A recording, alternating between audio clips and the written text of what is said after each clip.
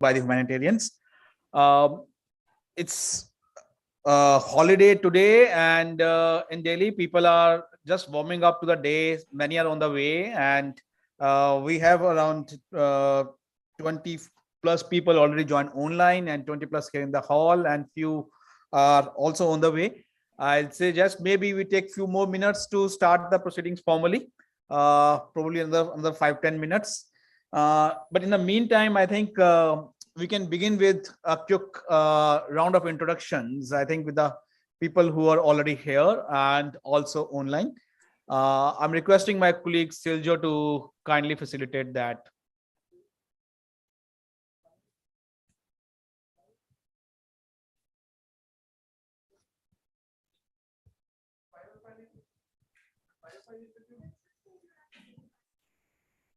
Participant introductions. You can start with the hall, maybe from Shikha ji first. Sure. Hi everyone. So I'll just introduce myself. My name is Siljo Abraham, and I work here as the program coordinator for the knowledge and capacity sharing vertical, basically out of Delhi, and working basically out of Kerala, working in the Delhi office. So let's have a round of introduction for the participants here in the hall. Firstly, ma'am. Good morning, everyone, and good morning all the people who have joined online. My name is Shiv Tripathisa, and I represent Indo Global Social Service Society, IGSSS, and we are presently working in 18 states across India on issues related to urban poverty, rural poverty, and of course, disaster risk reduction. Thank you.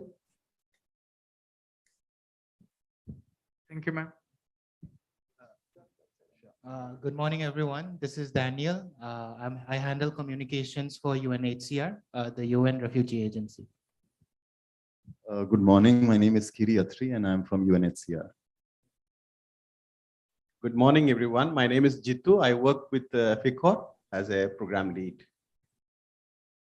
Hello, everybody. My name is Prem Ranjan, and I head policy and research at ActionAid at its Delhi office.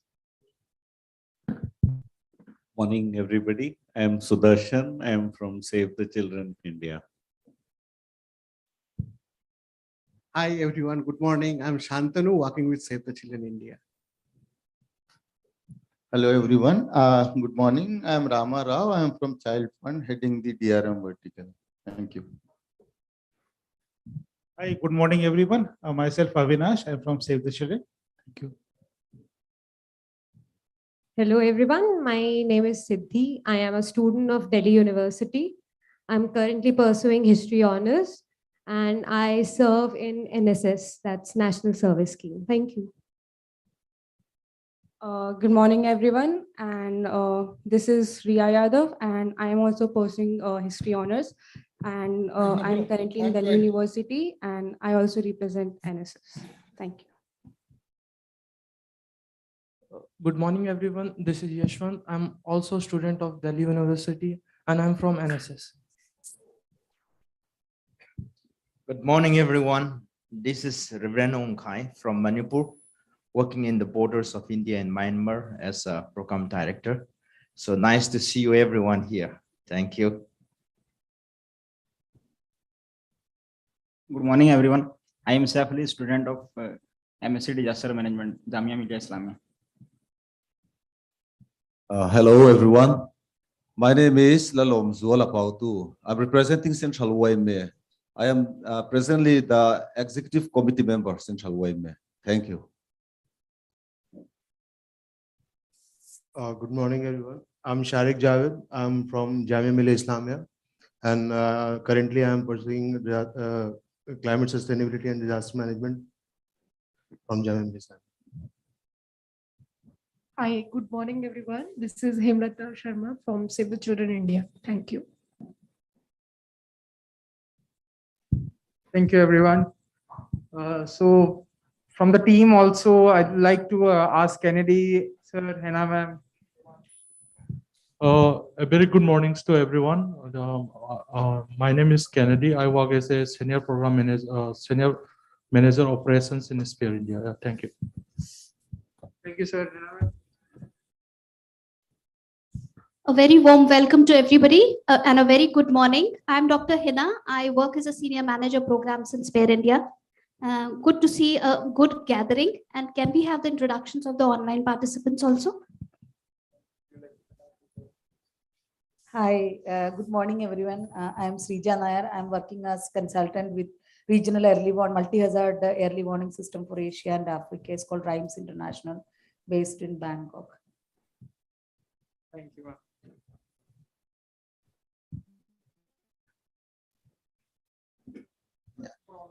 You can see, and some of you can read out the online participants or ask for their introduction quickly.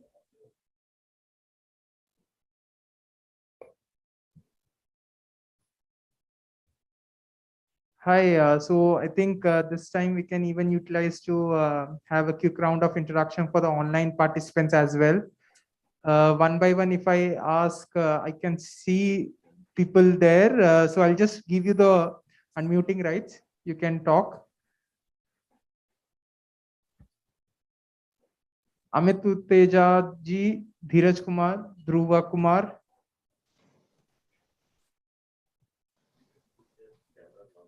Hi, good morning all. This is Dheeraj from Handicap International India office, working as a administrator for Handicap International India program.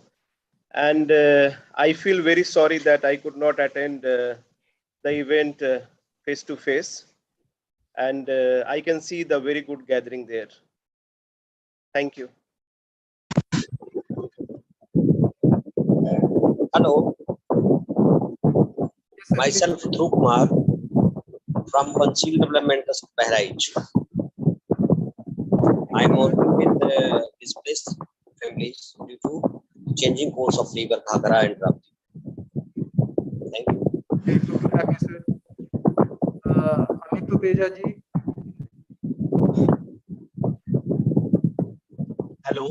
Hello, very good morning to you all. I'm Amit Tuteja from NDMA, and I wish you all very happy Humanitarian Day and looking forward to the session. Thank you so much. Wonderful, sir. Thank you so much for joining us today. Thank you. Wish you all the very best. Thank you, sir.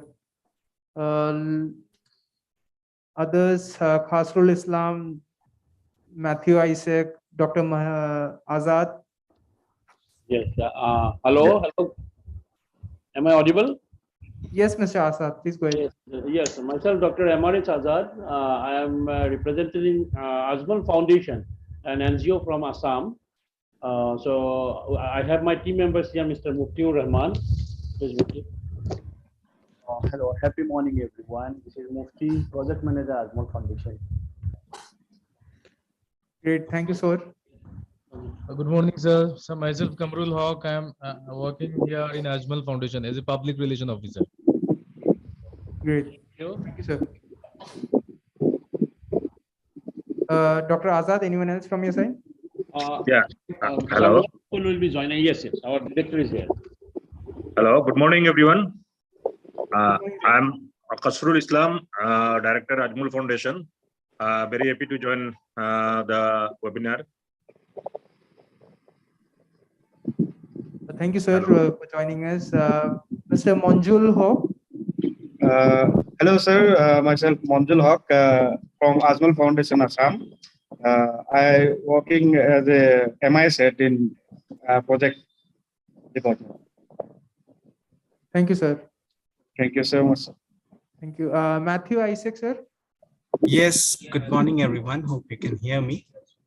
Yes, we can. And congratulations to all on a happy Humanitarian Day. Myself, Matthew Isaac, and I'm representing World Vision India. I'm based at Chennai, doing as humanitarian programs. Thank you. Looking forward for the sessions for today. So thank you so much for joining us. So others too, I'm giving you the unmuting rights. You may please turn on your mic and try to speak. Maybe. Hi, this is Sajeev Varghese from World Vision India. Hi, sir. I'm happy to be part of this event, and congratulations and greetings to all of you for this special day. Looking forward. Thank you. Really grateful to have you, sir. Anyone else? I think there's Netaji. Yeah. Good morning, everyone, and happy Humanitarian Day. I'm Netaji.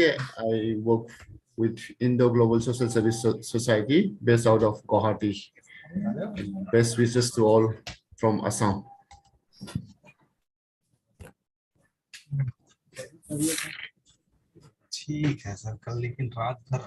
Sir, anyone else?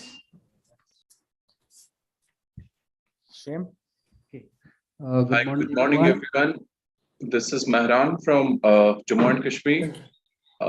Happy World Humanitarian Day to all of you, and glad to be part of this program today. We're glad to have you, sir. Good morning, everyone. My name is Shem. I work with Emmanuel Hospital Association, heading the disaster management unit. Thank you so much, sir. Good morning, everyone. My name is Bankim. I also work with EHC, Manual Hospital. Thank you, sir. I think. Good morning, everyone, and congratulations on the World Humanitarian Day, because Sphere India represents a great coalition of organizations. So it is not one organization, rather it is a great platform.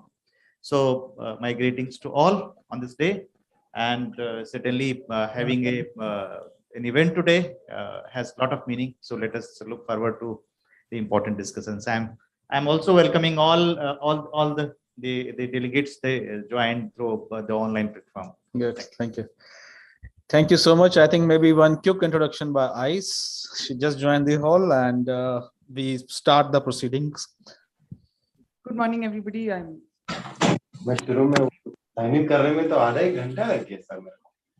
sorry. My name is Ice. I work with ActionAid Association. I previously worked with Sphere India as well, and pleasure to be here with all of you. Good. Thank you so much, and it's pleasure to have all of you here in the hall here as well as on the online. I know there are many more who are joining us in the process. Today's occasion, 19th August, the World Humanitarian Day.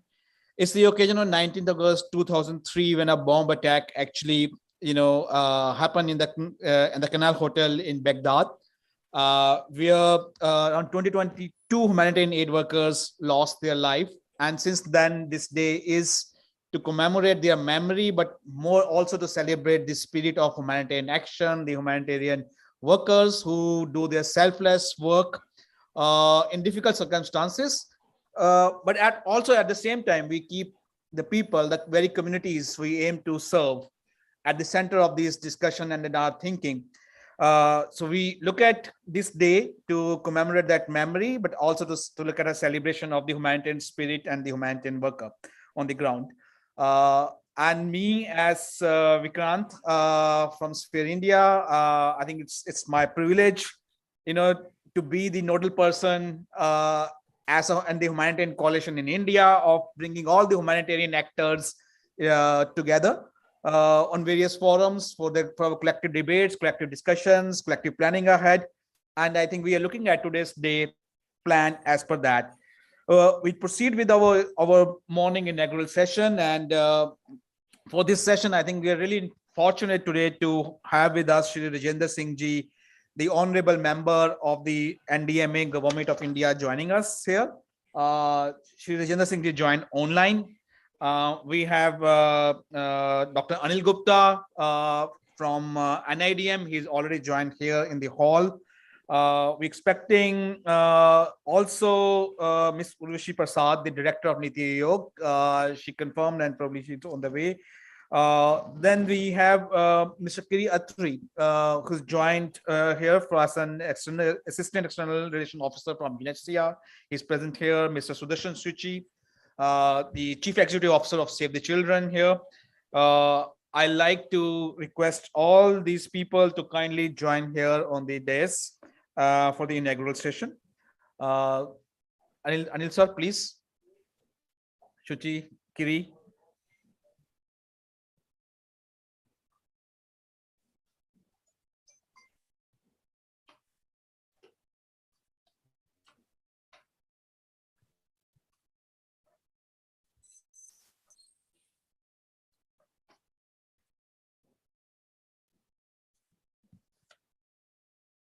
Shri Rajendra Singh ji, who's joined us online, the honorable member of the NDMA Government of India.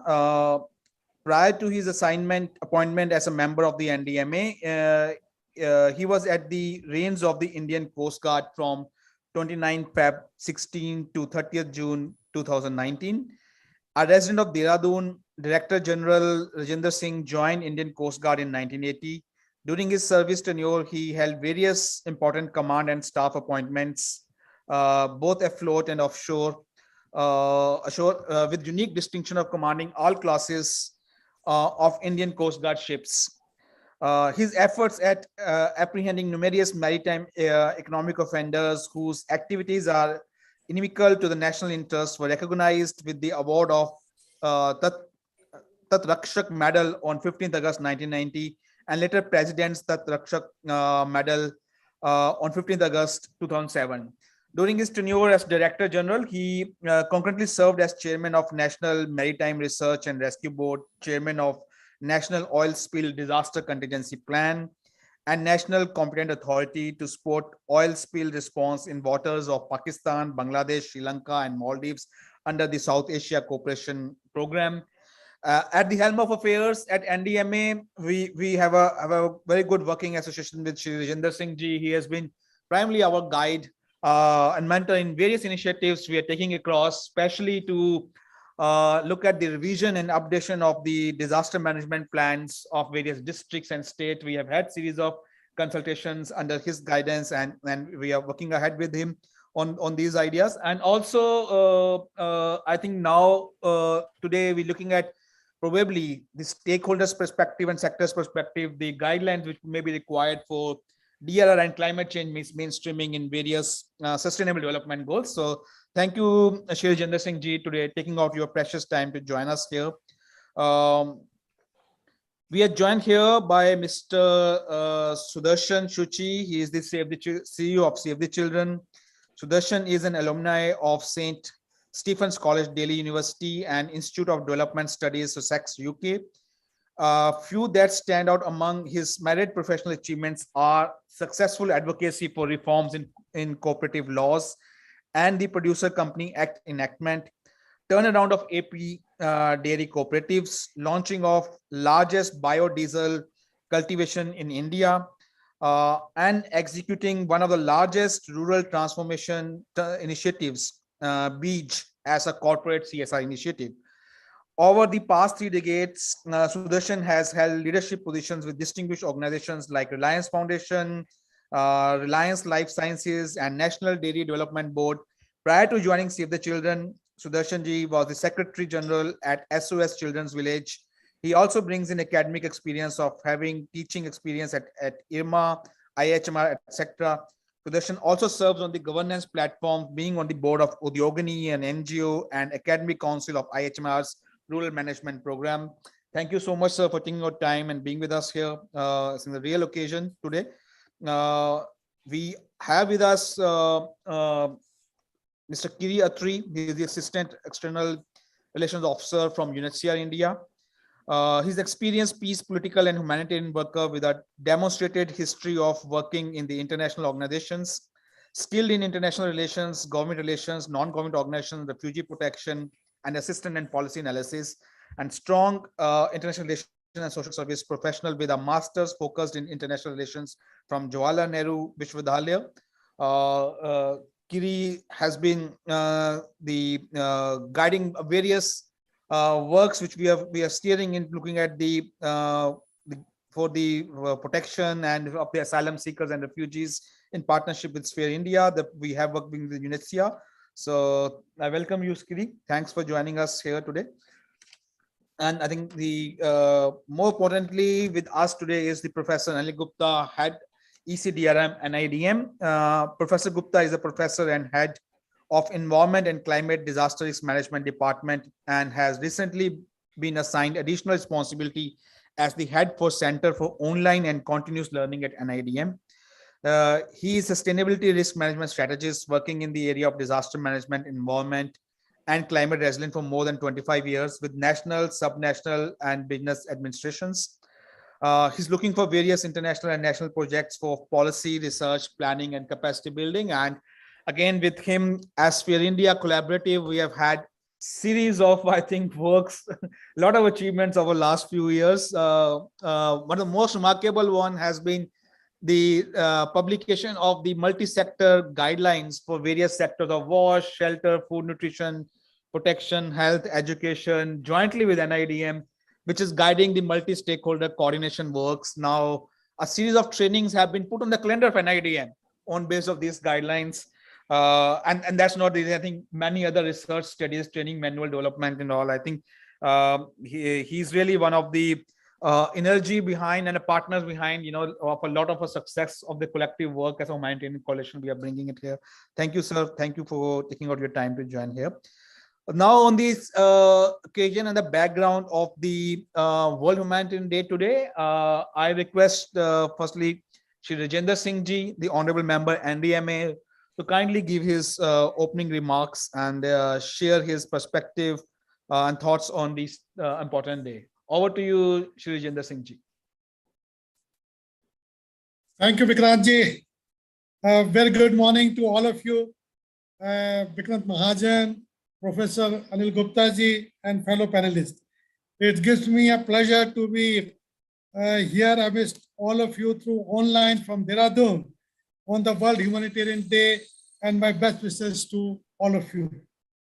Today is the festival of Shri Krishna Janmashtami. So I wish you all the very happy Krishna Janmashtami and a very happy Humanitarian Day. I appreciate the organizer, Space India, for organizing this program on very special day to give mark of respect to all the humanitarians.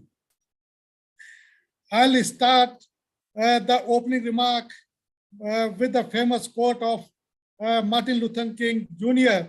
And he said, "What are we doing for others?" The question is still relevant even today. And we should ask this to ourselves on this Humanitarian Day. World Humanitarian Day is dedicated to humanitarians worldwide, as well as to increase the public understanding of humanitarian assistance activities. The day aims to honor humanitarian workers who have lost their lives or injured themselves in the course of their action, work, and to acknowledge the ongoing work of humanitarian staff around the world. In 2009, the United Nations General Assembly formalized the day as the World Humanitarian Day, and from that day, on 19th August, we celebrate as World Humanitarian Day. 19th August focuses on a theme bringing together partners from across the humanitarian system to advocate for the survival, well-being, and dignity of the people affected by crisis and for the safety and security of all aid workers. The humanitarian assistance and disaster relief, even HADR operation, have attracted the attention of the global community in recent years. Building capability and a conceptual framework for participation in this humanitarian operation is gaining urgency in Indian context as well. As we know, that India is one of the most disaster-prone countries in the world. The intensity and the frequency of disasters such as flood, cyclone, landslide, drought, heat waves, and earthquake have increased in the last decade, often leaving large number of people the need of humanitarian assistance in our country. India has done exceptional work in humanitarian assistance internally as well as externally, especially during the recent hazard, which also include COVID-19. At present, there are more than 1.25 crore registered volunteers in our country, which include NSS, NYKS, NCC, civil defense volunteers, and around 18,000 843 registered disaster management NGO available for humanitarian work. Apart from it, there are the large number of community volunteers and local community-based organizations working relentlessly for the humanity. The social service have been appreciated by Government of India time and again. Let me recall you all about our India collaborations and humanitarian approach to the world, where large part of the world were reeling from the spread of the coronavirus with strict lockdown in effect in many places. With very stricken countries focused on tackling its COVID-19 crisis, there was a little international generosity in donating large quantity of medicines or vaccine when demand for them was sky high. So when India in recent time delivered millions of COVID-19 vaccine as a gift to countries in the Indian Ocean region, is attracted international attention too. Now this year theme for the World Humanitarian Day 2022 is "It Takes a Village," which seeks to bring the entire world together to rally support for people affected by humanitarian crisis, as well as to pay tribute to the humanitarian workers. There is a famous saying that goes, "It takes a village to raise a child. Similarly, it takes a village to support a person in a humanitarian crisis." With record high humanitarian needs around the world, this year, World Humanitarian Day builds on metaphor of collective endeavor to grow global appreciation of humanitarian work. The 2022 World Humanitarian Day campaign shines a light on thousands of humanitarians, including volunteer, professional, and crisis-affected people who deliver urgent health care, shelter, food, protection, water, welfare, safety, special need, and much more. In India, Spare India, a national coalition of humanitarian development and resilience actor in India, is hosting the event today on the occasion of World Humanitarian Day with the objective of acknowledging good work, success story, and intervention undertaken by the Spare India members and other network organizations. Spare India hold a unique place in humanitarian sector and constantly evolving the humanitarian landscape and contributing in this area for the last 2 decades through developing standards on various humanitarian aspects and interagency coordination. Today, on the occasion, there is a release of a pocket reference book for working with displaced population in India. This issue has become a very pertinent, especially current context. I'm happy to share that Spare India initiated the process to document success story and intervention undertaken by different actors that have made a difference in the lives of people and communities affected by COVID-19 pandemic. A collective of COVID-19 response of various actors is being released today in this program is as a documentation of good work in response to COVID-19 pandemic in India.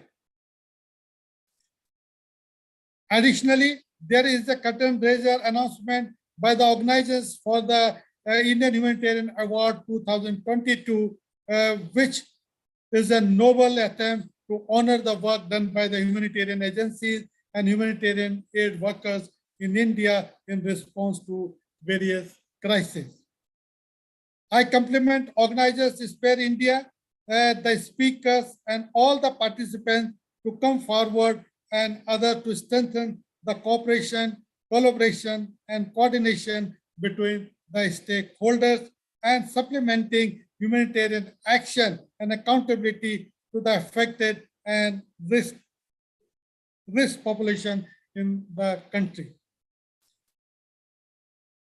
I hope that today's deliberation would certainly help not only in boosting morale of all humanitarian organizations and volunteers in India, but will also supplement in further networking, shared learning, and planning by the different stakeholders together for greater good for the society as a whole.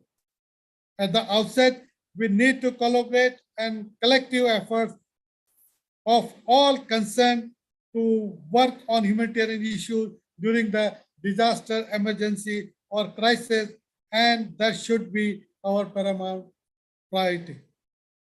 Towards the end, I will request you all to please take good care of yourself, stay safe, and give due respect to the humanitarian, extend support in humanitarian work in whatever way you can. I would like to end my speech with the famous quote of Mahatma Gandhi ji, and he said, "Don't look for a big things, just do small things with great love for humanity." Thank you very much. Jai Hind. God bless you all and wish you all a very happy Janmashtami and Humanitarian Day. Thank you.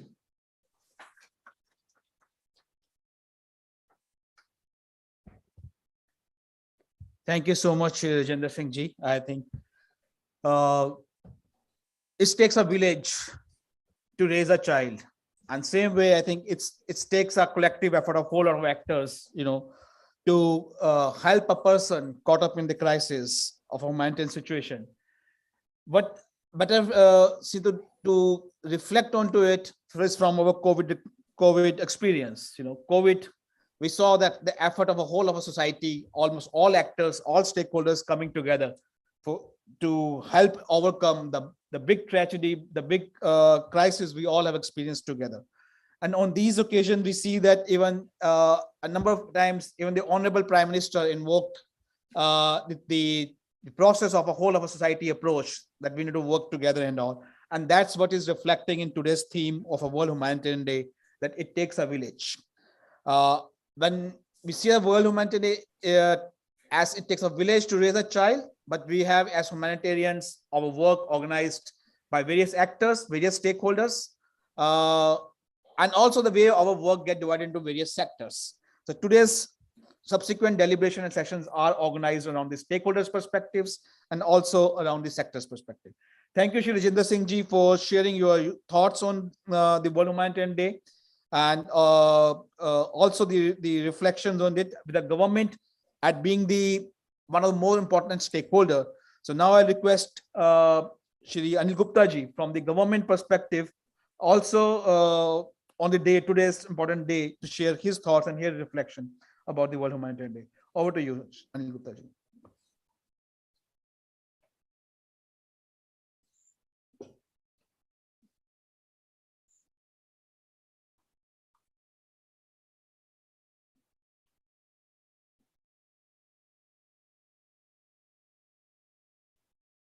Thank you, Vikrantji, and thank you, Honorable Rajan Singh ji, member NDMA, for his inaugural remarks.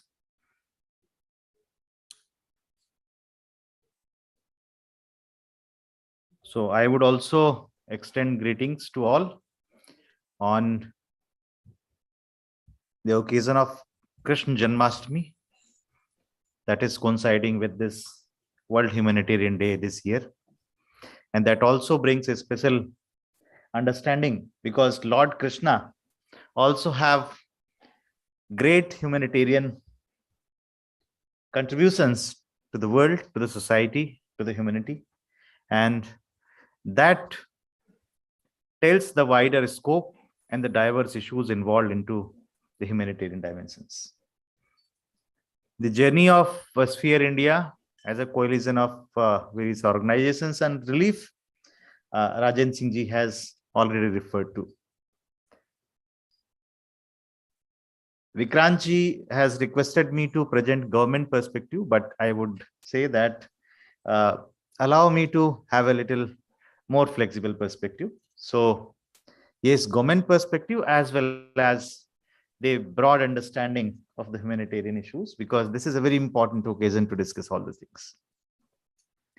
As far as my association with Sphere India, I would say that my first introduction to Sphere India, I'm very happy to see Dr. Shrija Nair here. In fact, she has the credit to introduce me first to Sphere India. It was 2007, and she brought me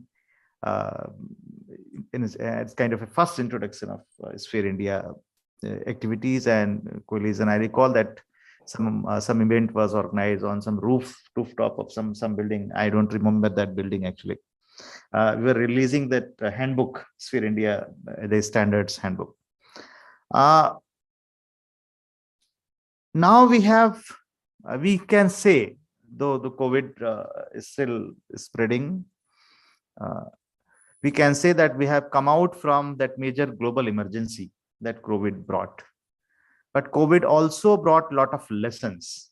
And the period of COVID emergency, both waves, first wave and second wave, the way it has been utilized by the Sphere India by establishing the COVID-19 Academy now, which is being turned into Relief Academy or Disaster Management Academy.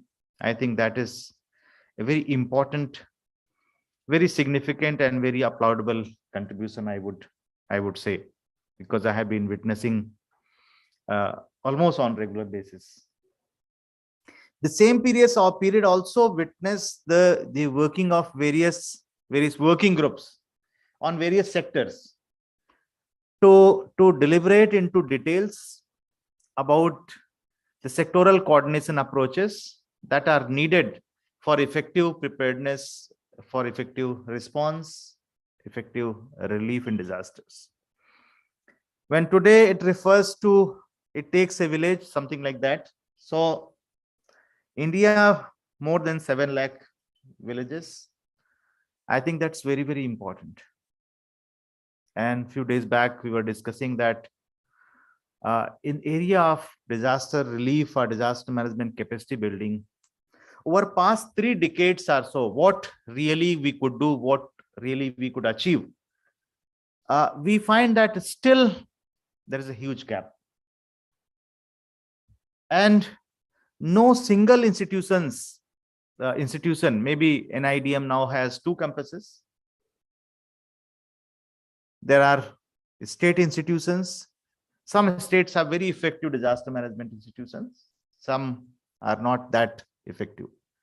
But then also, it requires a large network of institutions to contribute on capacity building also. Government initiative like Apada Mitra, that is just an example.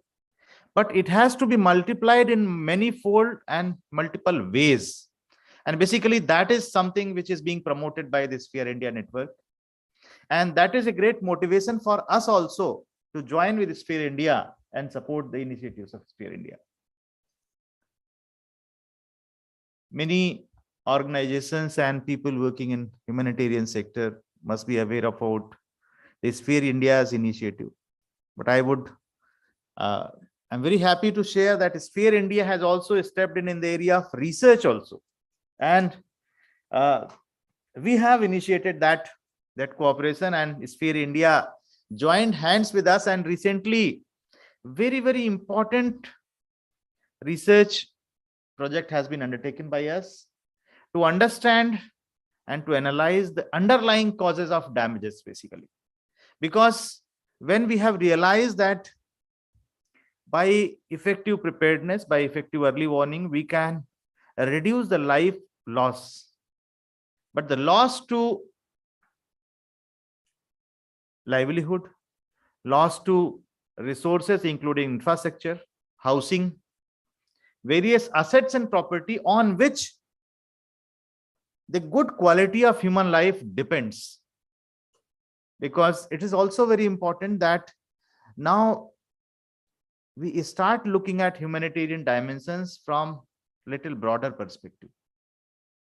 Humanitarian does not entail to making a person or enabling a person to live, but enabling a person to bounce back off the stress, have that resilience, cope up that situation, and come out of the situation and attain once again the life with dignity. I think that's very important. And that is the reason these kind of humanitarian, the sectoral approach in the humanitarian dimensions, we have even touched upon the issues related with welfare of animals or care of animals, because if we talk of villages, even on now, the livelihood and survival of the rural community has very, very, very close linkages with livestock and other kind of pets. Even to some extent, the wild animals also, there is close relationship. So that is very important. So I have just written here that when we talk of villages, we should think little out of the box. So villages are for the people, that we all know. But villages are very important for the sustainability also. On the 75th Independence Day, Honorable Prime Minister referred to the ecological dimensions also, and India's inherited knowledge of traditional wisdom on environmental issues. And that is that wisdom, that treasure is basically coming from villages, not actually from cities. So that's very important. So I would say that villages for sustainability, villages for environment, because cities and industries are there for polluting and villages are there for purifying. This is the kind of things that we see. The third one, the villages for cities. This resilience of cities are also dependent on villages. If we look at the input-output relations between rural systems and urban systems, we find that if rural systems are not resilient, rural systems are not prepared to meet any kind of emergencies, the urban systems, even without having any disaster, can suffer. There's a large supply systems comes from the rural areas. So rural resilience, rural humanitarian preparedness is very, very important for the sustainability and resilience of the cities as well. And the last one, that's very, very important, is the villages for economy. The rural economy is still very, very important in India, and the kind of challenges that we have been witnessing and the kind of innovations now we are trying to bring, the business continuity of these villages systems in the wake of disasters is very important. So how do we look at the concept that we usually refer to the corporate sector, the business continuity models or business sustainability models, villages as entities?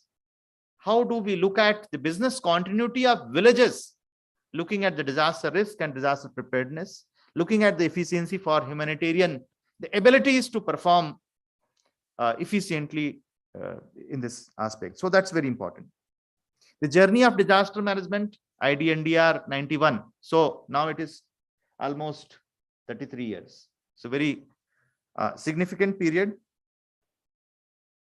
But what we have realized that are when we refer to the capacity gaps, what we find that it is now needed that passion and compassion should be both, because humanitarian aspects, the people who are working in this area are not working all the time for money or for business interests, but many of those institutions, many of those people have passion, and many others who support these initiatives have compassion. So passion and compassion should be turned out into the professional competence. Now this is the time, because the people who are dedicated, but how do we look at the needs of their skill improvement? How do we look at improving their capacities and competencies? Also in the wake of changing technology, now there's a great shift in technological interventions. Now, few years back, they using drones were prohibited. Now drones are very common. So that's just was one example. Now robotics are going to be very common thing. Now very shortly we are going to have a huge change, that is 5G. So how do we look at integrating all these new technological initiatives, new social understanding also? This internet has brought COVID also brought a modification of the social communication system. Earlier, having kind of a hybrid approaches in the conference was a rare thing. Now that is very, very common, and almost all the conferences are having a hybrid system, and that is having a lot of advantage also. But yes, when it comes to humanitarian, the physical presence is always very, very important. And that is the reason local competency, local capacity, that is also the point number 8 of the Prime Minister's 10-point agenda on disaster management. Enabling local capacities, that's very, very important. Then again, today I am referring to capacity building and capacity gaps primarily. We have crossed 130 crores. As on date, we could not mark even 10% of it as a trained people in humanitarian sector or disaster management. So it tells that there is a huge gap. There's a portion of gap in this sector, and probably it can only be addressed through the network approach. So when Vikrant asked for the government view, now government is trying to work out that how do we utilize this great network of people, and that's very important. And when I say network of NGOs or network of societies, we do not leave aside the corporate and private sector also. They are very much a part of it. So that's very important. Then I was just talking to some people a few days back, a recent initiative that is called Unnat Bharat Abhiyan. So we also have, when we talk of villages, we also have initiative by some academic institutions like community colleges or some community clubs in schools. How can we integrate these also with the Sphere India network or whatever the humanitarian network? Because the students who are studying there, and now even we have a Skill India program. How do we look at the humanitarian skills and integrate with the Skill India program? I think these are also additional avenues we need to look at, and we need to harness it. Because now in India, a huge transformation in educational and training system is going to take place. It is already taking, but it is going to take a fast pace now. Now we are also looking at the Bharatiya Gyan Parampara. So our traditional systems of education. So that is also basically of low input, high impact.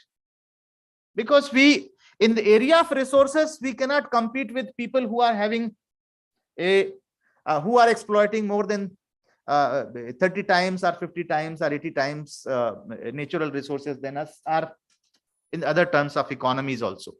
So we have to look at the Indian models, having a huge population. So human resource is also our great asset. So how do we utilize that? So I think there are many other aspects that we will be discussing during the following technical sessions also. And once again, I extend my sincere greetings to all of the delegates physically present here, joined on online virtual platform, and otherwise also listening to the discourse in other modes, and who could not join but are in fact very much associated with this network and the broader network of humanitarian and disaster management sector. I compliment all of them. I congratulate all of them on this World Humanitarian Day. And I close my deliberation today here, and I'll be sharing some of the thoughts in the technical session also. So thank you once again, and greetings. Thank you so much, sir. Yes, indeed, it takes a village. This event, maybe as we hear, is organized by Sphere India, but it takes a village to do that. And it's UNHCR, Indo Global Social Service Society, Save the Children, UNICEF, HCL, AFICO, many who are present here and all these organizations coming together only make it happen. It's a work of, as a network is ultimately a work of all the entities which are part of it. It's their work, and that's all of us coming together is what's making it a village. If we want to call that village as a Sphere India. And as Professor Anil Gupta was saying, today the technology has enabled us to have a lot of others who are spread all over the country to be able to join this. Otherwise, earlier it was only possible for people who are daily based, or some of them we will invite it to participate in the event. But today the connectivity has taken actually to all across the country, and the networking approach to make these things happen. And just one more reflection, on this, the NDMA with this Abda Mitra is the figure of 1 lakh. 100,000 is what NDMA is aiming to train as Abda Mitras, right? Professor Anil Gupta talked about the 10% of population, saying 10 crores, I think is a figure. But together as an effort, collective effort of all of us, together with the volunteer outreach which we have in our communities where we work together, if we aggregate that, right, I'm very sure we are reaching at least 500,000 mark on this date. I think we have not aggregated our capacities on that one, and that something is what the collective ecosystem or a collective village should look like as a way ahead. So coming back to this, Sphere India becomes Sphere India just because of its members and its members' constituents, and their effort, which becomes the compendium. But compendium is the effort of the members and member organizations.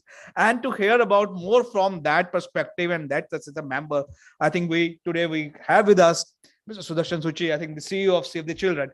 We really like to hear from him that how, as an organization like Save the Children and many others, what is it we deliver looking at the people on the ground during crisis, but what is it we can see as a collective ahead for it takes a village, to bring up a person out of the crisis. Over to you, Sudarshan.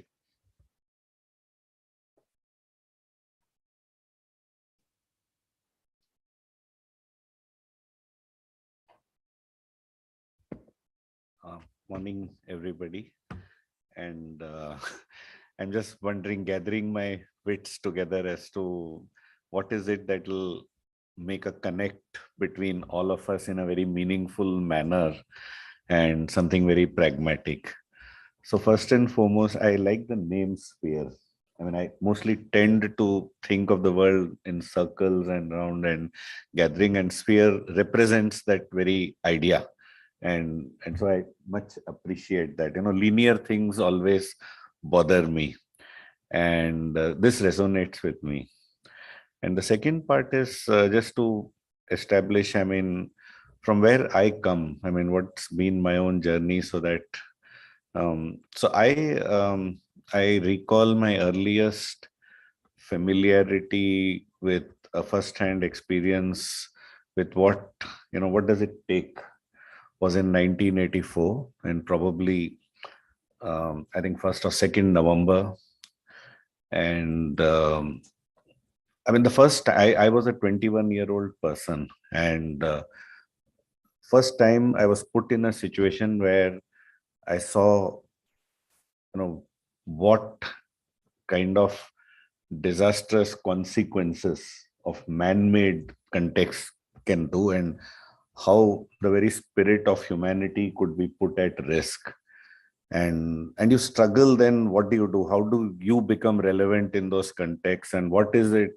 No amount of material distribution is relevant at that time. So I would say, it took a whole journey to get educated on what does a first responder really mean.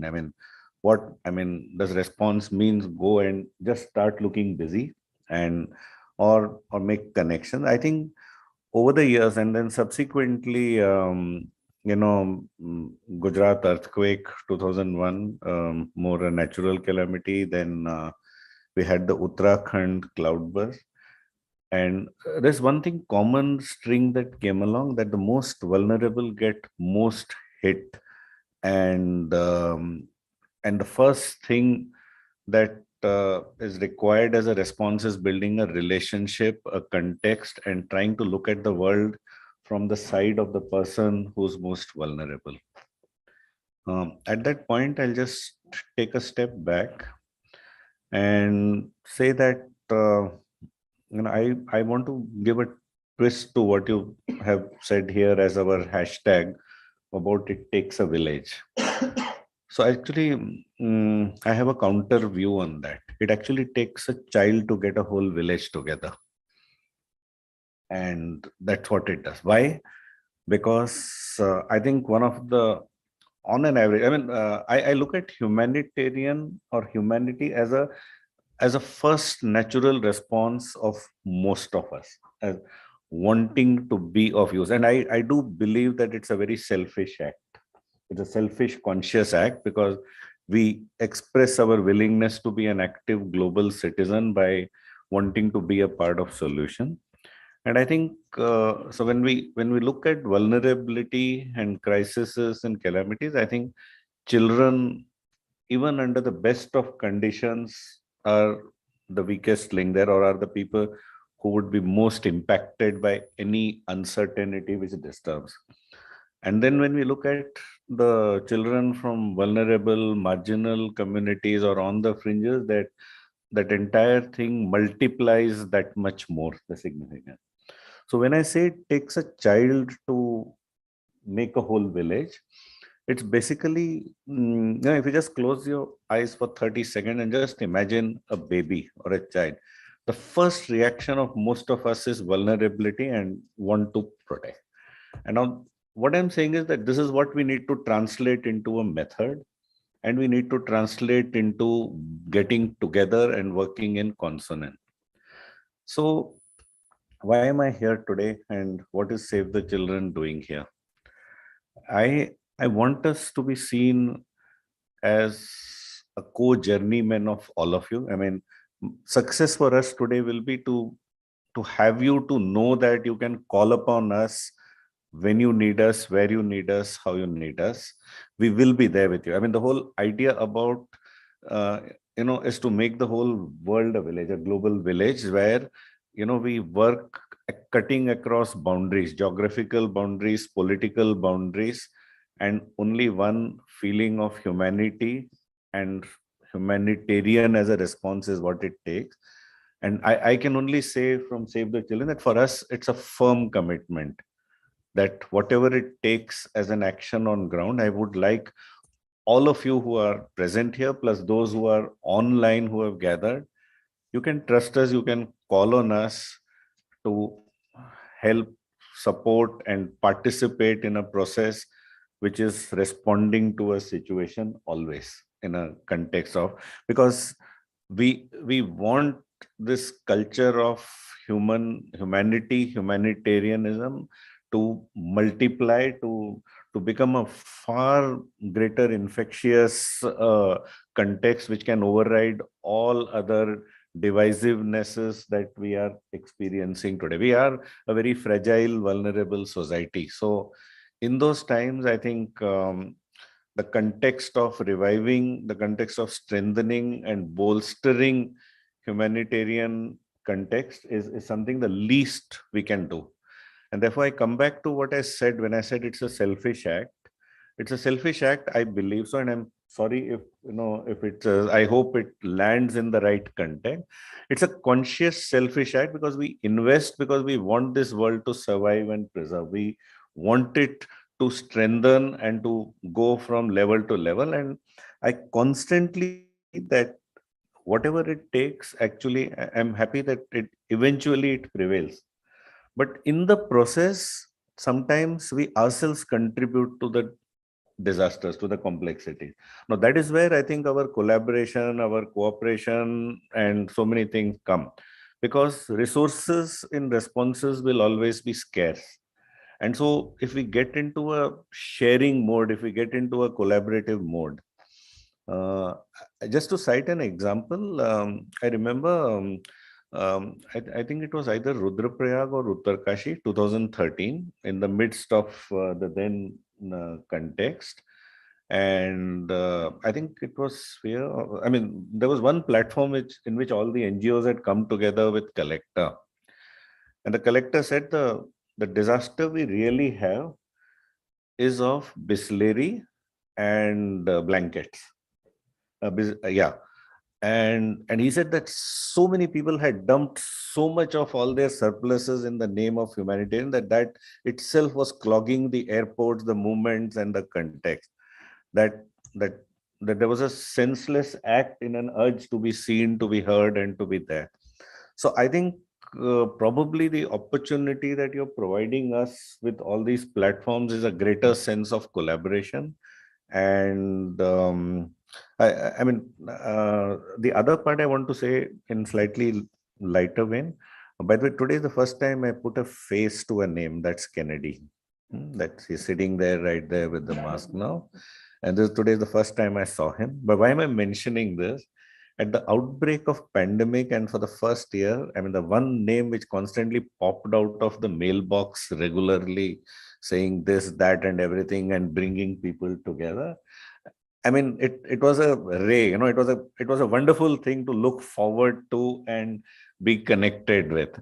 And why am I referring to this? Because this is the spirit of that whole humanitarian context of coming together, of holding together. And I remember a lot of us getting together remotely. I'm fairly technologically challenged, by the way. I'm still, and hybrid somehow is even more challenging for me, that I feel some people just miss out, on being there. So I'm going to try. So yeah, so what I'm saying is at the end of it, I think this connecting, this oneness is what will triumph over everything else, whatever it takes. I hope it prevails, it continues. And I also see from a child rights perspective, from Save the Children, from our context, and I'm not saying from Save the Children as an organization, I'm looking at children as the context of being vulnerable category of people. How do we respond? How do we plan for them? How do we plan with them? So there are a lot of places where I recall over the stage of my journey, whether, in the relief time, I saw little or almost no evidence of responses which were thoughtful and which kept children in mind. A simple act like, let's say, a food kit distribution. If you got 20-25 kilos of something and expect a 10-kilo child to be carrying them, or if they are there or something, it's something we'll have to reckon with to plan that are the children going to come. While chatting up today morning, one of my colleagues was saying that, look, we don't even think where, plastic buckets are distributed. Do we have in mind that it could be a child carrying one such bucket? Could we make a smaller bucket instead of the standard 30-liter bucket or 50, which is the easiest to get? Do we think about, what is the biggest impact for children? It's about the fear of, tentativeness, uncertainty. And what are those things which will take and provide continuity to children, that over and above everything else, we have them in mind? And I'm not talking about textbooks or something. It's something more than that, nor an app in which, they can register and you say ki class ho gaya karke, something like that. We're talking about something much larger: education, health, comprehension. And what brought all this even more home in recent past during COVID times was when there was a lockdown and people were remaining where they are. We as an organization, and bulk of, I'm sure, child rights organizations would have felt this, fearing that bulk of child abuse happens in and around their setting. And no connectivity means, how do you know? How do you, reach out, or how do you factor those things? There were no plan B, C's existing from before, which said ki agar aisa ho jaye, to this is how we'll respond. And for me, therefore, on top of my head, the challenge is, I don't think we can imagine a world without any of these crises. I mean, now I'm worried that man-made crises are far outrunning the natural calamities. I mean, we somehow are one species who just love the whole idea of destructiveness, unlike most other animals. I mean, even when there is no reason to do so. So between man-made disasters increasing and the natural calamities, I think if we are not going to be able to prevent them, at least we can do to build resilience, to build response systems so strong that when the next this thing has to strike, things fall into place. When next time a lockdown situation happens. So sometimes I think solutions we need to start looking at in terms of processes being in place and not in terms of one-off actions. One-off actions are comfortable, they are convenient, and they do give us a lot of good feeling that this was needed. And I'm not saying it's either or. I think both need to be done. We are here now. Let's start exploring how do we build those resilience in everybody. What can we do especially to bring children as one of the primary stakeholders right in front of our entire response system? How do first responders get to tune with them as to how do they factor and what could it take? Just that little conscious effort in bringing them also into the narrative, I think could have a huge change. 50% of every affected community, you can imagine that at least 50% would be youth, children and youth. So I want to I don't want to keep kind of extending what I have to say. I just want to say just one small thing. We are here to stay. We want to collaborate, cooperate, be in a coalition. Wherever you people are, whoever is out there today joining, if you need us, we'll find a way to get to you and offer what our knowledge, our support is. Wherever we are, I'm taking that we, of course, invite you, and we want to reach out that when we are in need, we would like to tap you so that all of us are able to, have a very robust system of responses.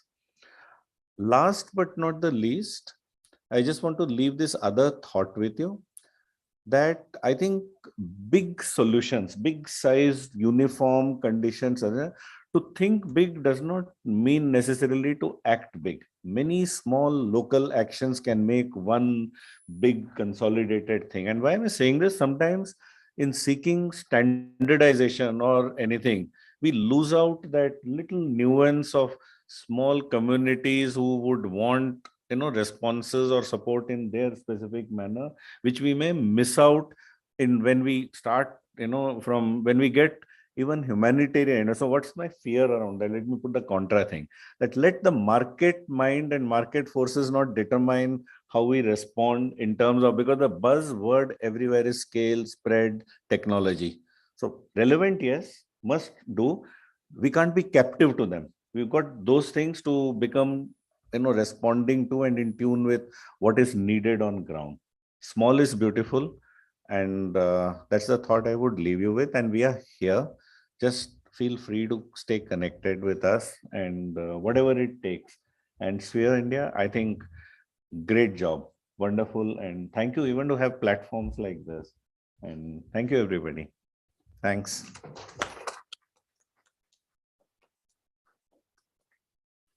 Thank you so much, Sudarshanji. I think you really made a deep connect.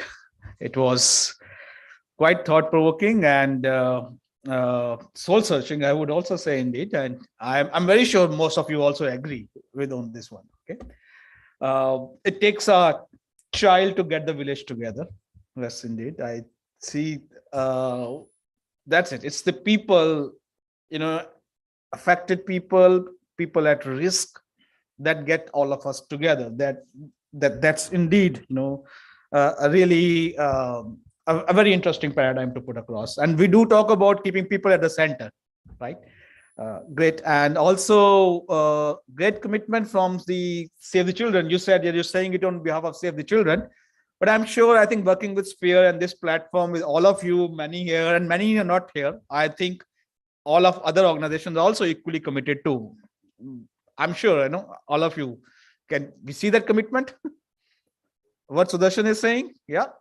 So that's commitments there, and that's bring us, all of us together here, and making that village, and maybe from our selfish act of our own need to be useful, to be servant around to the people who are at the center of the crisis, that we need to come together.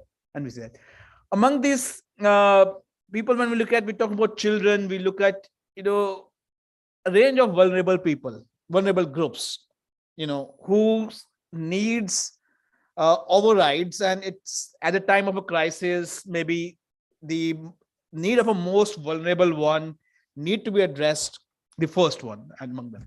And among them, in the rising, the social change which is happening across the world, also the tensions, the conflict, the migration. Some of them, migration happened because of forced migration. People have to leave their spaces because of the maybe development reasons, but people also have to leave their spaces because of conflicts and what's all happening. And we are seeing maybe it's looking like this year, especially the kind of a conflict we are seeing in the world, it's on the rise. And in these situations, there are people, asylum seekers, and there are people who seek protection from one country to other country, refugees and all. And there again, among them, there are children who need, again, whom we have to see at the vulnerable, among the most vulnerable ones, keeping them at the center. So with these few thoughts, and I think I leave it on a person right with us here is Mr. Kiri, coming from UNHCR perspective, to see that how do we see there in this, and in the complex geopolitical complexity we have, how do we navigate these things, these sensitive discussions also, and try to become, for our selfish reason, try to become that useful for that child from those displaced people also. So over to you, Kiri, for this.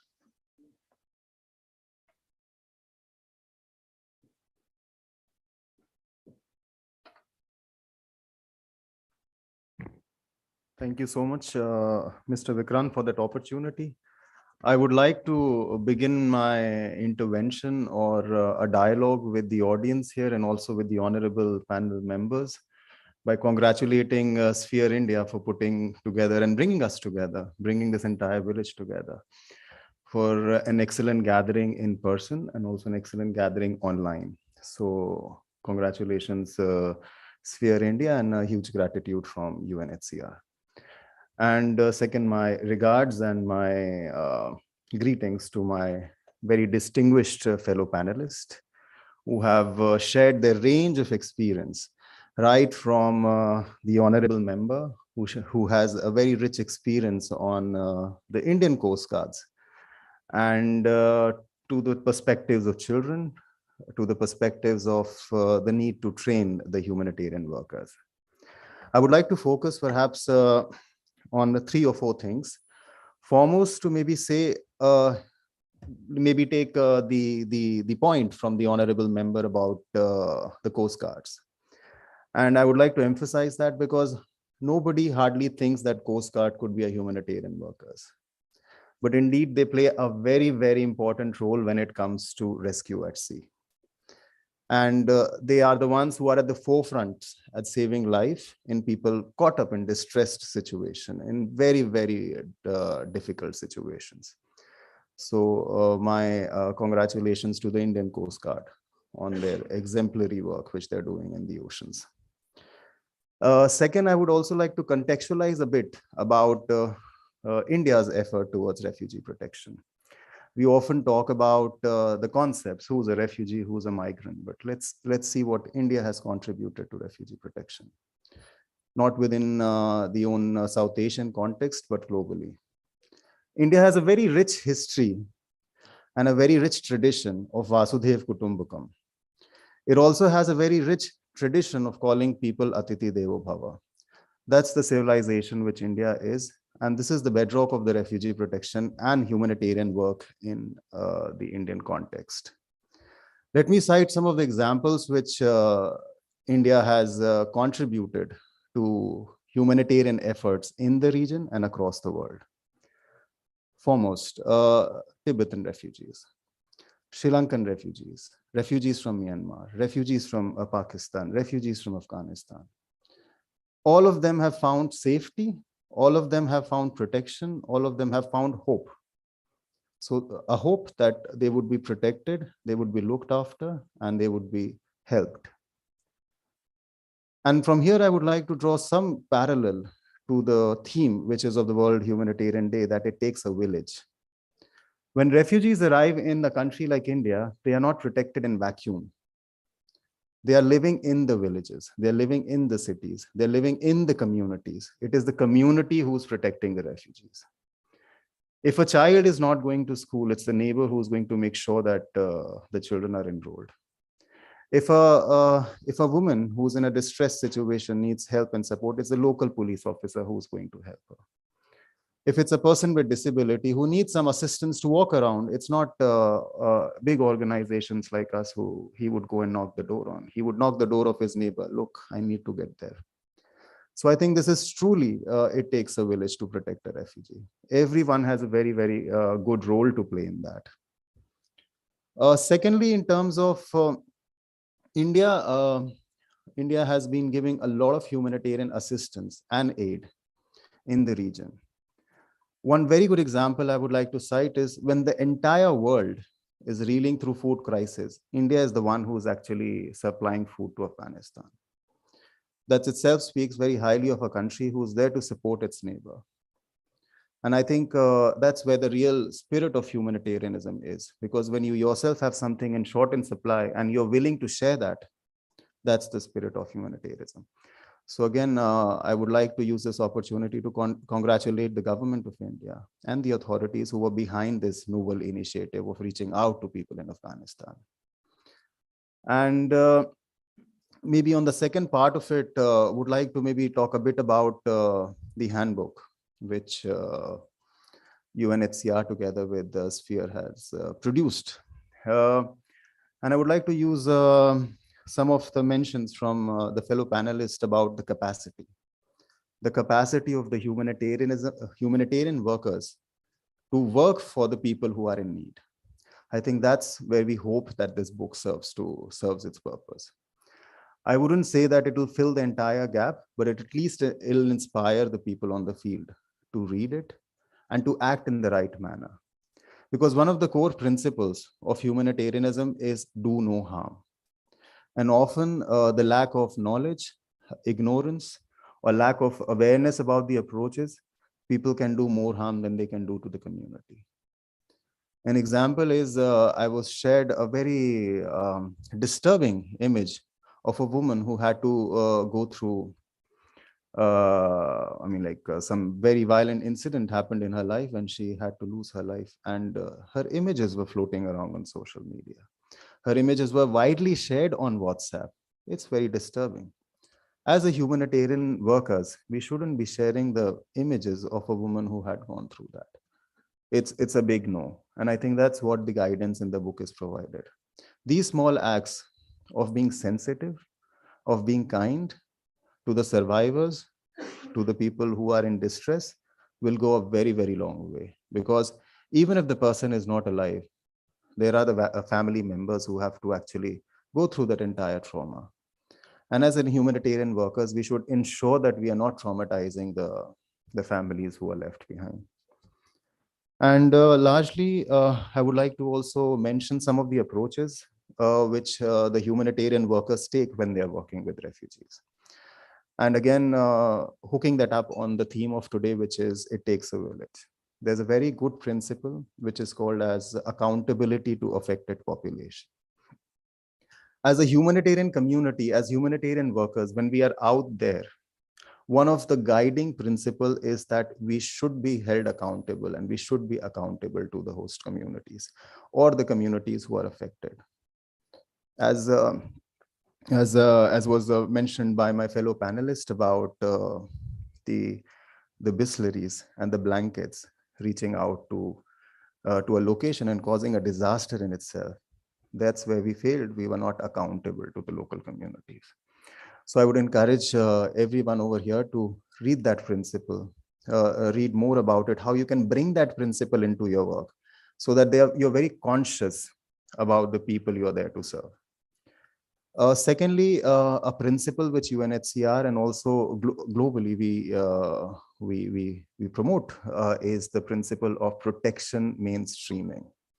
Now, what does that mean? That whenever you are out there in the communities, ensure that your efforts are not basically counterproductive to your spirit of protecting the people. You should be conscious that if you are helping a community, you're not putting their photos out there, like the one I just mentioned, a survivor. You're conscious that you are looking at the diversity of the population. Because when you are out there in the community, you're not serving a homogeneous group of people. It's a heterogeneous group of people, population.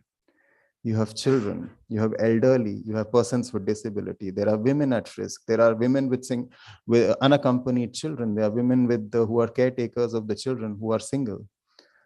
This is the diversity of the population you are there to serve. And there may be added layers, as Mr. Vikrant said, that an added layer for a refugee who's a single mother, who has been a survivor of gender-based violence, is that she also has to face that whole tag of being in a displaced situation in out of the country.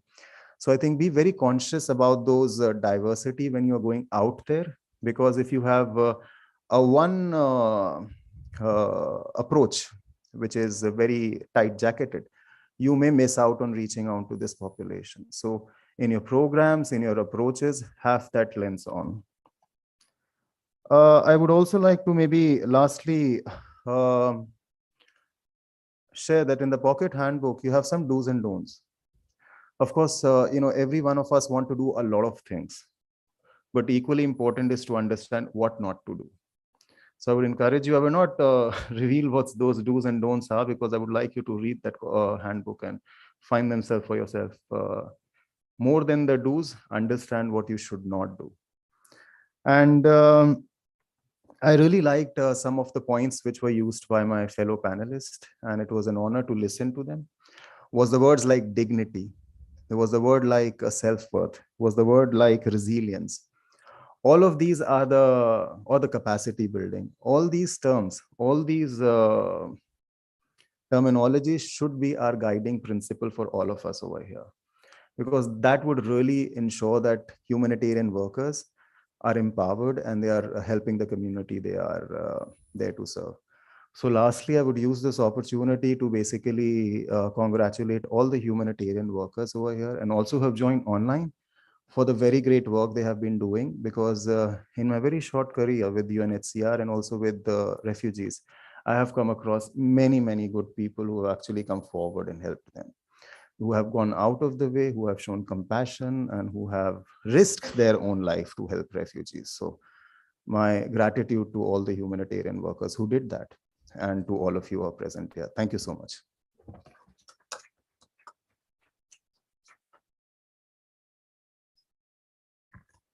Thank you so much, Kiri, for that very important perspective, and also taking us literally through the pocket reference book we're talking about here. It's there in your bags.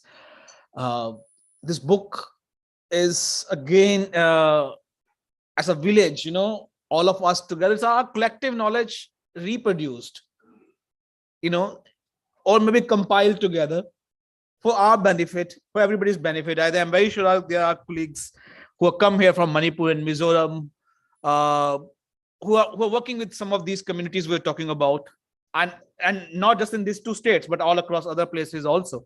So they find it very, very useful and relevant for many others like them. But this is not something, again, which is anyone, but very knowledgeable people like us, saying this, putting it together. It is a local knowledge and it's a collective knowledge put together, compiled together, and put it together here for everybody's benefit. Please take it ahead, please spread it across. And maybe I use this moment now to request our distinguished panelists, to kindly have formally also release the pocket reference book. Is lying there on your table. People have it in their bags over there. So let's have that. Today we have the occasion to put it together and as a publication and release it. So please, yes. Maybe Shikha, may I request you also to join it here? Yes, please. It is with all us men here, we can't. We are expecting Dr. Rishi to join, but.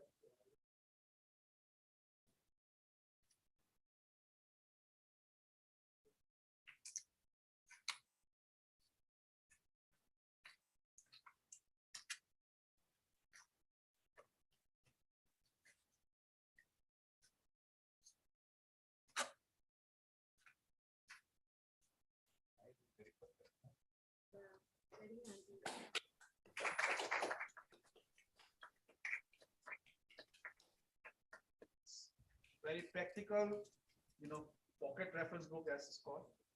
And Kiri has already taken us through this. So there are do's and don'ts. It's listing some principle, and there are do's and don'ts. And we take a commitment to translate it to make it more locally available. Thank you so much. Thank you. Good job, Vikrant. Thank you so much, sir. Thank you. Excellent. Outstanding work. And also now, a lot of our work has been done by the village together, right? So we try to put that together. I know it's not everybody here, but there are many others. Today, we will take around like 30 minutes for the interview, which we will take the competency-based interview, which I have already sent instruction to you via email.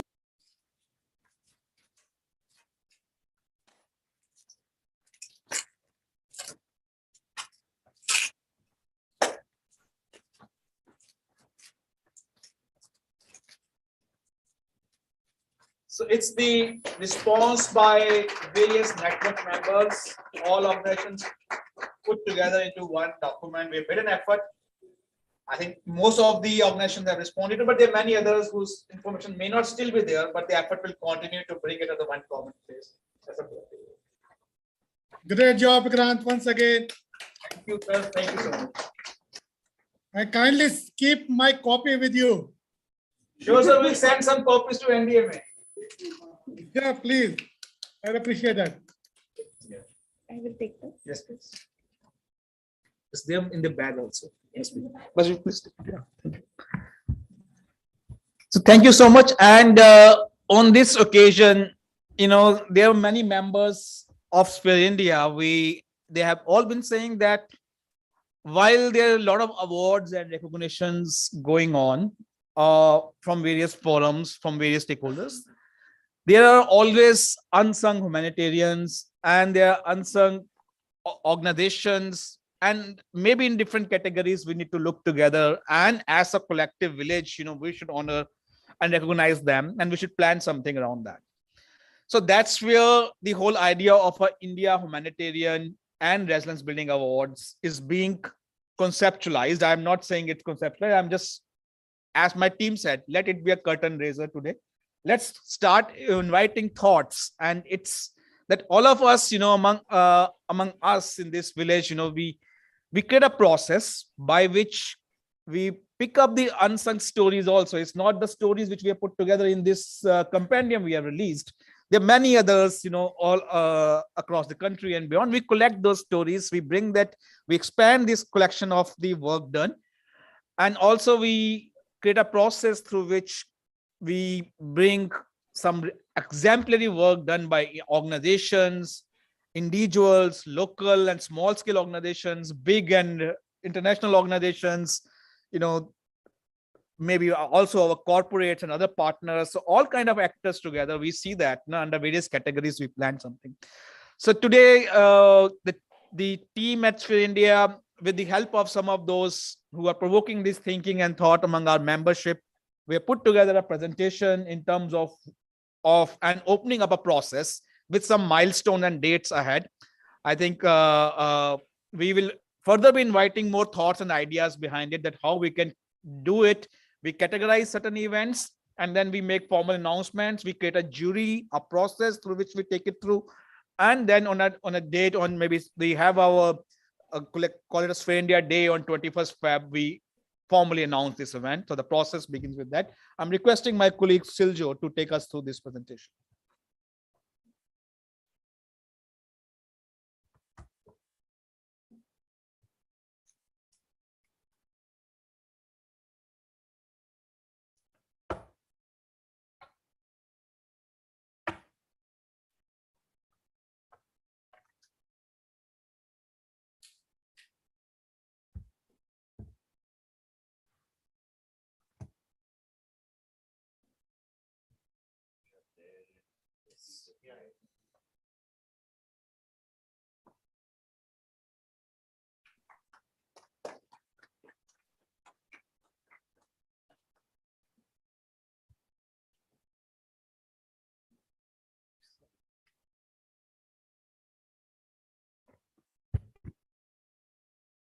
So hi everyone, greetings. So firstly, it's my honor and privilege to announce, as Vikrant sir has already said, the Sphere India Humanitarian and Resilience Building Academy.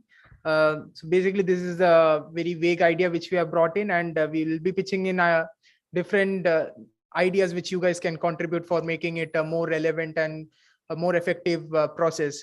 So basically, I'll just orient you what we are, our initial thought process in this. We are planning to acknowledge and celebrate the glorious achievements of different humanitarian actors, whether it be the individuals or maybe the organizations, and also the unsung humanitarian actors in the country and across the globe.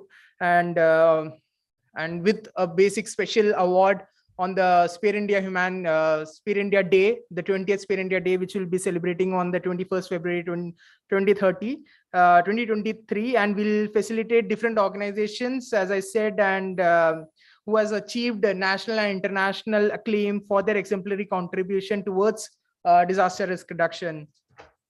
And this entire award will be categorized into two sets. So firstly, there will be humanitarian action and also then resilience building. There will different stakeholders will be acknowledged in this, whether it be local and small NGOs, international and large NGOs, corporates and CSR, media and communication, and also individuals. We have different themes under this entire initiative. They are community-based initiatives, innovating for resilience communities, social protection, climate action, ecosystem-based approaches to DRR, and also capacity development. So basically, this is a curtain raiser, a more detailed communication package for the awards with more details for the theme and categories, and different guidelines will follow through. And this is basically the timeline for this entire process. This day we are marking as a award announcement. A curtain raiser has been done right now, and further in another 15 days or so we'll be announcing the jury who will be working behind this entire process. And there will be this will consist of a board of experts from the Sphere India member organizations, and then by 1st October, that is in 15 days, we'll be opening up the nominations to be submitted for this thing. And in another 2.5 months, we'll be keeping up for collecting these nominations. So by 15 December 2022, we'll be closing the nominations, and then the role of jury comes in. Secretariat will be compiling all the nominations received, and then further the role of jury comes in, where they will be having a set of standard methodology, which they will follow, and as per that they will be evaluating the best practices by different actors across the country and globe. And then we'll be further building up the suspense, and on the day of Sphere India Day, the 20th Sphere India Day on 21st February 2023, we'll be announcing the winners and also release the compendium of best practices. Will be the shortlisted entries will also be compiled into a compendium. So yeah, that's about the curtain raiser, and thank you so much, and looking forward to have your inputs on this idea and also your active participation in this. Thank you so much.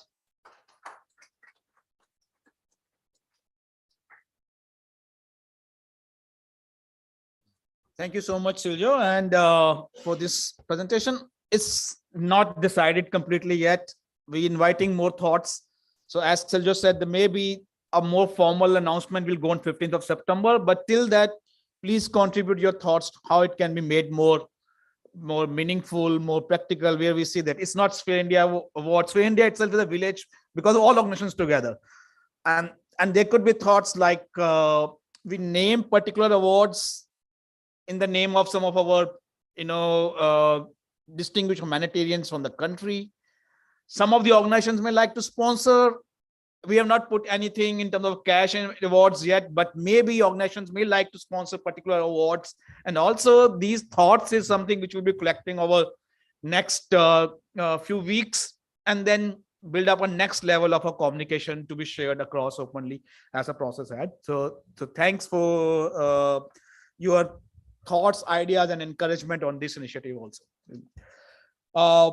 now I think it's we are going off time for this particular session, but inviting couple of thoughts maybe from the all of you. Anybody who would like to share a thought apart from we have heard the panelists? I think we hear a couple of voices from the panel also, and then we break for tea. We have some very other interesting sessions, stakeholder wise and sector wise, lined out ahead. Anybody would like to share something among the audience here and also on the online over there? Any quick thought, any quick remark somebody would like to make? No. Okay, Sarabjit. Yes, and that's when we look up to you actually. Thanks. The humanitarian space is shrinking. That's an accepted fact. And your awards come quite in time. Shall I suggest that we don't give awards to ourselves? Instead, give awards to others who are not mainstream humanitarian actors, but are doing humanitarian action. So may it be a mayor in a certain city or whatever. So if you could agree today, and that will really expand the humanitarian space and get our ethos of humanitarian action recognized, and that leads to the expansion of, and also I think the awards function should proceed with a little more discussion on a neutral space, creating that neutral space where things can be discussed in the country. And everyone knows that there is such a lack of neutral space in the country. And the whole ethos of neutrality is hardly understood. So I think one of the principles of humanitarian action is neutrality. I think we've got to celebrate that. Thanks. Thanks, Sarabjit. Thanks. I think these are kind of thoughts and ideas we're looking from you. Please contribute to it. Rama, please. I think it's really what I would say is very interesting idea. I think I agree with Sarabjit. The space and it's the way we are going through its thinking. It will be very interesting to make it more, innovative way of recognition. So because there are awards that the government is also giving and other institutions are giving, maybe we can look at how we can make it as a unique one by coming up with the criteria and those process, the process, which itself gets its own recognition and appreciation from this sector and beyond. So that will be very interesting to see actually. So thank you. Sure. Good. Anybody else? Apart from awards, any other thing anyone comes to mind about sharing? Silja, you can check somebody is raising hand online, and before we break for the tea. Friends from online, anybody want to say something? You may raise your hand.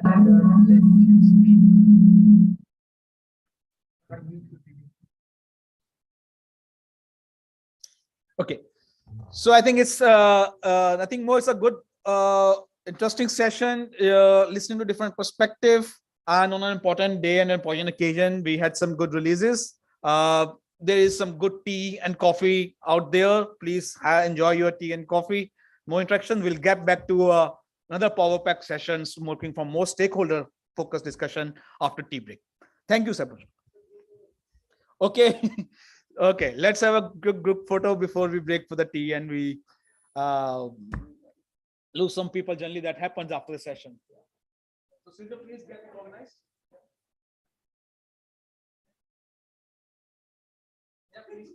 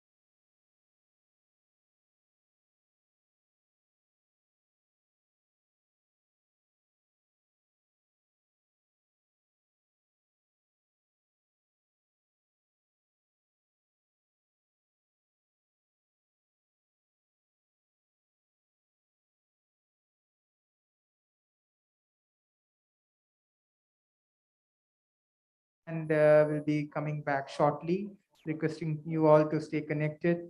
So we'll be coming up with the next session with a separate set of speakers on the different stakeholder commitments. Thank you so much.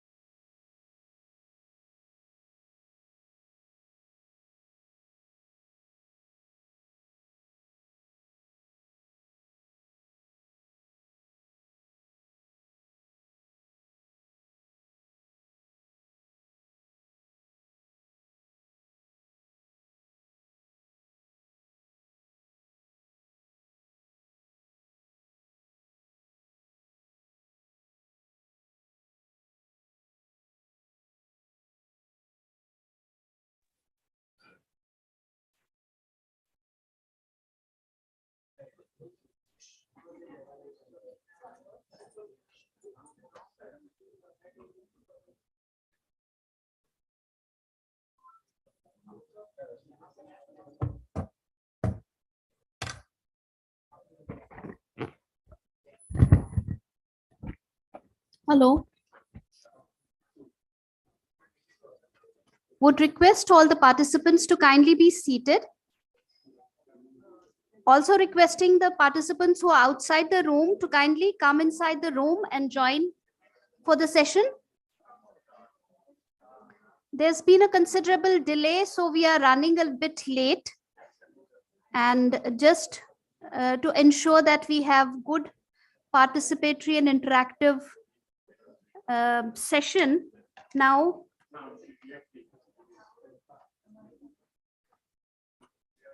Can somebody help with calling the people outside the room? Somebody? Yeah.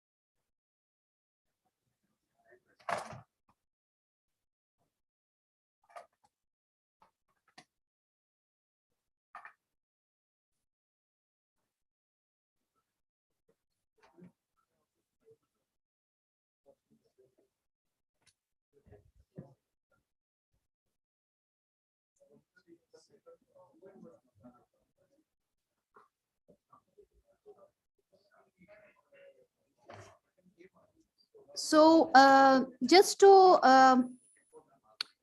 introduce you to this next session, which is a plenary session in which we will be talking about, concepts on how to engage, what is the need of engaging multiple stakeholders, in this entire humanitarian exercise. The idea is that we are in the process of setting out some initial consultations for developing DRR guidelines on, stakeholder specific guidelines and sector specific guidelines. So to cull out some basic ideas, insights, suggestions, thoughts from our different stakeholder groups, we have invited representatives from the government, from the UN agencies, from international national organizations, and from media fraternity, from academic organizations, from CSRs, and from our faith-based organizations. So we have tried to have one representative each in this plenary session, just to have their perspectives heard on a set of questions. Now, there has been, thanks so much for the panelists who were a part of the inaugural session, for those insightful, setting the ground for the subsequent sessions. Now, COVID has been a great learning for the humanitarian community. Ahead of the World Humanitarian Day, we acknowledge the collective efforts of all who come together to help people in humanitarian crises. Just like the saying, it takes a village to raise a child, it takes the whole society to bring back a person in humanitarian crisis to normalcy. During the G7 summit, Honorable Prime Minister Modi highlighted India's whole of society approach to fight the pandemic, synergizing the efforts of all levels of the government, industry, and civil society. The Prime Minister also emphasized on the responsibility of transparent societies to prevent future pandemics, while sending out messages of One Earth, One Health for the whole world.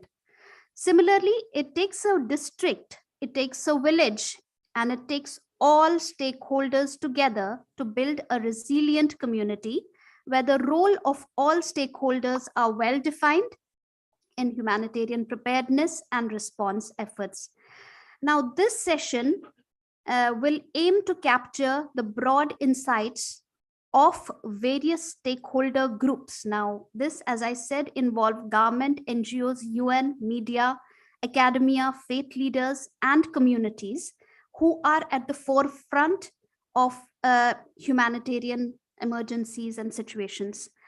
Now, I would request Sarabjit sir to kindly come up to the dais.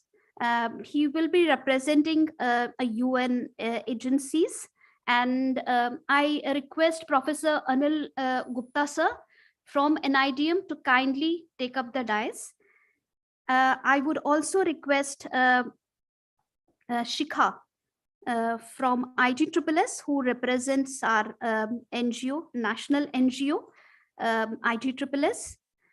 I am not sure whether we have Onkareshwar sir there online, Onkareshwar Pandey, who represents the media vice. We also have Dr. Shiv Tripathisa from Atmiya University, Gujarat.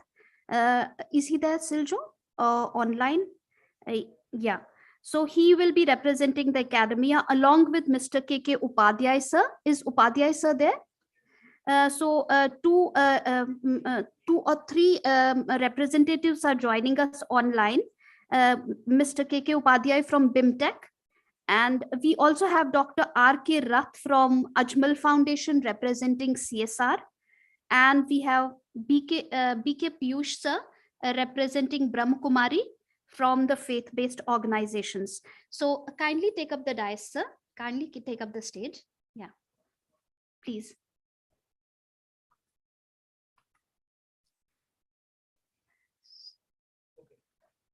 So all of the stakeholders who are invited for this panel session are representing their stakeholder group. And on their behalf, we would request them to reflect and share their perspectives on the following 2 or 3 very simple questions.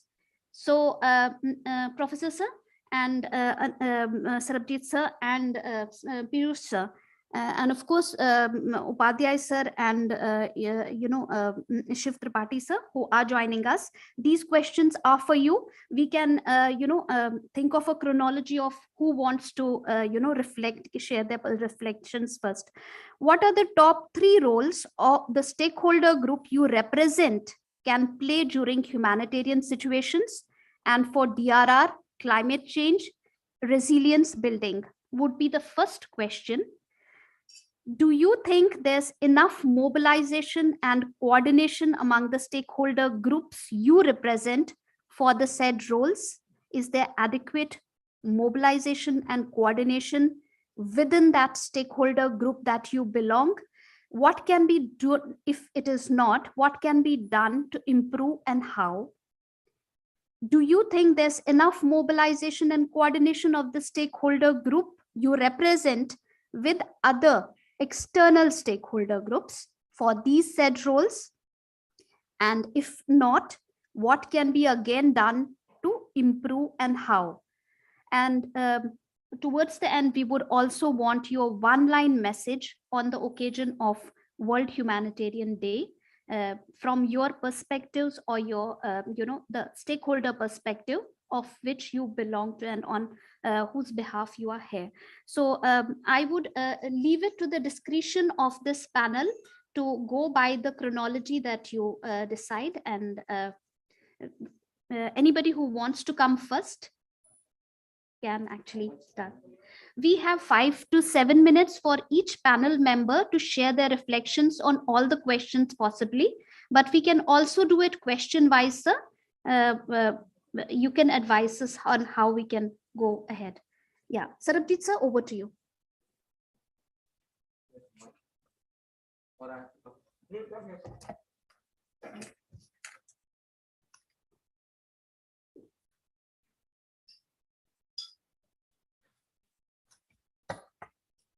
Good afternoon, friends. The village. Yesterday, I happened to meet a friend of mine from Kerala. His name is Ajay. And during the 2018 floods, I was new to Kerala at that time. I mean, of course, we all know Kerala, but what is a Kerala village? What is the morphology of a Kerala village? Socioeconomic morphology of Kerala village. And I think he explained to me in 5 minutes. He said, you'll find a main road. From the main road, a village road will come in and certain population groups will be living there. Then it will turn, then some other population groups will be there. And then it will take few more turns and the road will end in a water body. And there you will find the Dalits will be living. So I think we need to find them. We need to find the most vulnerable. And to find that, we need to know the socioeconomic complexity in which that population lives.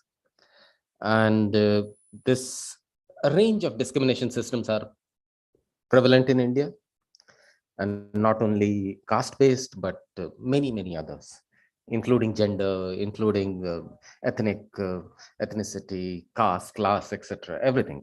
And that really complicates the village. But there is also other part of the village, which is capacity. And I can tell you that we have had experiences where the village itself, part of the village itself, decided to invest in that end of the village, end of the road solution. And a panchayat in Bihar deciding that this year we will invest more in getting the Musahar Tola above the high flood level. So humanitarian values and ethos can come from anywhere, from any level.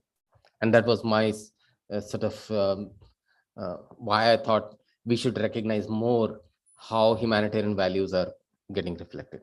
Now, what can UN do here in this context? And what are we already doing? We certainly have our own humanitarian programs.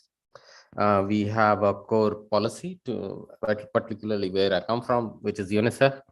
We have a core humanitarian policy, which guides UNICEF to take informed action on various sectors. So we are sectorally aligned: water, sanitation, nutrition, hygiene, health, social protection, etc. Now, what can we share out of it? We can share our technical understanding of what is a nutrition response to a humanitarian crisis. What does it entail in terms of maybe surge capacity, maybe supplies, maybe pre-positioning? What are those strategies which we can use to be more predictable, more organized in terms of our response? So I think the first thing which we can share is our technical capacity to be organized, to be mobilized, to be prepared for response. And we have mechanisms within UNICEF and UN agencies to mobilize funding within 24 hours. In case of big disaster, we can mobilize up to $10 million within using a one-page note, which I can. So it's a loan which I can get from my headquarters. Now, I guess all agencies have some mechanism. Oxfam, where I used to work earlier, had CAT fund. So there are a number of mechanisms. We can share our learnings from there. We are working on disaster risk reduction, disaster risk resilience, climate change, climate resilience. So a range of development activity. So our humanitarian work definitely sits as part of a much bigger engagement in the development sector. So we're not moving in just with a humanitarian response. So we have ample opportunities, and we work very closely with the Government of India, various line ministries. So our relationship with Health Ministry, with Women and Child, with Education Ministry, Ministry of Jal Shakti. So a range of ministries we work with. Now, that's another thing which we can share with you, that how can you link up your capacity with the national capacity or the state level capacity. So I think that role UN has a mandate to play. So we would be happy to play that role. What do we miss? I think that's very important. We have range of stuff like guidelines and this small booklet. All these are very relevant. Last year we produced all the sector coordination handbooks, but it's not enough. We're missing plan. We're missing humanitarian response plan for Bihar, for Assam, for Kerala. So we want to see humanitarian response plans being developed at state level, to which we can commit something. We cannot commit anything without a plan. And I think it's highly recommended that sphere and interagency groups invest their time in getting the plans, however rough and ready it might be, that in 2023, we will do following things based on our earlier experience of how floods and cyclones and other disasters have manifested in the state. So I think I guess sphere is noting this down. We would like to see more organized efforts in terms of, so we have everything with us. We have standards. We've been one of the core supporters of sphere, particularly to build systems. And I think this is another thing which we are missing. System for response. Do we have a shared system for warehousing in any state of humanitarian supplies or prepositioning of supplies? So there are a range of things which we can share, and for which we can network and build a national and a state capacity. So thank you so much.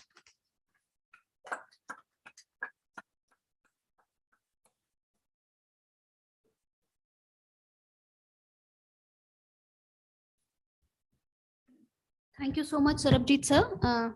Would like to invite Professor Gupta to share his perspectives. And Sarabjit sir, you have yet to answer the queries on, has there been adequate, thing that within UN agencies, is there adequate coordination and mobilization, that part, and with external stakeholders, has UN, because you are representing the UN agencies, right? No, so I think there is significant, there is significant space to improve. Right. Internally, we are coordinating to the best of our capacities and capabilities. Attitudes all discounted, but I think the leadership for humanitarian action, for the fact that we've never, government has never recognized the cluster system here. So that formal architecture in which UN provides a substantial, if not leadership, at least a substantial supportive role to the government to lead it. Right, sir. I think that is yet to happen, and I think a lot can improve. Thank you so much, sir. And with the external stakeholders, we'd also like to, and everybody knows that UNICEF does invest a lot in coordination and coordinating collaborative platform like SPARE, for which we're very thankful to all the UN agencies primarily. And we listen to the government also now. And while we are listening, we also would encourage all the participants to also come out with their own perspectives, their submissions, their also, add-ons to what, and you can also, question the stakeholders in between or maybe towards the end of this session. Kindly keep your questions and submissions ready. Over to you, Dr. Gupta. Thank you, Dr. Henna, and thank you, Sarabjit ji, for setting the background also. One is very important aspect that when we talk about the stakeholders are multi-stakeholders. So many times this multi is considered as divisions. So we should recognize the risk also. So that's very important. When we say multi, then we go into own silos, that yes, this is my domain, that is my domain. That is the reason when Dr. Henna reminded Sarabjit ji for that answer. In fact, I was thinking that that issue I could have also addressed, because when it comes to multi-sector coordination, then it is a lot of interface. That's very important. So what is my answer to that? That we will have to look at more at synergies between the stakeholders, more at co-benefits. Like UN agencies do not work in silos from the government or community. They work with government, they work with NGOs, they work with community. Similar is with us also. The government cannot bring ground change without NGOs, without the external agencies or UN agencies or the other academic institutions, and largely without the community. Third one is sharing. That is what is very important when it comes to India. India is a diverse country. We have excellent examples also, but we have a good number of failure stories also.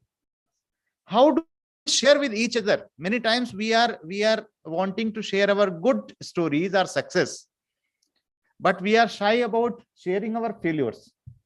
I think we have to come out from this syndrome also, and we share our failures, and that will be sometimes even more useful for other stakeholders, and also will allow pitching in by various stakeholders to help each other. So that's very important. And the last one is redundancy. Many times different stakeholders are into performing the similar kind of thing, and if we know that one system can provide redundancy to other system, then that energy can be diverted to other job.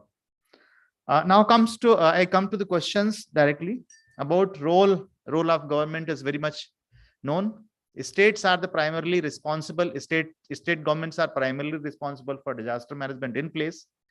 Central government has a guiding role, but in India, the reality is different. And the central government is always ready to help the state governments or any kind of things by watching the situation itself, because we have the early warning agencies, we have the watch agencies with us. So we look at, we have the watch, and we extend all kind of support to state governments also. But India is highly undulating terrain.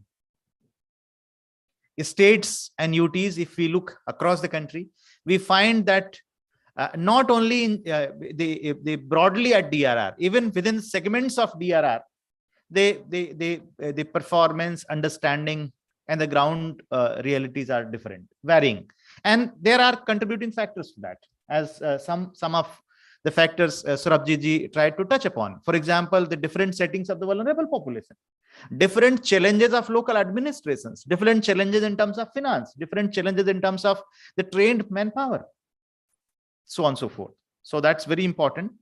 And straight away coming to the answer that whether the coordination and this performance is enough or adequate, I say that not enough, highly inadequate, because we should introspect and we should accept the realities also. And I don't shy in accepting, because India is a diverse country. India is a huge population. India has a wide range of challenges. So we have to realize the challenge. If we do not realize the challenge, if we do not realize the bottlenecks, we would not be able to overcome. And that is the reason we require a wide network approach, basically. That's very much important. And we should come up with some kind of a formal or semi-formal framework for humanitarian response and resilience building, including all the stakeholders. So that's very important aspect. And three aspects here I would like to emphasize, that looking at the changing scenario, the changing perspective in all the horizons of the governance and the social settings in our country. One is that while we are looking at the lessons from outside, and we are also trying to gear up to help the other countries in the region, as it is also our responsibility to help beyond the boundaries, the communities outside, because when there is a disaster, the disasters have no boundaries kind of thing. So we have to support all the people. But in order to strengthen our own capacities in disaster resilience, Sarabjit ji referred to the humanitarian action plans of the states, the districts, or whatever, the preparedness plan and response plan. How do we look at and how do we harness the Indian systems, the existing traditional wisdom, traditional knowledge? Just for example, we have been largely depending for our first aid and many times medical response and even medical part of the relief on allopathic medicines, allopathic systems. Now we are trying to explore that what Ayush can support, what traditional knowledge can support. We have a lot of traditional wisdom in the area that can support our even the first medical response also, the medical relief also. Can we think of? We have to explore. So similarly, in all the sites, we have to see that what are the Indian knowledge. And I referred during the inaugural session also, Bharatiya Gyan Parampara. When I say Gyan, does not mean only just teaching. Basically, it is training. It is also exploring. That's very important.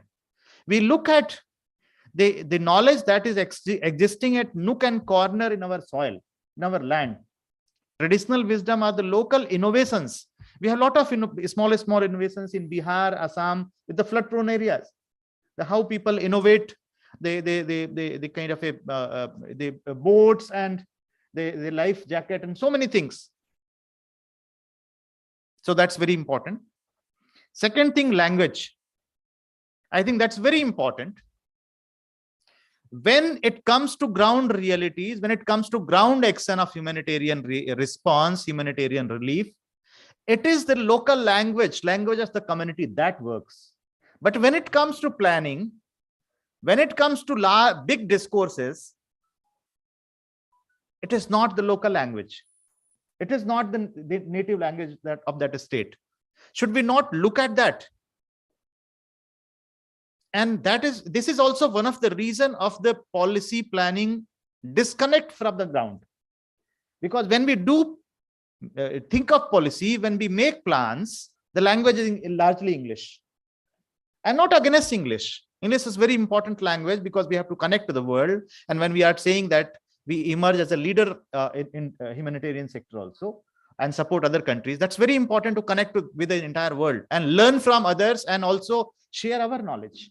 But when it comes to ground action, I think this is very, very important that discourses for planning our policies and plan should connect to the ground realities. So this is one. And this is also another message that is coming from the Bharatiya Gyan Parampara thought process. That even now we are talking that the judicial discourse should also take place in the local language so that the people who are suffering, what you are discussing about that person in the court, that should be known. So similarly in the humanitarian sector also, that is a requirement. And then again reiterating that new technological domain that is emerging, along with the new social setting that is emerging. Now we are living together, but in silos. Because urbanization, there is no control. Urbanization, we are certainly going to expand our cities. So, and city living is like this only. That we do not know that who is our neighbor many times. And so these are the common things, not only in Delhi, but most of the cities like this. So how do we address or how do we gear up for effective humanitarian response in the new technological settings and new social settings? So that's very important. And last line, that one line message on the Humanitarian Day. One is that congratulations. One is that, and big hope that yes, there's a big hope. We have a big challenge, but we also have a big hope. And the last tagline, I would say that a framework approach where we weave in all the organizations having interests in the humanitarian sector. How do we do that? It may be little, it may have little challenge, but if we all decide that we will have to do that, and then we can work out a 5 years plan, or and then break it into yearly plan or whatever, and then roles and responsibilities together. So even resource optimization would also be very much possible. So with this, I'm thankful to Sphere India, Vikrantji, Dr. Henna, and all, Sarabjit ji, for inviting me, for sharing some of my thoughts. And we totally agree that we will have to revamp our thought process. Totally. We have to have a new look, because we will have, when we look at the past 30 years, we find that we had a good journey, very good journey, but it also gave a lot of lessons. So lessons should not go waste. That's very important. Thank you very much. Namaste. Just take the response kar do, Anil ji ko. In our humanitarian action, particularly in the conflict affected districts, all our doctors are Ayush doctors. You do not find in the mainstream doctor there. So I think out of the situation, you adjust. But also I think he's given a very important, Vikrant, an idea that how do we use Indian system? And Indian system is not only the GYAN, but also the government schemes, government line departments, their services reaching each and every village. And I think the early recovery of services is one area where I think we should be working very consistently.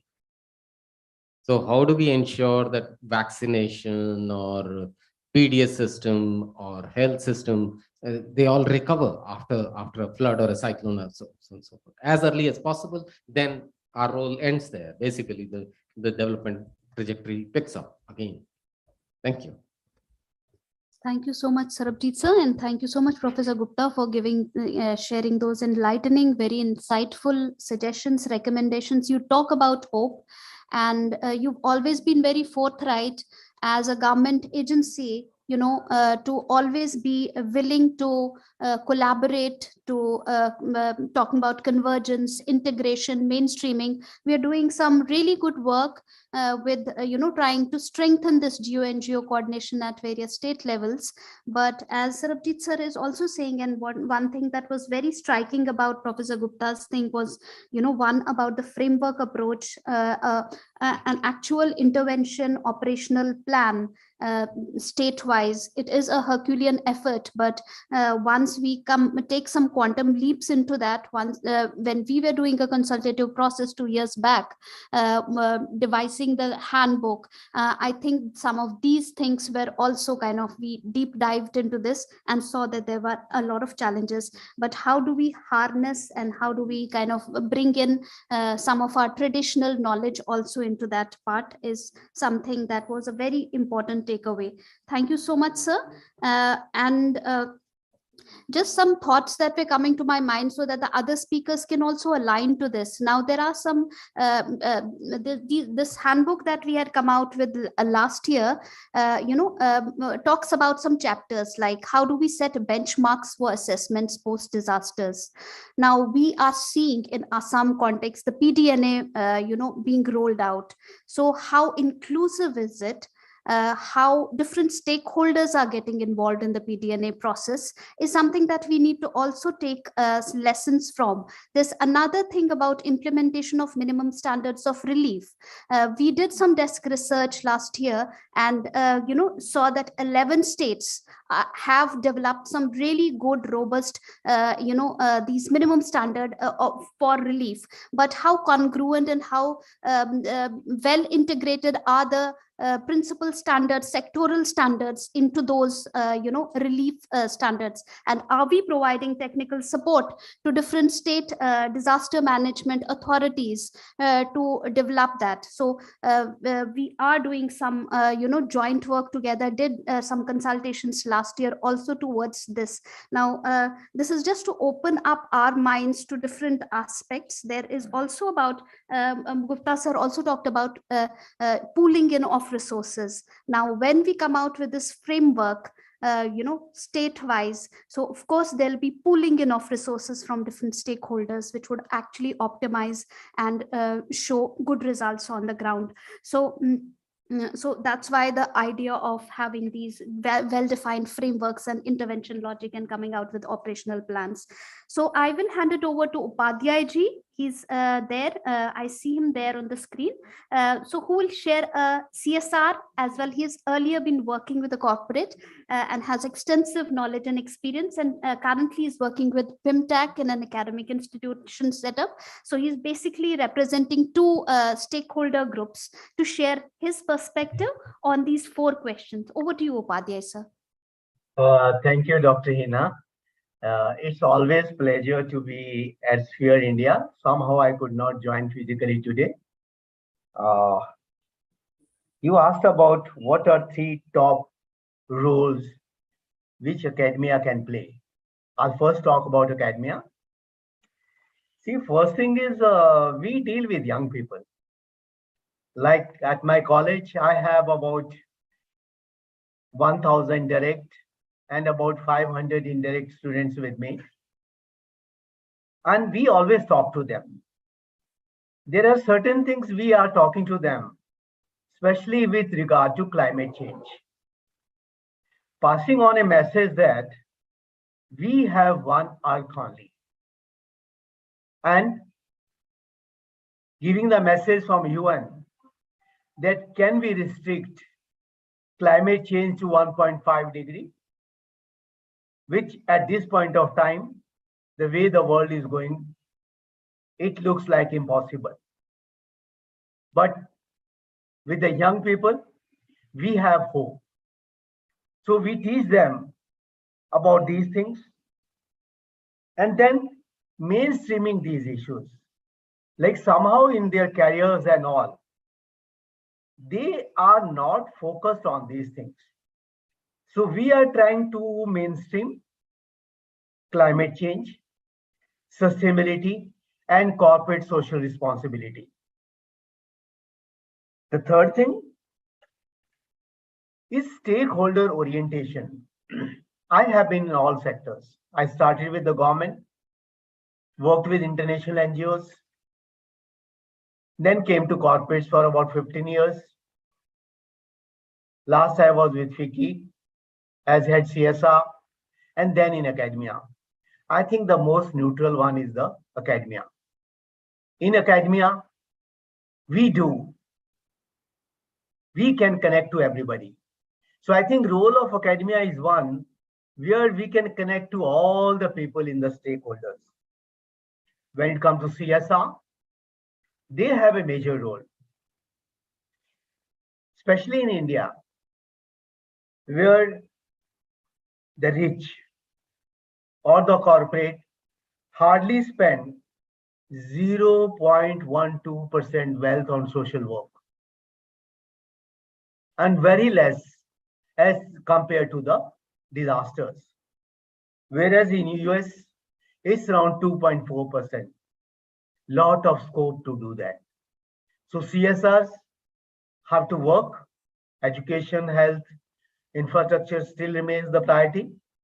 We have to bring in the disaster management and response to. We work with the villages around Greater Noida. One lesson which we have learned is we work with the local authorities and the government with the local MP, Dr. Mahesh Sharma.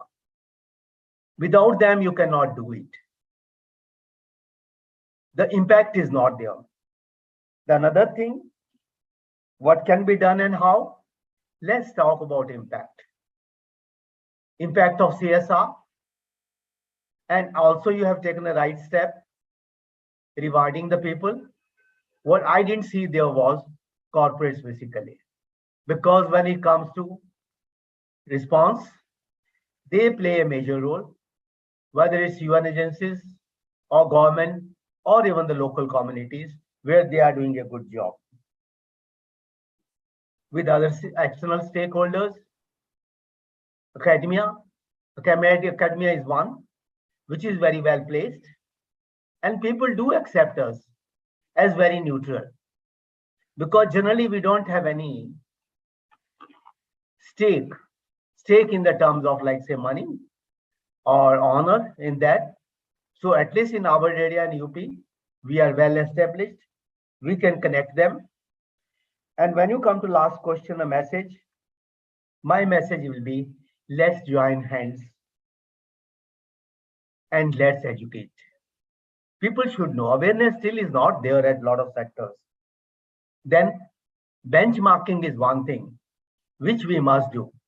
We must benchmark and work in a way where we have a collective approach and we can work with each other. That's the solution, and that's what I would advocate. Thanks a lot.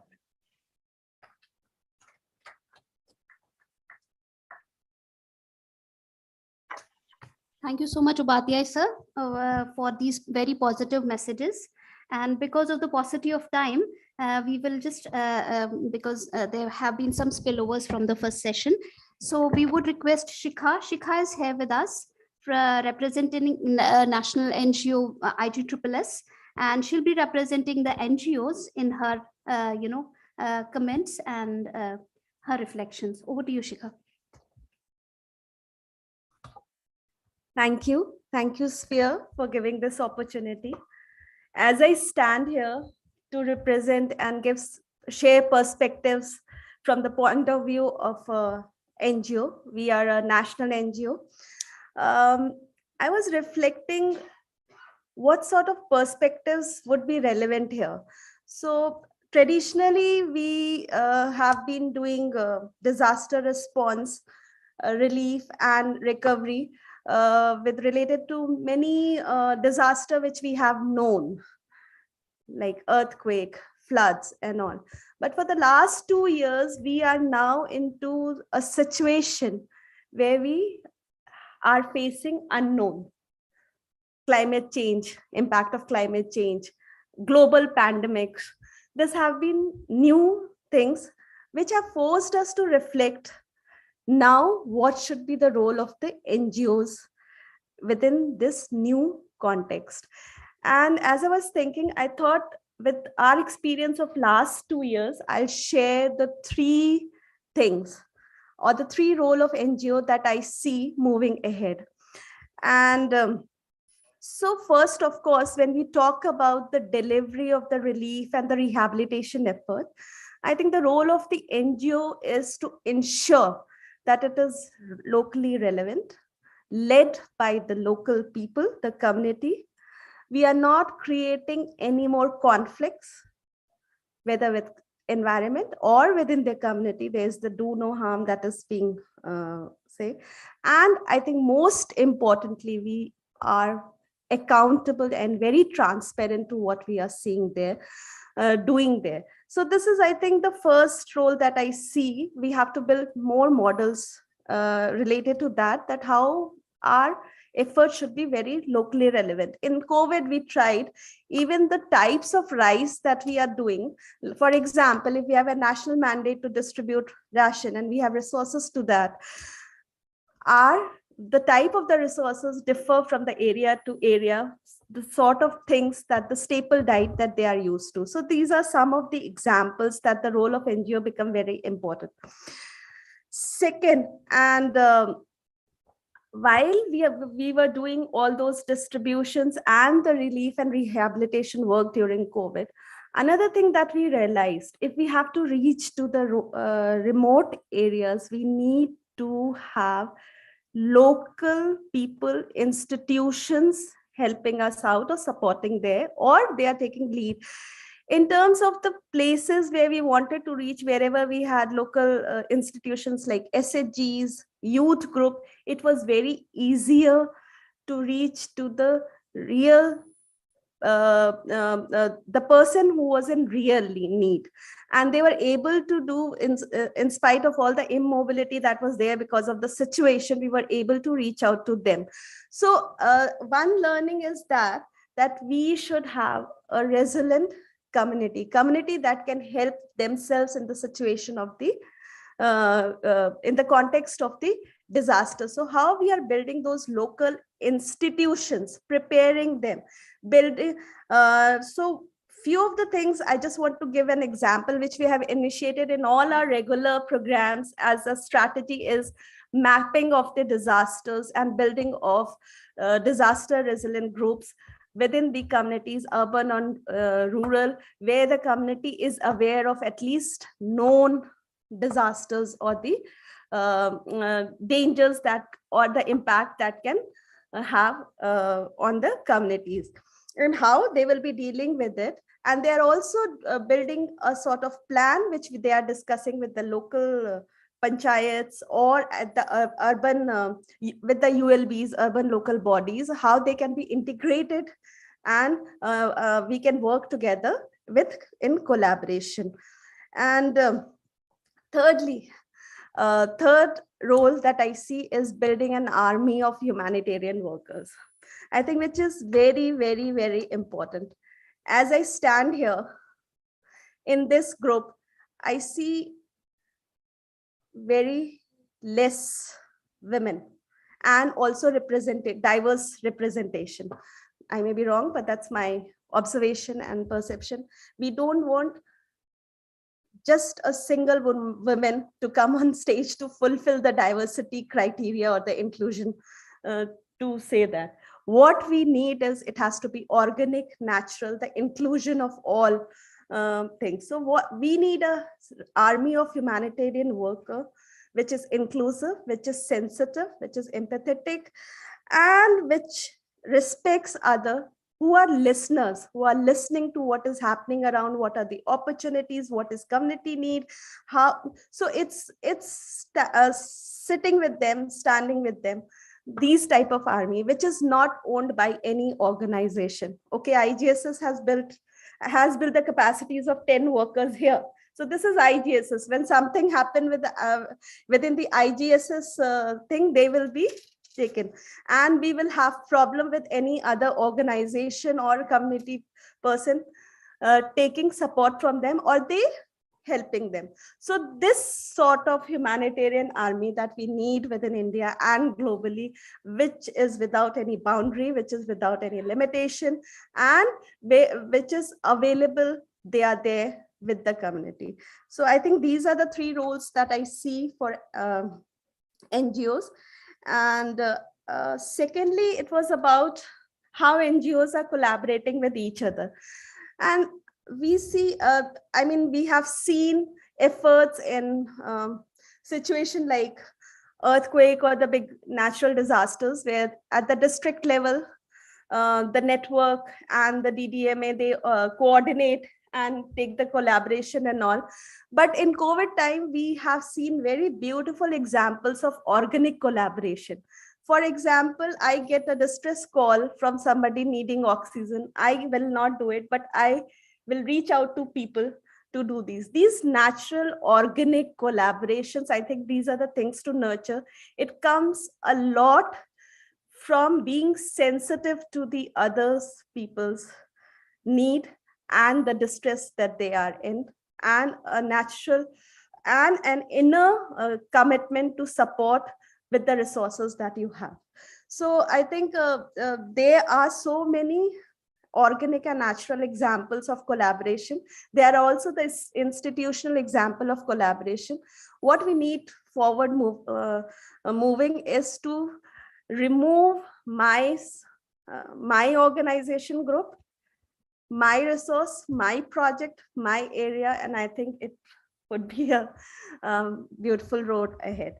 And also I would, my last thing is about a message, what I want to say.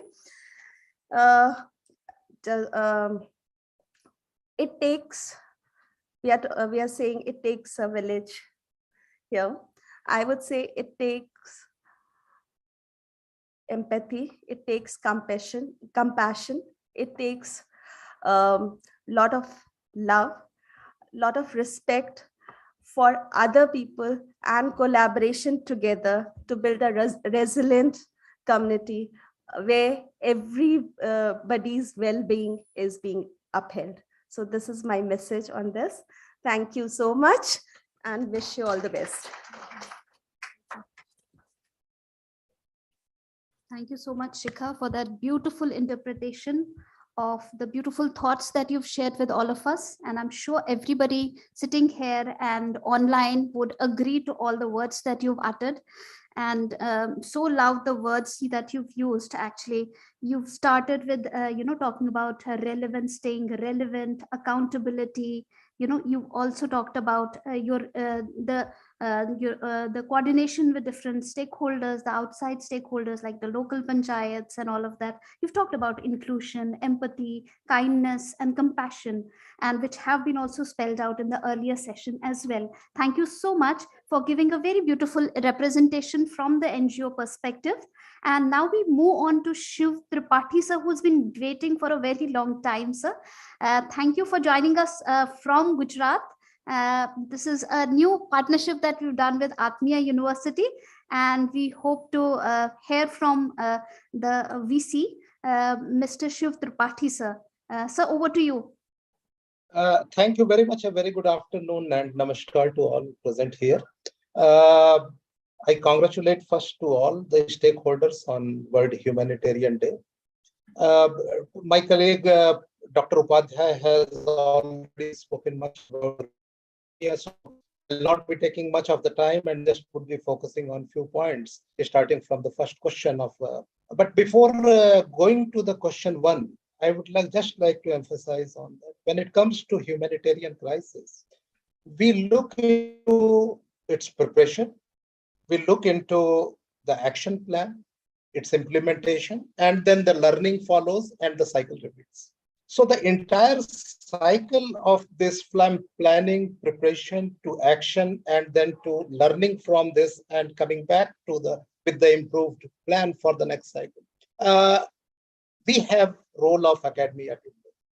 And the major role that I see, I would like to classify it in what we call the core functions of education or academia. That is teaching, training, dissemination of information, research or creation of information, capacity building, and outreach. And when I say this, first role is, as also mentioned by Dr. Upadhyay, that sensitizing the students, designing and delivering the programs that will help them to orient them towards what is required when there is a crisis. And also developing some specialized programs which prepares the specialists. But one thing that is happening, and we have seen in COVID, because in your theme note you included that there has been a major shift in humanitarian crisis response when it comes to its management. And that shift is, it's no more a compartment of operations. It's no more only about supply chain. It's about integrated approach to how do we deal.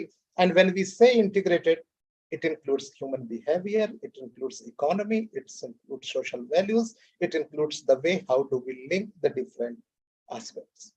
So one major role of the academia, which I see, is how do we create evidence-based ecosystem where we can plan better based on evidence, where we can respond better, and where we can do the research which helps us to further improve the system. And for this, I don't know, this is not the platform to say this. This is more for the academic discussion, and institutions can take it forward. But the key to this is, and that's the second question, that the coordination is must. And my previous speakers already spoke about this coordination and collective action. So not taking much of the time, I would say the message for the day, and not the message, it's a thought for the day from my side, is let's understand that humanitarian crisis has no boundary. And if it has no boundary, we must be prepared to break our silos. And when we say that breaking the silos, collective action is the way forward. My friends, let's be prepared to join hands together for a better world, for a better humanity. Thank you so much.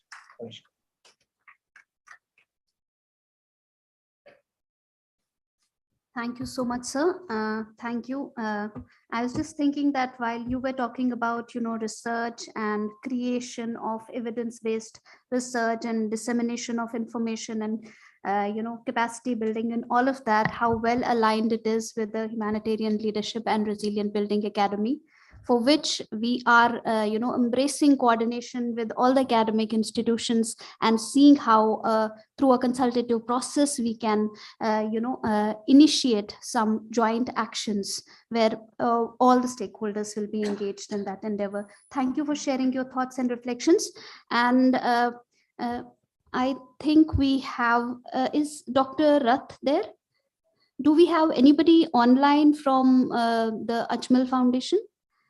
From the CSR, in case they're right.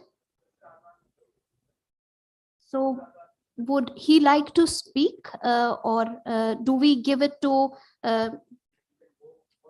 with Brahmakumari? Yeah, Piyush sir is here, and I'm sure there is no better way to conclude this session than to have a very, very thorough, empathetic, and from what Shikha was also speaking. So this is all in practice that he'll be taking us through some of those perspectives as well. Over to you, Piyush sir.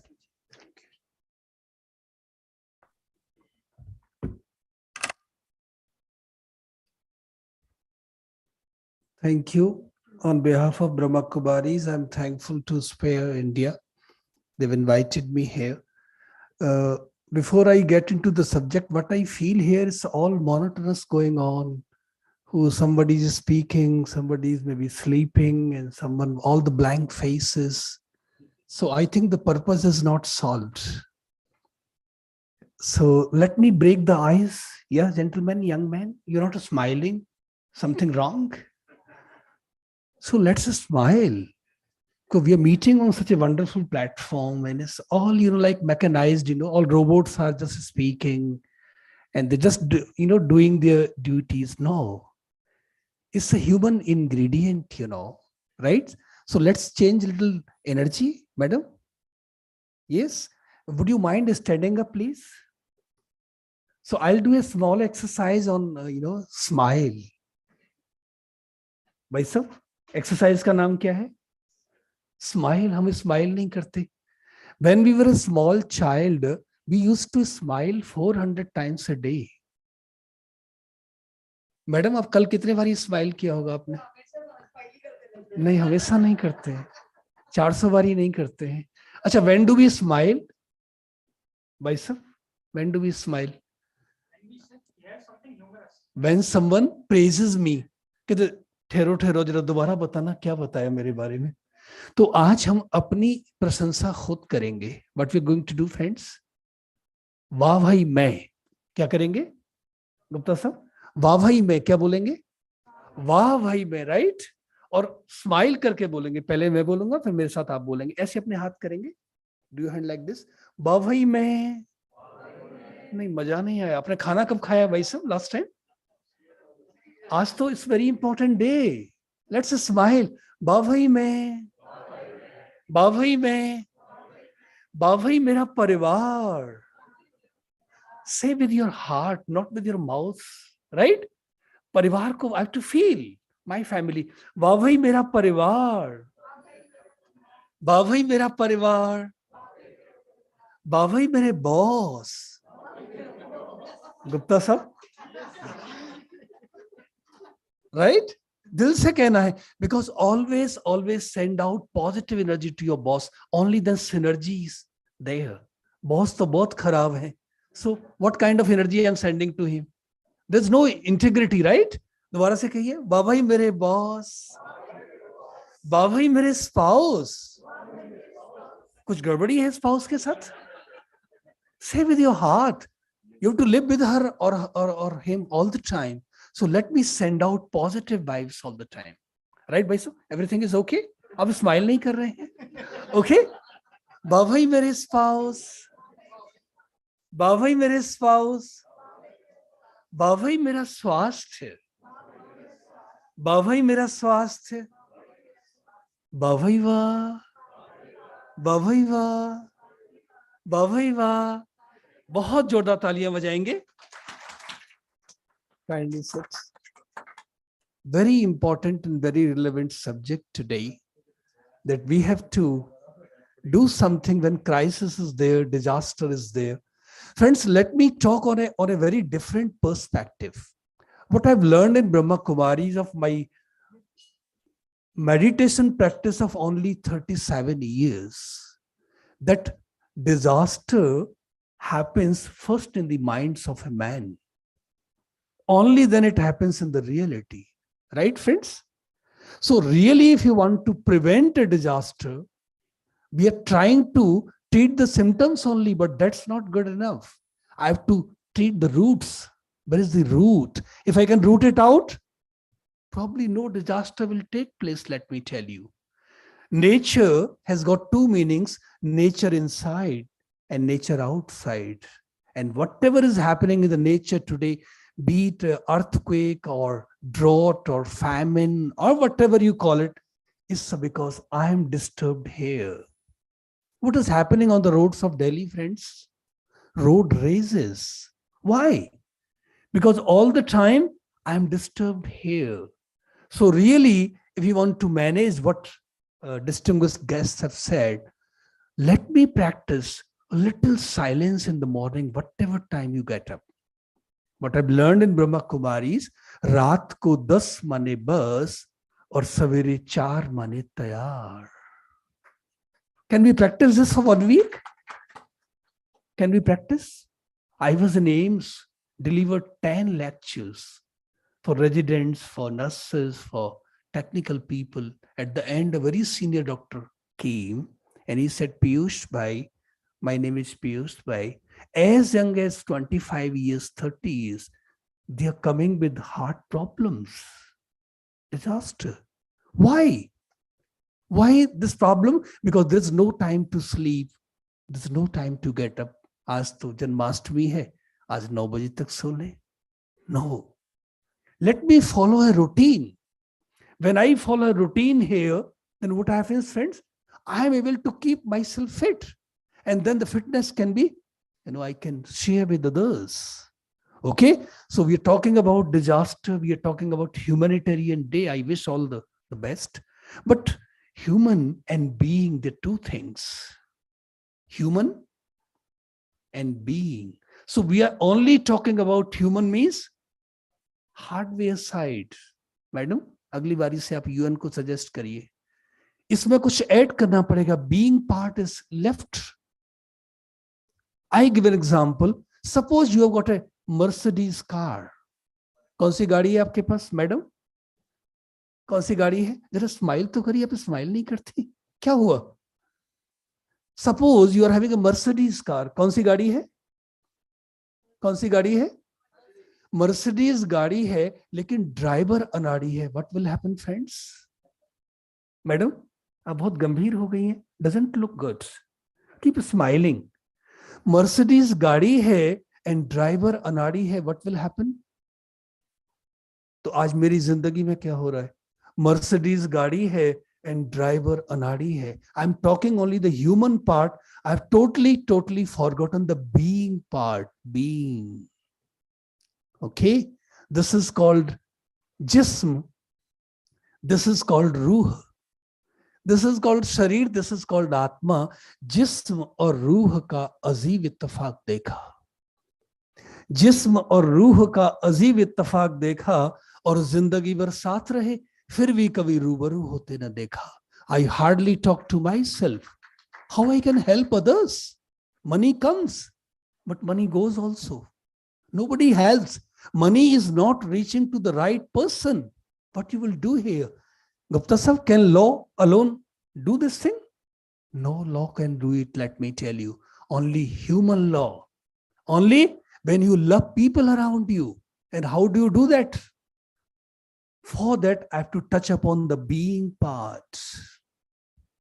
Atma. I am a soul. I'm not this body. This body is only a Mercedes गाड़ी.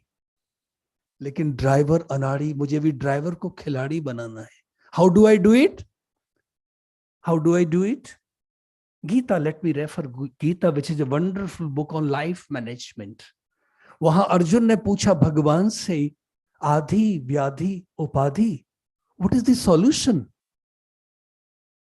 तो भगवान ने उत्तर दिया, solution is samadhi. Let me meditate. Whatever time I get up in the morning, let me start my day with a positive note. How do I start my day now? WhatsApp, Facebook, Instagram, Twitter, TV, all these things, and all I'm getting negative, negative, negative. Okay, so tomorrow onwards, for just 1 week, today's probably Friday. So until next Friday, can we just take a plus that whatever time you get up in the morning, only for half an hour, just silence. Only for half an hour. No gadgets. दुनिया वालों से बात करने के लिए phone की जरूरत है. दुनिया वालों से बात करने के लिए फोन की जरूरत है, लेकिन स्वयं से बात करने के लिए मौन की जरूरत है. Right, friends? So for 1 week, what we are going to do? भाई साहब, आपका मोबाइल नंबर मैंने मैडम से ले लिया है. Right? मोबाइल यूज करना बुरा नहीं है. We are overusing it. हम तो अपनी दुनिया में खोए हुए हैं. हम कैसे मदद करेंगे दूसरों की, आप मुझे बताइए. इतने खुदगर्ज बन गए हैं, इतने स्वार्थी बन गए हैं. So really, if you want to come out of it, you have to understand that you are all soul. Soul न गुजराती है, soul न पंजाबी है, soul न मराठी है, न हिंदू बनेगा, न मुसलमान बनेगा. इंसान की औलाद है, इंसान बनेगा. लेकिन वो इंसानियत कब आएगी? जब मैं अपने आप को आत्मा समझ लूंगा, सोल, बीइंग. राइट? तो कल से हम क्या करेंगे मैडम? आपका भी मोबाइल नंबर मैंने मैडम से ले लिया है. क्या करेंगे कल से? Whatever time you get up, just observe silence for half an hour. और मुझे अपने आप को uplift करना है. When I am uplifted here, then definitely I'll help others. I was born and brought up in a village near Mathura. What I tell you, there's no electricity, there's no road connectivity, there's no school, nothing. What government is doing there? And let me tell you, government alone cannot do everything. I stay in NDMC area, very close from here. And every day in the morning, the vehicle comes, announces, please give your garbage. Nobody comes out. और जब गाड़ी चली जाती है, फिर garbage को चुपके से आके सड़क पर डाल के चले जाते. If they have it, how do you change them? Who will give them training? Okay, friends. So I have to train myself here. Modi ji बार बार कहते हैं, हमें अपने उत्तरदायित्व को समझना है. अगर मेरे अधिकार हैं, तो कुछ मेरा कर्तव्य भी है. This is my country. Okay, friends. तो आज से, कल से 1 हफ्ते के लिए हम क्या करेंगे? हम दिन की शुरुआत with A positive note. Okay, and एक बारी और छोटी एक्सरसाइज करते, जरा जल्दी से खड़े हो जाइए. सेल्फ डायलॉग करेंगे, अपने आप से बात करेंगे. अपना हाथ ऐसे कर लें. Do your hand like this. बिल्कुल सीधा करें और मुस्कुराते रहें. भाई साहब आपका, हाँ, मुस्कुराइए. अपने हाथ को ऐसे करिए और पीछे लेके जाइए और मेरे साथ बोलिए, शाबाश. Let me create high energy zone around me. Only then I can help others. मैं ही खाली हूं, फिर मैं आपकी क्या मदद करूंगा दोस्तों? So first I have to fill myself here, right? दोबारा से ऊपर करेंगे. Turn it around. Take it back. शाबाश. I am okay. I am okay. I am unique. I am unique. वाह मेरा भाग्य वाह. वाह मेरा भाग्य वाह. वाह मेरा भाग्य वाह. Kindly sit. This is what meditation is. First you have to motivate yourself. When you are full here, then everything goes automatically. It goes to everyone. Right, friends? मुझे बताया गया coordination. बहुत ज्यादा कोऑर्डिनेशन होना चाहिए. Brahma Kumari is doing a wonderful job. Ravi Shankar ji is doing a equally wonderful job, and many other people, but there is no coordination. Who would do it? I don't know. I think probably madam can guide us. आज हमारी जो सेनाएं हैं, they are talking of theaterization. Assets हैं, army है, लेकिन उनका ठीक से यूटिलाइजेशन नहीं हो रहा है. तो ये this is a very important point. We must come to a common platform. Brahma Kumaris or Ravi Shankar or many other organizations. तो एक और एक is not 2, it's 11. We can do really a wonderful job. और उसमें हमारी ego आड़े आ जाती है. तो मुझे let me put my ego aside. Okay? No ego. We're all human beings. We're all progeny of the same Father, same Paramatma. हम सबका परमात्मा अलग अलग नहीं है. हम सबका एक, सबका मालिक एक. If I understand this philosophy, probably फिर तो हम कहीं भी मदद करेंगे. ब्रह्मा कुमारीज में ये प्रॉब्लम कोविड की आई. We opened up our global headquarters in Mount Abu. The whole hospital was given to the government. You please use it. Because that human being part, we're all human beings. We're all brothers and sisters. Right, friends? So no ego. Okay? अहम भी नहीं और वहम भी नहीं, फिर उसकी जगह रहम को ले आना है.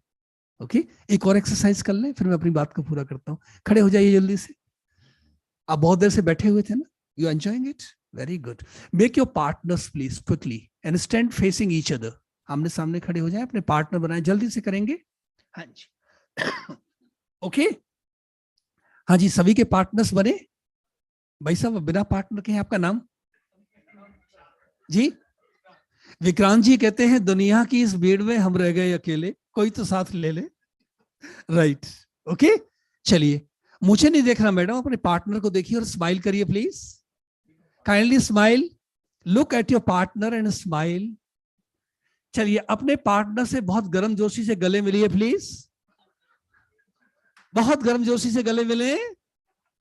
यस. दोनों में से कोई एक पार्टनर अपनी मुट्ठी पूरी ताकत से बंद कर लेंगे. कोई एक, चाहे कुछ भी हो जाए, मुट्ठी खोलनी नहीं चाहिए. राइट भाई साहब, व्हाट्स योर नेम? वंडरफुल. चाहे कुछ भी हो जाए, मुट्ठी खोलनी नहीं चाहिए. पार्टनर नंबर 2 एक हाथ से पूरी ताकत लगा के, चाहे कुछ भी हो जाए, मुट्ठी खोल के दिखानी है. शुरू हो जाइए प्लीज. एक हाथ से, only by using one hand. Your mutti should not be opened. You have to open the mutti, please. चलिए दोनों हाथ लगाइए. Can use both your hands. Yes. Kindly sit. Exercise is over. बैठिए please. My question to all of you is, what is the learning? भाई साहब, आप बहुत जोर आजमाइश कर रहे थे, मैंने देखा सामने से. What is the learning?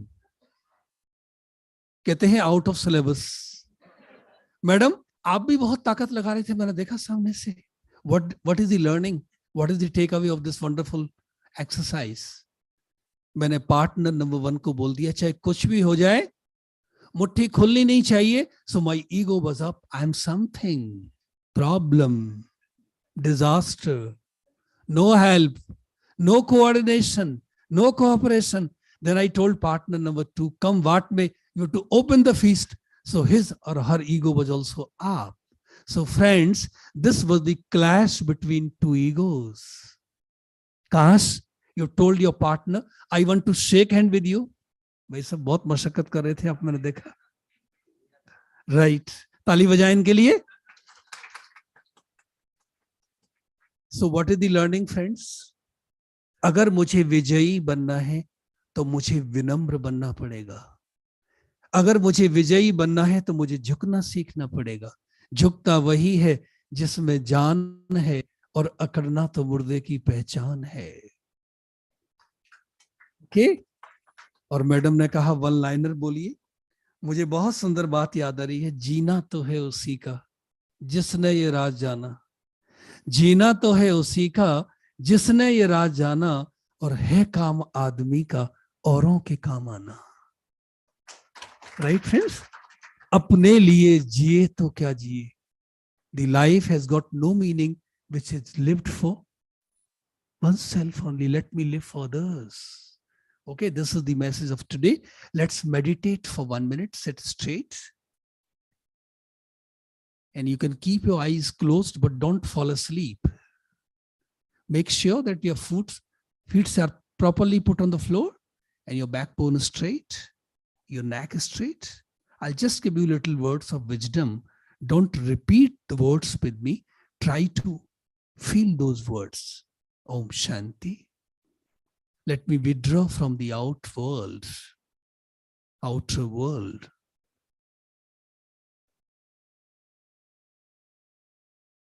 This body is my vehicle, I am its owner.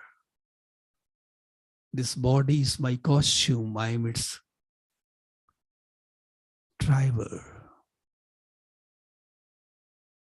I reside here in the middle of my forehead, in between my two eyebrows. I am a soul. S-O-U-L means subject of universal love. I am a pure soul, powerful soul, peaceful soul, positive soul. Let me just send out peaceful vibrations all around me. The surroundings have become soothing. The environment has become pleasant. I'm enjoying these moments. I'm totally relaxed. No disaster here in my mind. Very cool, very calm, and very quiet. If I meditate daily in the morning for some time, this increases my willpower, concentration power, decisioning power, and self-confidence. With all these powers, I learn to work at will. I become my own guide, my own teacher, my own mentor. Meditation is art of living. Meditation de-stresses me. Meditation brings harmony in my relationships. Meditation is best time management. Meditation is positive thinking. So let me meditate daily. This is need of the hour, call of the time. Once again, I wish all of you a wonderful World Humanitarian Day. Thank you. Om Shanti.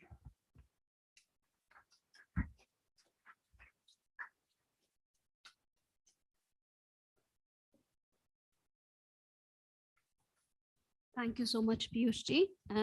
And this is the role that faith leaders and spiritual healers have played in this very, very important, struggle that we have been having from 2020. And you said that there are some coordination gaps. So you have been a part of some of our Interfaith Humanitarian Alliance sessions, which was a very humble, initiative of bringing together these faith healers to condition the minds and take away that anxiety, that trauma that came in with a lot of deaths that happened in 2020 and 21.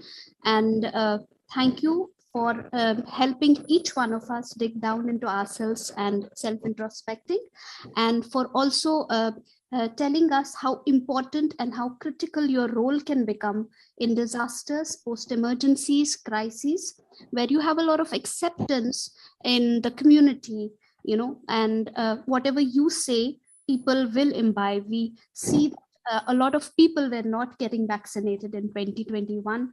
And because of the role that faith-based leaders and spiritual healers have played has been very, very helpful. We hope to bring it to a next level of coordination of how to deeply engage faith-based leaders in our endeavor of bringing in more, alleviating the suffering of the humankind. Thank you so much for this soul-searching exercise. And Dr. Azad and Dr. Rath is waiting for us. They represent Ajmal Foundation, actively working in Assam, and they are representing a corporate and who have been instrumental in bringing a lot of changes in the community there. And we would like to hear from them, and would request them to make it a little short, a little brief, because we are, already, crossed a lot of timing. So over to you, Dr. Azad and Dr. Rath. Thank you, madam, and good afternoon, everybody. Well, we're slightly behind time, but then this has been very adequately recompensed and rewarded by what Mr. Sandhya just told, because the sort of work that we are doing as humanitarians, first of all, it needs a lot of resilience and bravery and strength on our part. So preparing oneself, which is a part of this multi-stakeholder approach, because you yourself one and stakeholder. So this will definitely strengthen us spiritually to go ahead in what we were doing. But then this world, on this auspicious World Humanitarian Day, which is in which we are commemorating the sacrifices and the activities of millions of humanitarian workers around the globe. This is also a time for us to reflect on how best we can synergize, or how best we can convert our work to a synergistic enterprise in order to involve all the stakeholders and move ahead. So this our this Sphere India is doing a commendable job in bringing us together. Just a previous speaker told about a small beginning. So that reminds me of the famous line from Ben Jonson, the English poet, that in small proportions we just beauty see, and in small measures life may perfect be. So we in Assam here, the Ajmal Foundation and the Ajmal's other CSSR organizations, for the last 20 years, they have been involved in various social welfare and humanitarian work. Even though we are specially working in areas of, say, particularly flood, after this, post-disaster, some needs assessment, or in the aftermath of, say, flood or earthquake or cyclones, etc. So we have demonstrated our expertise and our efficiency on many an occasion, particularly during the recent devastating flood in Assam, which ravaged the entire state. It was the Ajmal Foundation and the brave warriors, the humanitarian workers, they reached out to different remote areas, remote locations. In this respect, I'll first address the three roles and the questions put to me. Then if time permits, because time is very brief, so I will, if time permits, I will say one or two words about our future programs. But the three roles that we want to play is harnessing the skill of local communities. Because I'll give you one incident, because Assam, it has a peculiar topography. We have here hills, plain areas, as well as Chor area. Chor is a riverine island or a floating island, you can say. Every year, when the flood comes, that particular island vanishes and a new island is created. So in this situation, how to deal with this, the displaced people. So this is a challenge, challenge for mobilization and also for coordination. I'll come to it afterwards. So what we do, we harness the skill of these local communities. they know how to instantly, reach out to these people.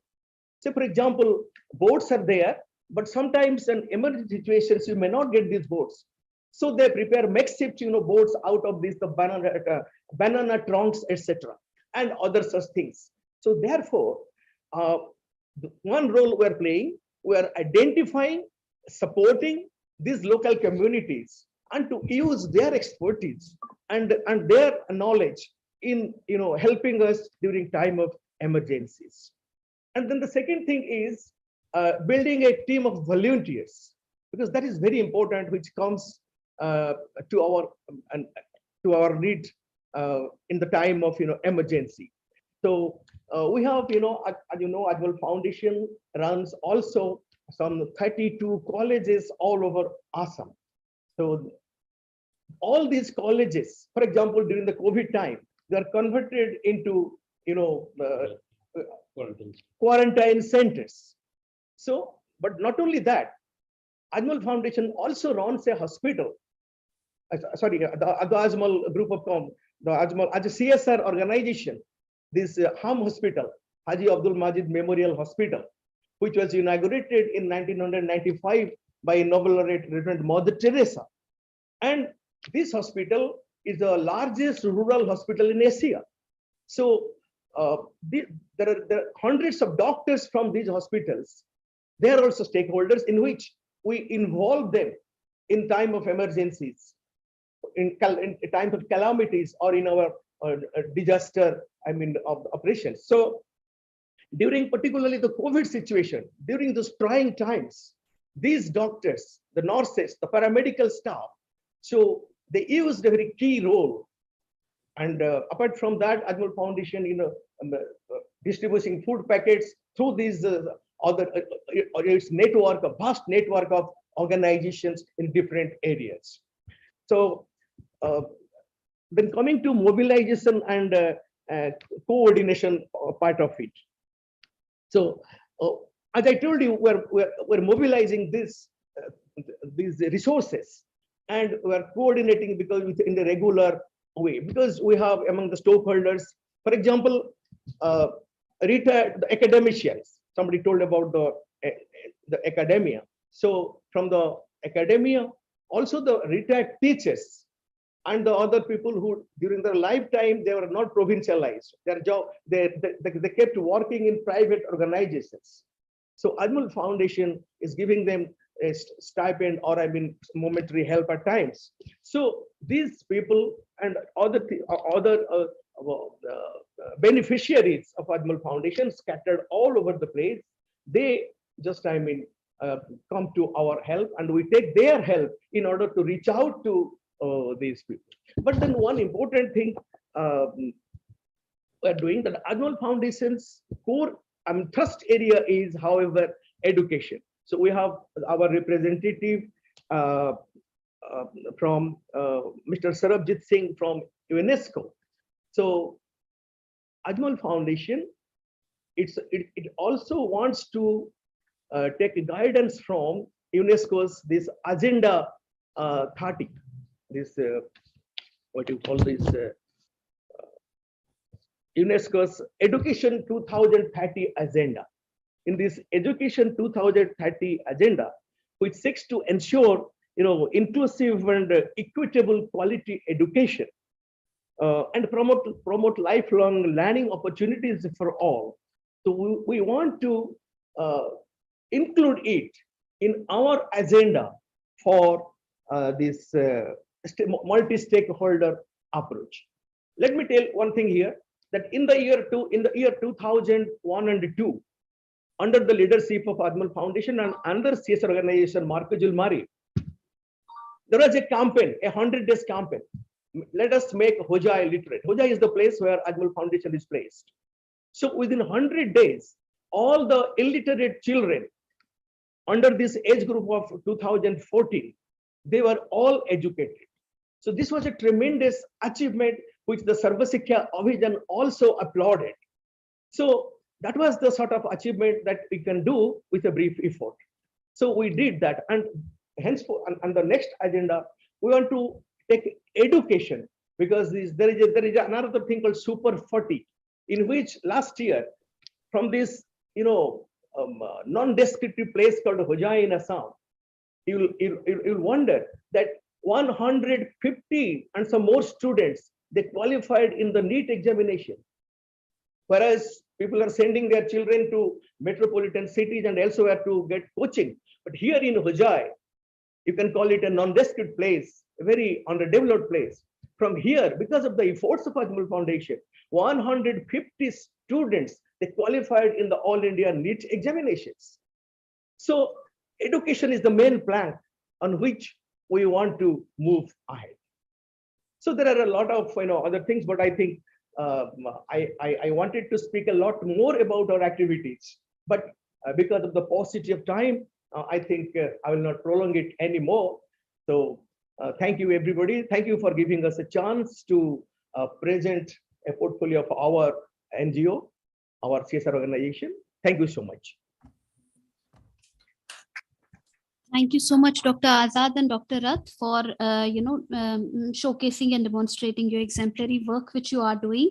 So I just had a few thoughts on this, which are very aligned to the questions that have been asked for this particular session. Would be on the role. We would want more and more CSRs to show commitment for different sectoral interventions and sectoral, sector-specific interventions, and there has to be a paradigm shift from a relief-centric to a more risk reduction, climate change adaptation and resilience building, approach. How CSRs can get to that, a lot of academicians may also have to sit together, maybe researchers and NGOs and UN organizations and government together, so that we carve out, a detailed plan.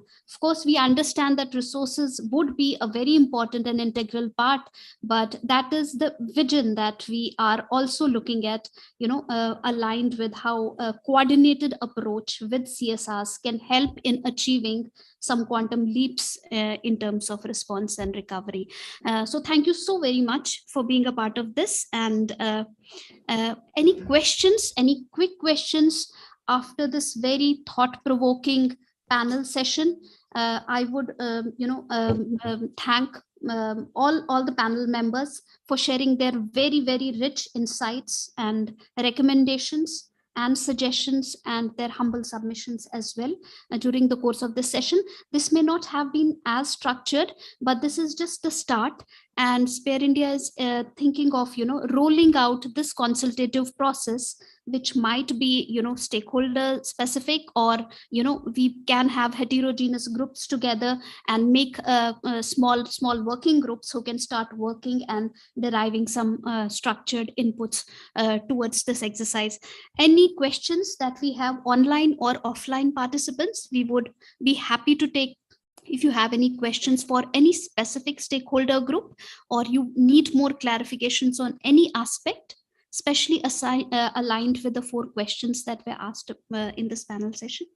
Yes.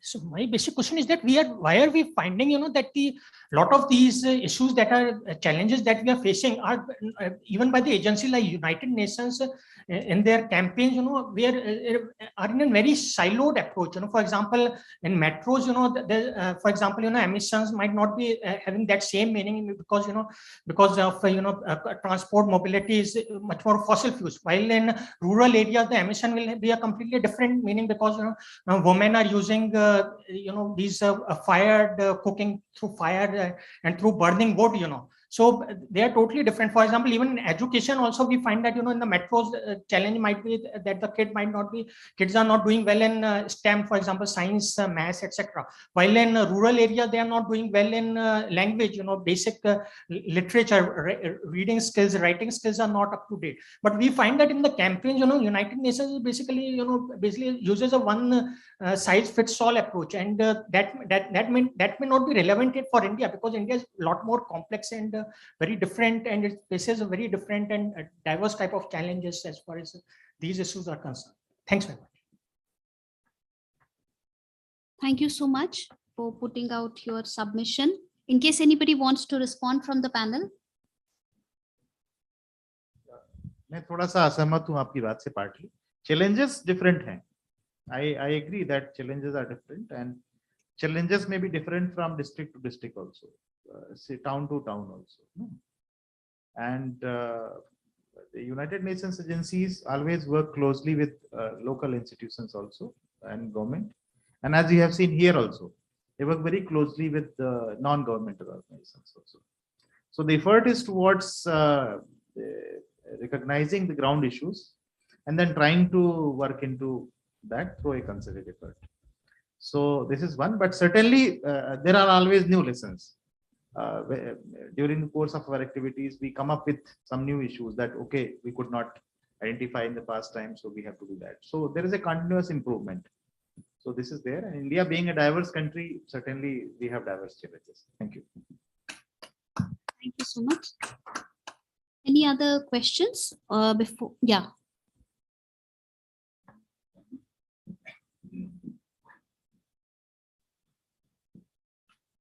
One question from Mizoram Aizol, representing Young Mizo Association. In view of this auspicious day, we are talking about the act without any border. I would like to point out and ask my co-partners how to consider, how to treat, as we all know that military coup happens in Myanmar. Last year from February, okay, and many people are fleeing their country and enter into the state of Mizoram. But the central government had ordered to be closed the border. They could not treat them as a refugee. But till date, Myanmar people are entering as a refugee into the state of Mizoram. Right now, it's almost 50,000 people are staying inside our state. As a government, the central government and the state government also could not treat them as a refugee. As a YMA, as a Young Mizo Association, we are treating and helping them. Amongst our members, we have collected right now, as on today, 57.8 lakhs rupees amongst our members. And we have distributed, we have spent more than 44 lakhs for our refugees of Myanmar people. How to consider and how to treat these people if the government could not consider as a refugee? This is my question, how to treat the Myanmar refugee people. As we all know, they are fleeing their country. They are coming down because of the military coup happens in 2021. Yeah. This is my question. Thank you so much for the question. One good thing is that you've raised funds and you've provided local support with the resources that you've garnered from your own youth networks, and that's a commendable action. On your other thing that you've asked, that how to respond and what should be the roadmap ahead and how to deal with this, I think this is a little sensitive issue. Any of the panel members would like to respond to this? Yeah. So I think first of all, very important thing to note is the local capacity for response. And I think in any disaster, may it be refugee situation, may it be the most important capacity is the local capacity. And I think we can see that. Now, how can the national capacity align with the local capacity or state level capacity align with the national capacity, even regional, I mean, Northeast? So I think my thoughts would be around what other capacities can align with that. Because this is such a sensitive issue. If anyone from outside is trying to respond, will always go wrong. Yes. Right? 99% they will go wrong. So you've been able to respond and you've gone right, and that's credit to you. Now, the bigger issue, refugee or no refugee, but they're human beings. And I think Government of India's response to so-called refugee populations is exceptional. I think No country in the world has done this kind of work, which you look at right from old times, like Tibetan refugees, or so. Our approach is different. We are different from our approach. Our government approach is very different from European approach, but that's fine, and that links to your question as well. The differentiated response is absolutely required. You cannot have same response in different situations, and that ability to adapt locally is very important. And I think we have a lot to learn from you, from Mizoram, and we've been working together, I think, on Mizoram, Manipur response to, but both Manipur and Mizoram have very different response. You know that. So there's a lot to learn from Mizoram, and thank you so much for coming here and telling us about your work. Thank you. If there are no more questions, I would once again like to thank all the panel members who were a part of this session and all of the participants who were proactively engaged and interacted during the course of this session. We'll break for lunch, but we'll come back by Siljo, by 2:30. And for another power-packed session, a similar session where we'll be talking about sectors now. We talked about stakeholders, now we talk about sectors. We have some sector leads who have joined us, some 6 or 7 sector leads who will be taking us through that session. Please come back by 2:30. Thank you so much. Very small request, because every face is shining like anything. So if we can take a group photograph, if you don't mind, just 1 minute, we can stand here. We have already taken We can take a photo. Because I was not the part of the group. Okay, you know. sir. Okay, so sir. quickly we No can problems. quickly we can come here. We'll stand here. Yeah, please come. Please come. Okay, Thank you very much. This is also a moment to announce that Urvashi Prasad from Niti Aayog has joined us online. Online? Okay, offline. Please come. So is she there in the room? Okay.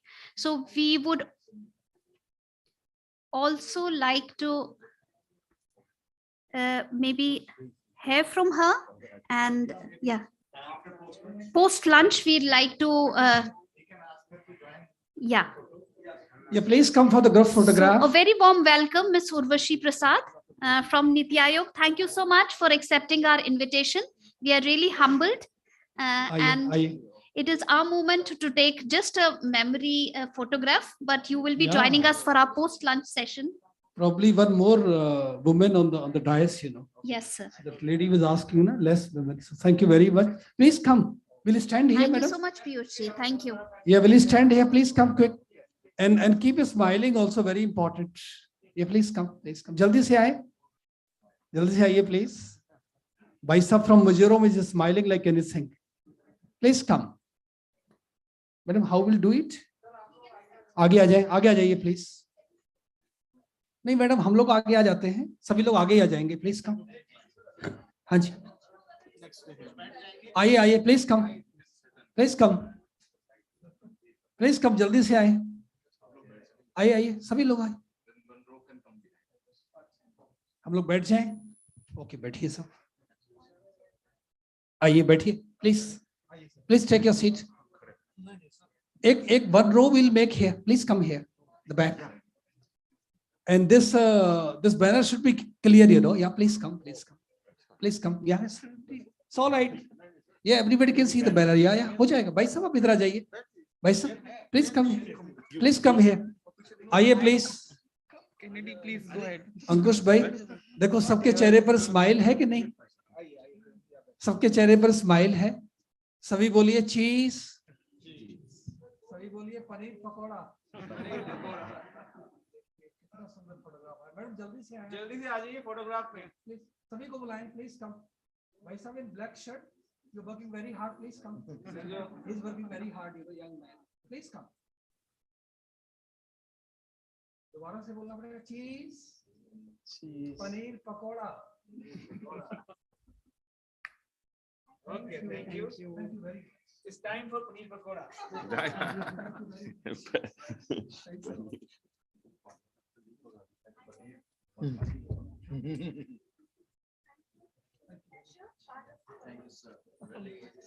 My pleasure. My pleasure. It was a different approach. That's most important. It was a different approach. You're from where? From Manipur. Oh, so you've got your card or something? My card is just run out. Oh, no problem. You send your, yeah, wonderful. Please do it. We can keep in touch. Yeah, we definitely. My pleasure. My pleasure. To all the online participants, so we are departing for taking a short break for the lunch, and we'll be returning back by 2:30. Requesting you all to stay connected. Thank you so much.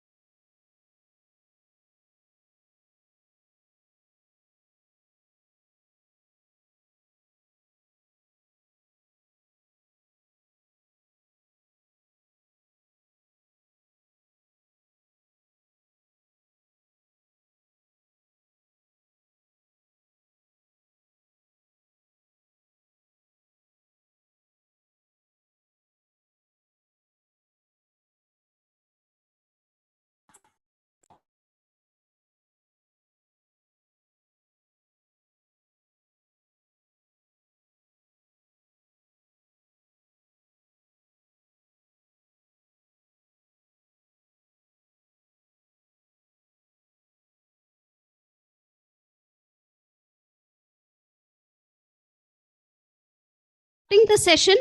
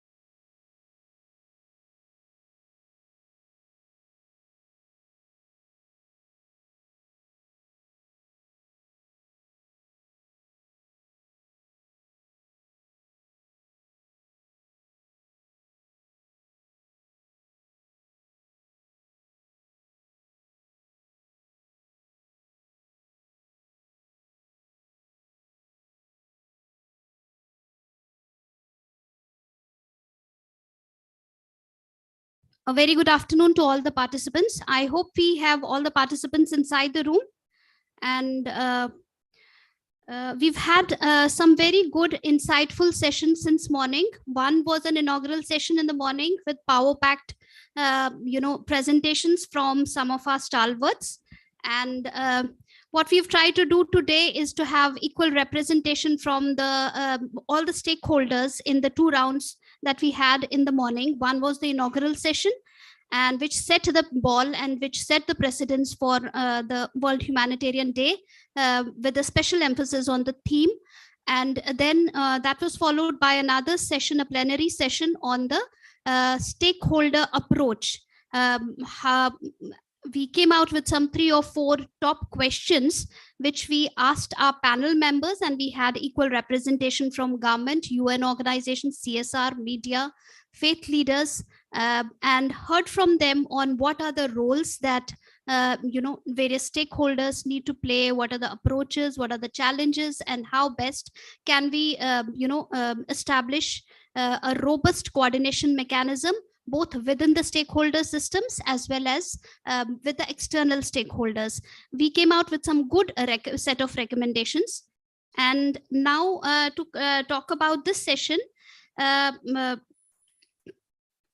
COVID has demonstrated that sector-specific responses are needed for all the 6 life-saving sectors, which are WASH, health, food, nutrition, shelter, education, and protection. We need to reach out and align response actions to all SDGs. All departments need to get involved. Now, this session is primarily going to focus on capturing broad insights on the various sector-specific groups, which are WASH, health, education, protection, food, nutrition, security, and shelter, and sectoral practitioners who are at the forefront in humanitarian situations. So we have a set of 6 or 7 sector experts with us today. Some of them are joining us through online. So I would like to invite Justin Chibakumar from Habitat for Humanity on the dais. He represents the shelter sector. We have Pradhanya Paithankar from World Food Protection, representing the food and nutrition sector. She has joined us online and she's very much there. We have Maraya from UNICEF, representing the education and child protection sector. Maraya, please. WASH sector, sorry. So Mintu Debnath from Save the Children, representing the education sector. We have Animesh Prakash from Care India. And we also have Jitu Kumar from EFICOR. We would like to have Urvashi Prasad, Ms. Urvashi Prasad from Niti Aayog as a special, panelist in this session, and would take the proceedings forward. So there, each of the panelists here represent their sector group, and will reflect their and share their perspectives on a set of 4 questions. And you can please carefully listen to the 4 questions so that we can have your reflections and your perspectives heard over a course of 5 to 7 minutes for each of the sector experts. So the questions go like: top 3 roles that the sector specific groups you represent can play during humanitarian situations and for DRR, climate change and resilience building. So what are the important pivotal roles that you think 3 you'll have to spell out? Do you think there's enough mobilization and coordination among sector specific groups you represent for the said roles? And if it isn't there, what can be done to improve and how? Do you think there's enough mobilization and coordination of the sector specific groups you represent with other sector specific groups for the said roles? And what can be done to improve and how? And your 1-line message on the occasion of World Humanitarian Day. I hope the questions are clear to all the panelists. And because these were sent last night, we're very sorry that, in case there is non-clarity on the questions, but these are very simple, very specific questions. We would leave it on the panelists to kind of tell us who would want to respond to the questions. Justin, you want to come first?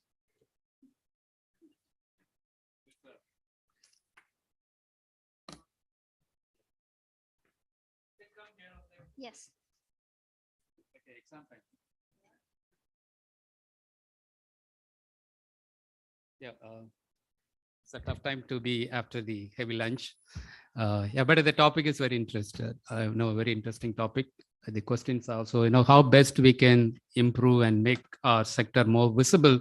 How do we improve the coordination between multi-sectors? Yeah, Habitat, just let me give a few lines about Habitat for Humanity India. We have been in India since 1983. During the COVID, approximately 30 million people we were able to serve through multiple interventions. Of course, the food, water, shelter is the basic need for every human being. The important, the priorities were completely different during the COVID time. Of course, there's one statistics shows there are nearly 27% of people in the urban areas are living in the slums. They are, living in our rented houses. So nearly these 27% of people had a tough time because they were depending on the livelihood. They were not able to pay the rent. They were facing huge challenge during the COVID time with response to the urban shelter areas. So these people who are living in the shelter areas, 27% of people had a tough time. Also during the, the exodus after people were moving towards their own areas. So how do we accommodate them? Then the government came up with the scheme called Affordable Rental Housing Complex. I don't know, I'm not sure how many of you heard this ARHC complex. There was a there was a knee-jerk reaction from the government. How do we address this, exodus of people who are migrant workers, those who do not have houses? Whether ARHC is going to be a solution. When we looked at it, I don't know how many of you know that nearly 55,000 unoccupied stock in the cities. Bombay, nearly 35,000 houses are already available. Why these houses are not being occupied? So how do we make the migrant workers and the housing? So I just wanted to focus on why this affordable housing ARH is not taking place. Because housing cannot be looked at in isolation. That's the one. I think Hannah asked some question: how do we improve the coordination between we have in Delhi called MCD, DDA, and that's one more body. I mean Delhi Shelter DUSUP, Delhi Urban Shelter Improvement Board. There are multiple stakeholders, multiple agencies are involved in housing. One can ask a question: why these houses are not being utilized? That's a bigger question. Whether ARHCs is going to work or not, again, the development sector people will know the housing is always linked with a livelihood. If what we presented or made a recommendation to the government, unless you look at the housing in totality in a comprehensive way, standalone housing is not going to work. So if you want to, my maid is coming from a nearby place. If you give her a house in Dwaraka, obviously she's not going to come and work in this place. So how do we link livelihood and their shelter need? That is the one point we wanted to look at it. That's why the ARH's not been a very successful model. It didn't take place, but a couple of places in Kerala, and they wanted to start this ARHC. But our recommendation from the development sector view, yeah, thank you. So I've been recorded. I cannot just bluff around. Okay, so if you look at it, housing, my first suggestion is to all of us, we need to look at it in a comprehensive way. So how do we link their transport, their livelihood? Then you look at it to work backwards, then provide a housing solution. So that's one recommendation when you look at it, the migrant communities, when we wanted to provide houses. The second, my recommendation is, CSR funding alone is not going to solve the problem of the housing in the country. Nearly the urban shortage alone is 20 million. It came down to 12 million in the past, but the rural houses is nearly 30 to 40 million houses. Again, the number one can, from which lens you wanted to look at it. So that's a shortage of houses. The rapid urbanization is going to take a huge toll on the need for housing. We all know that by 2022, 50% of people are going to live in the urban. So how are we going to address the urban housing shortage? What currently we are doing, as a multi-sectoral approach is needed for housing. The PMUA houses, if you listen to our PM, housing for all by 2022, I think all of us should have had a house by 2022, but the reality, the housing shortage is still, it's a big challenge. Currently, what we are doing to support the PMUY, the 2 lakh rupees coming from the PMUY houses, even for a 350 square feet house, any guess how much it will cost from the audience? A 350 square feet house, what would be the cost? Any guess? There is no right or wrong answer. I'm not going to fail you, please. Just give me a ballpark figure. For a 350 square feet, how much the house is going to cost? So 1,500 rupees per square feet. So approximately it will be 4,50,000 or 5 lakh rupees you made a house. But so government is giving only 2 lakh rupees. So how are they going to complete the remaining house? It's a big question. So what we are trying to do in a state, without the support of private support like a housing finance companies, HFCs. So we are setting up a HFCs, housing finance companies, whether it's a Swatantra or Bandhan or, with the support of a National Housing Bank. So those kind of private players to come in the market and, private public people partnership. So what is the important, what is the message? The second message I wanted to leave is the private people public partnership. So without the 3 players coming together, the housing is not going to be solved, whether it's a peacetime or a COVID time. I think there is a need for a multi-sectoral or the 4P approach. We need to put the people at the center. There is a need for a private, public, people's participation. I think, and I will stop it here. Probably I can come back with other questions. My last word is, I think the 4P approach is the way forward to take it on a day like, Humanitarian Day. I think there is a multi-sectoral approach. The people, public, private partnership is a message I wanted to give. Thanks.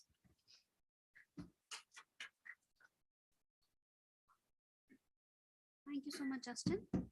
And you did talk about the coordination within your other stakeholder groups, other actors. Now you have mentioned about the external actors. You've talked about your vision about having this, linking livelihood, shelter, and transportation, and that's your vision. And how that's going to percolate. If you could have more recommendations, maybe yeah. So, but on this coordination within your shelter network, so are there any examples that you would like to quote or? Yeah,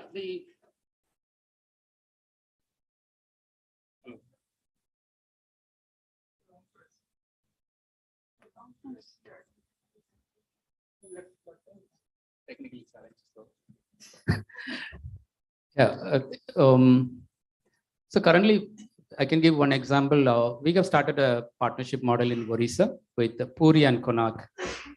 where we brought in the Swadhantra Micro Housing Finance Corporation. So we are able to leverage 2 lakh from the government that is given in 4 installments, 40,000 up to foundation level, then plinth level 60, when you complete 60, the roof another 60, then complete 40. So the 2 lakh is coming in 4 installments. The private lending partner is giving 2 to 3 lakh rupees. So we are able to complete the houses within 6 months. Otherwise the house would have taken 6 years. Even, there are example, people started the house in 2016 by PMAY support, but till date, they are not able to complete the houses. Also in the Orissa government, there is a incentive. If you are completing your house within 4 months, they get additional 20,000 rupees. So we are moving, nearly 50% of people to take that incentive. That's a huge bonus for a poor. So this model is working perfectly well. It's called housing support services with the private people and a public partnership. That is one. Multi-sector approach. We are to work with the health sector, livelihood, and education. That probably. But I think Habitat, we are very fortunate to work with the CSR space. 99% of our funds are raised within CSR with the 2% of their support. So CSR is another area we can work, but the other sector I'll come back to. So there have been many disasters in the past. For example, we'll take any which has been a recent disaster, in which now Animish is from care and you're from, and both are working on shelter in emergencies, so that coordination. Yeah, I think like-minded organization. I think we have some partnership developed between IGEEE. There is a possibility World Vision. These are like-minded organizations. But I think, yeah, that need to be worked. I think Sphere can play that role to bring multi-sector to sit together. We also developed a concept called Area Development Program, ADP. We sit in a particular place. We focus on the housing and housing ecosystem. Probably some other organization can work on health and women empowerment. So there is a possibility, but it's yet to take. Yeah. So livelihood, education, health, and skilling. It's another huge area. Just to quote a very good example, that post-COVID, during the post-wave 2, when things were getting very bad, then some like-minded organizations who were working on education and child protection came together and tried to pitch in for some common resources for an initiative called Education Can't Wait initiative. Now, we have to leverage the resources also, work together also, prepare some joint response plans. So this is in way of, coming out, because in the earlier session, we did talk about a joint response planning and the need for developing the framework and an operational plan. So aligned with that, that would help us pave way for those particular things. I would request Pradanya, who has joined us online, to please share her perspectives aligned with the 4 questions that are there.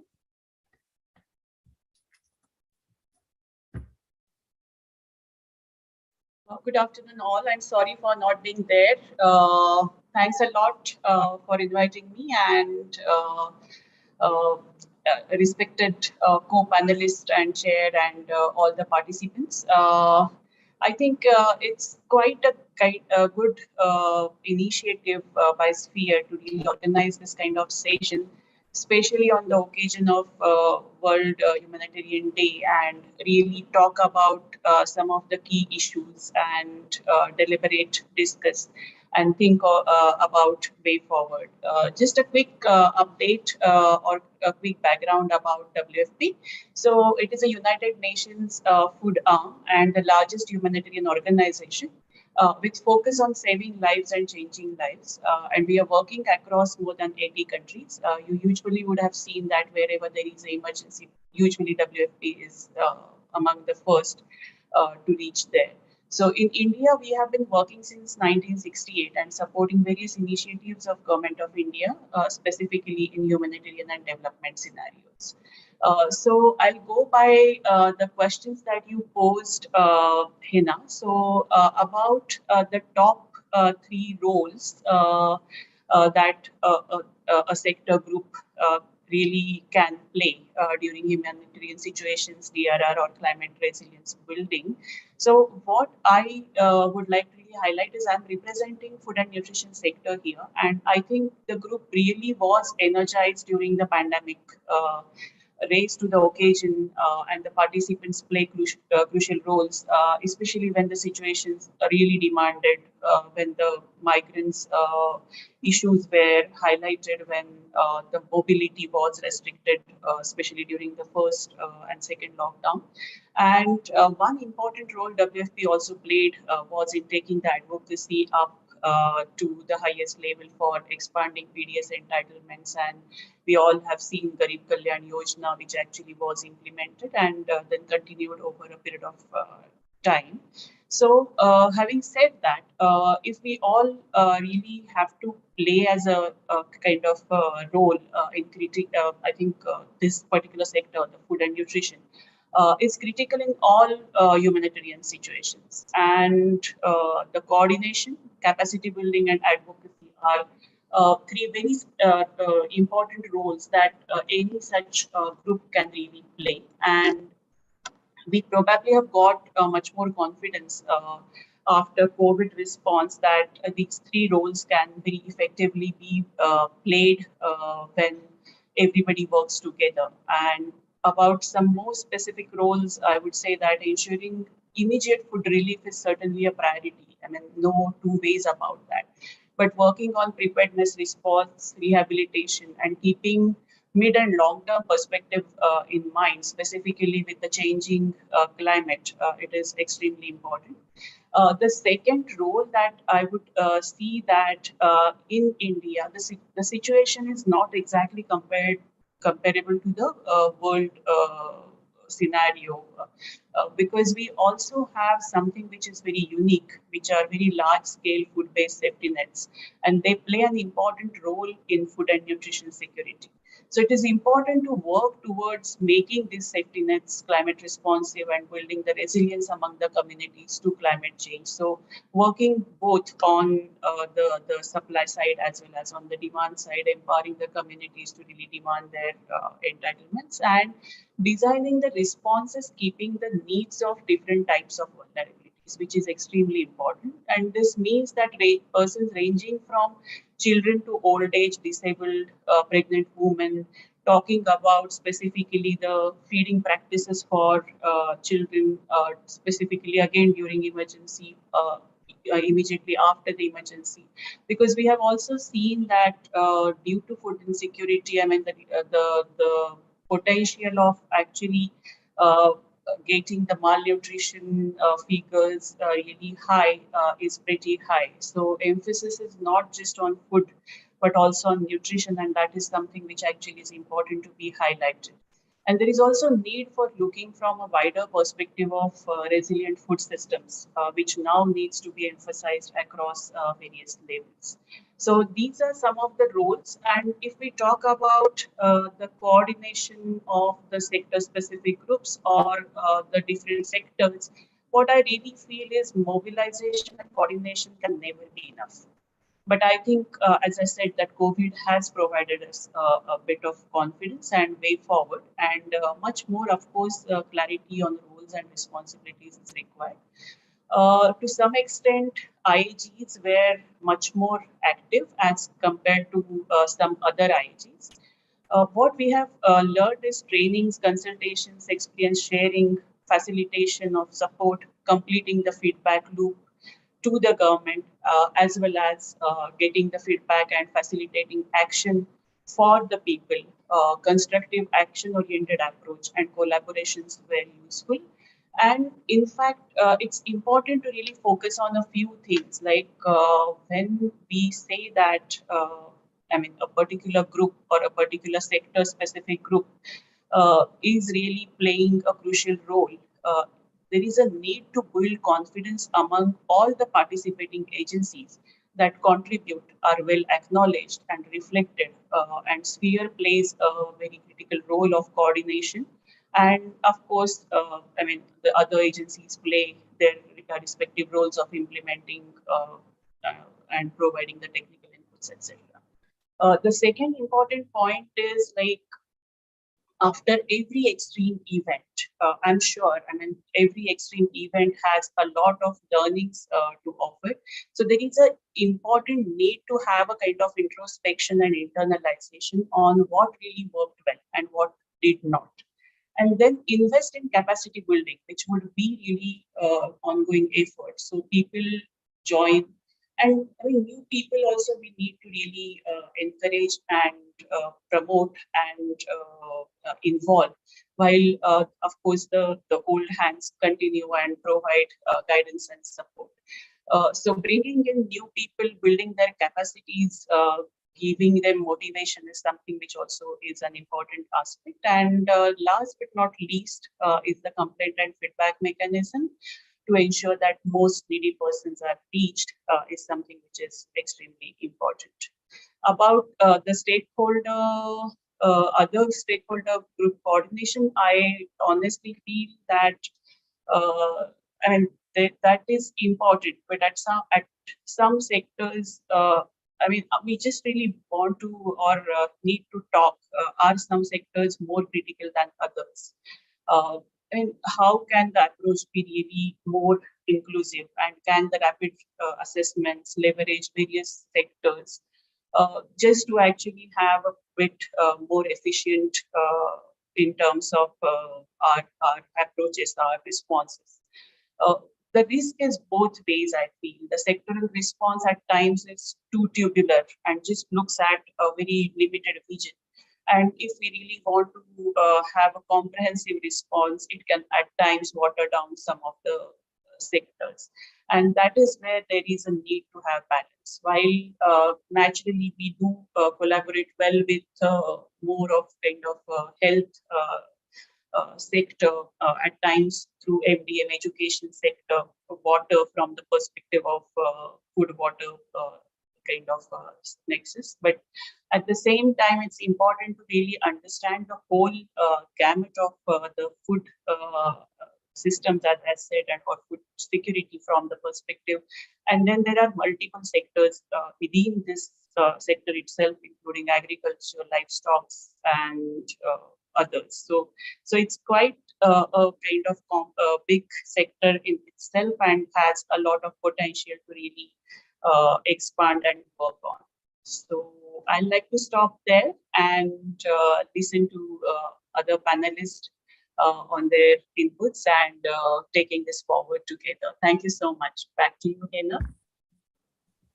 Thank you so much, Pradanya. It was quite self-explanatory and quite lucid as well. What I'd like to also emphasize here is one of the practice that was adopted during COVID, where WFP had come out with some food basket, which they made state specific, and many IAGs approached SPARE asking for specific information at the time of disasters, which was very, very helpful.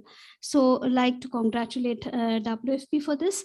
On your thing on this external stakeholder coordination, I think that health, FNS, and WASH go hand in hand post disasters in the response efforts. And while protection is overarching, but these three are well aligned, and usually we see that the response efforts go together. So how to kind of have more strengthened coordinated approach towards strengthening that already existing that coordination with external sector experts and sectors. So thank you so much. That was quite insightful, and I would request Mariah now to kindly share her perspectives on WASH sector, a very important, critical, and sensitive sector post disasters.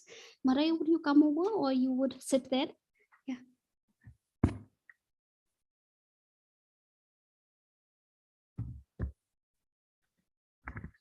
Thank you so much. So good afternoon, everyone.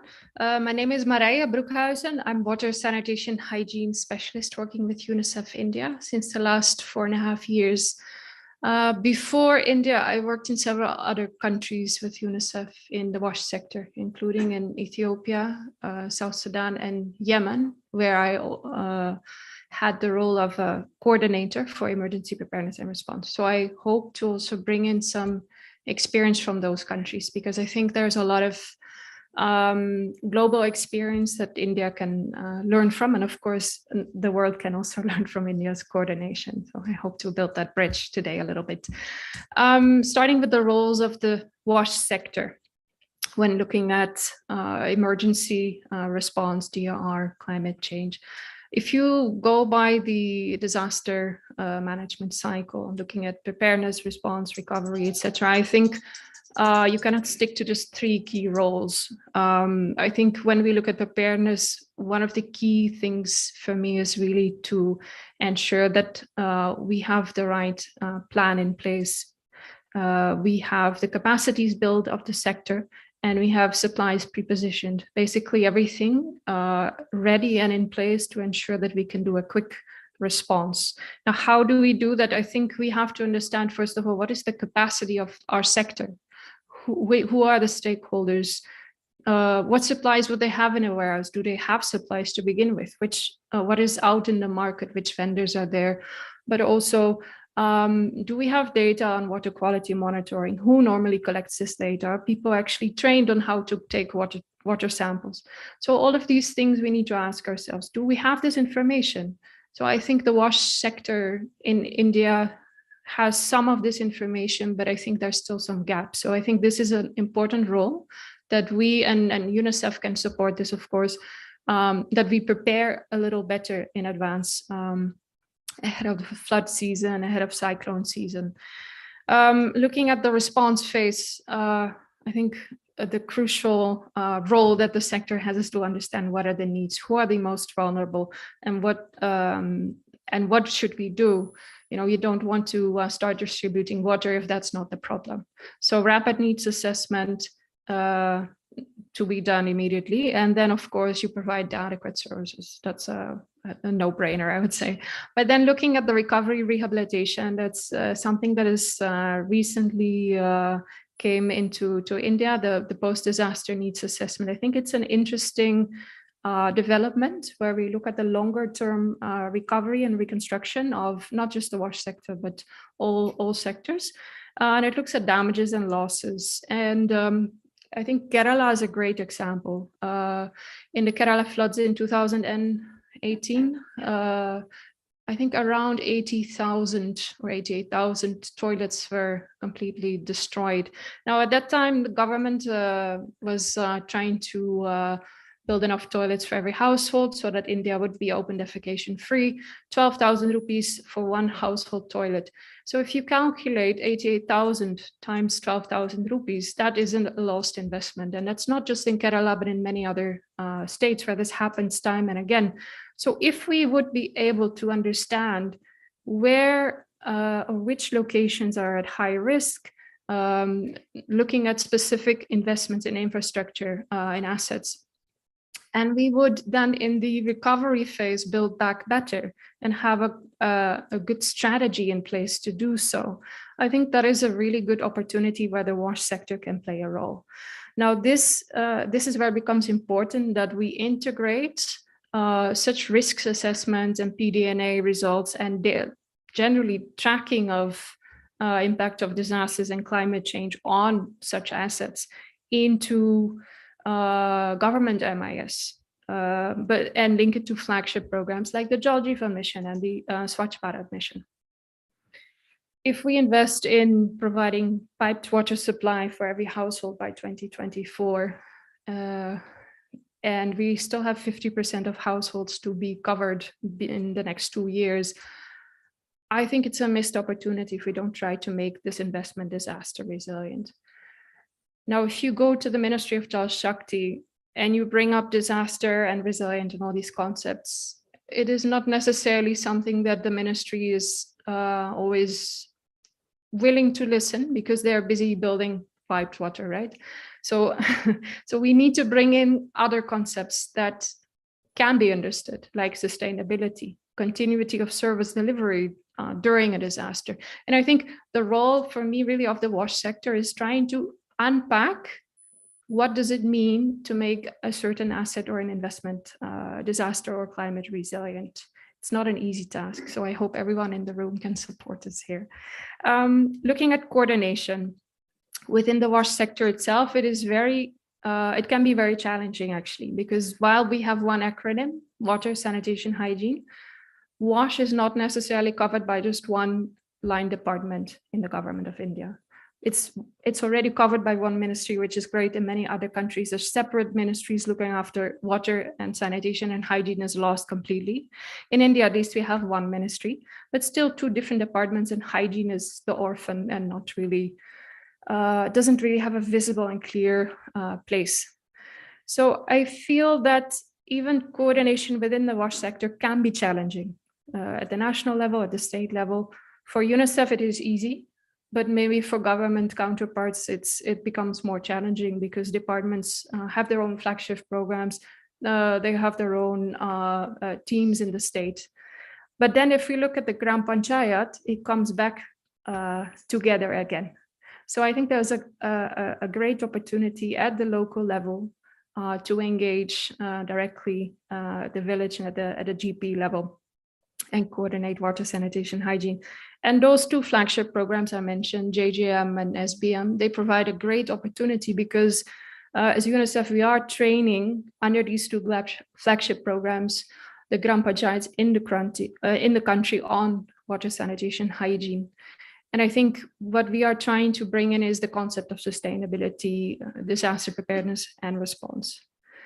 So what we would need further, I think, is better capturing of the data, and I mentioned already in the previous point, but also have clear responsibilities and focal points at our line ministries that we can coordinate with directly to prepare for and respond to disasters.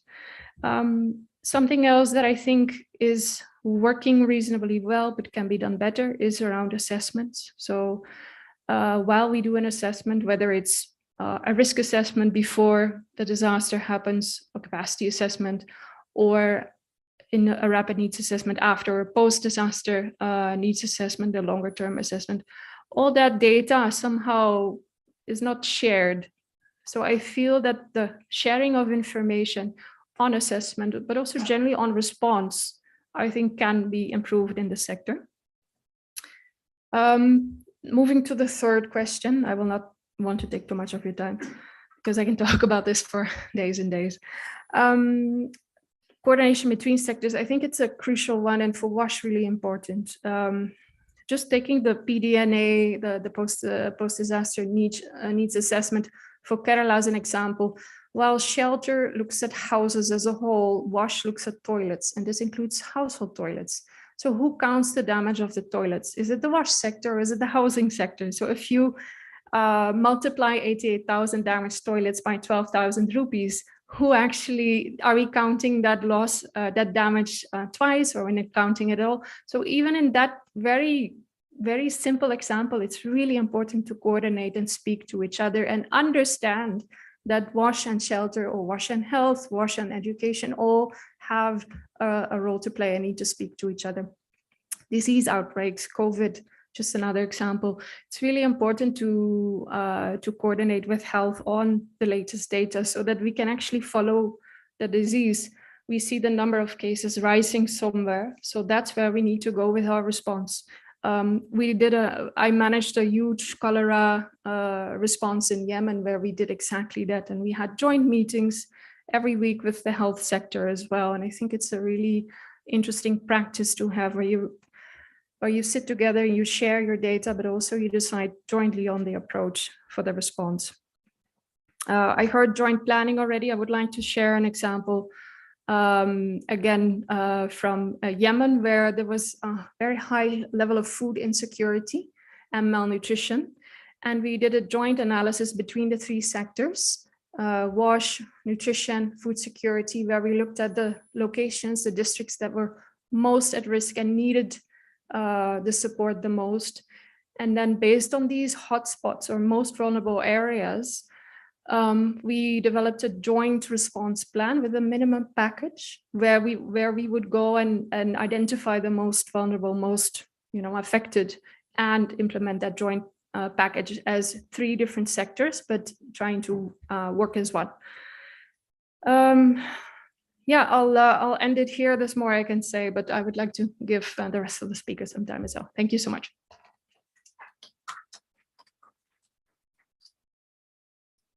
Thank you so much, Mariah.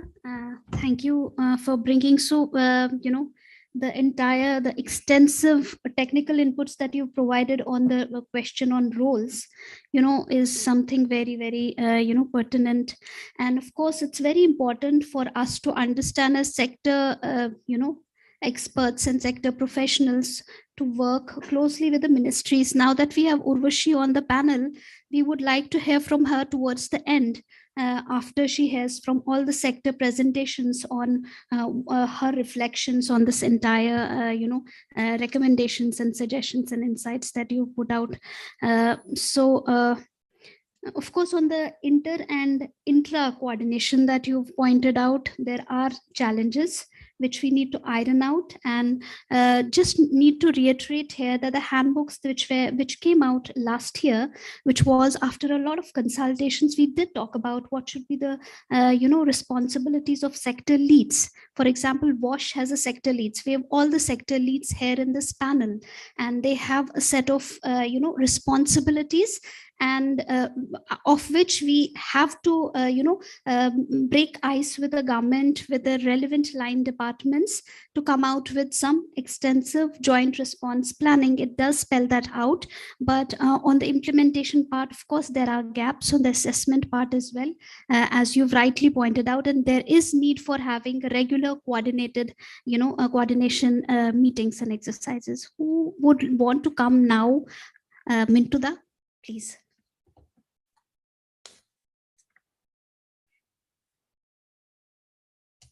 Thank you, Hannah. Good afternoon, everyone. I think I'm president education sector. We have often seen that one of the most impacted and less prepared sector is the education. If we take the example of COVID, we have seen that the whole country, almost 2 years, everybody was finding solution, but there was no as such solution to address. Very recently, last 14th of, there was a small flood in Jamuna floodplain area.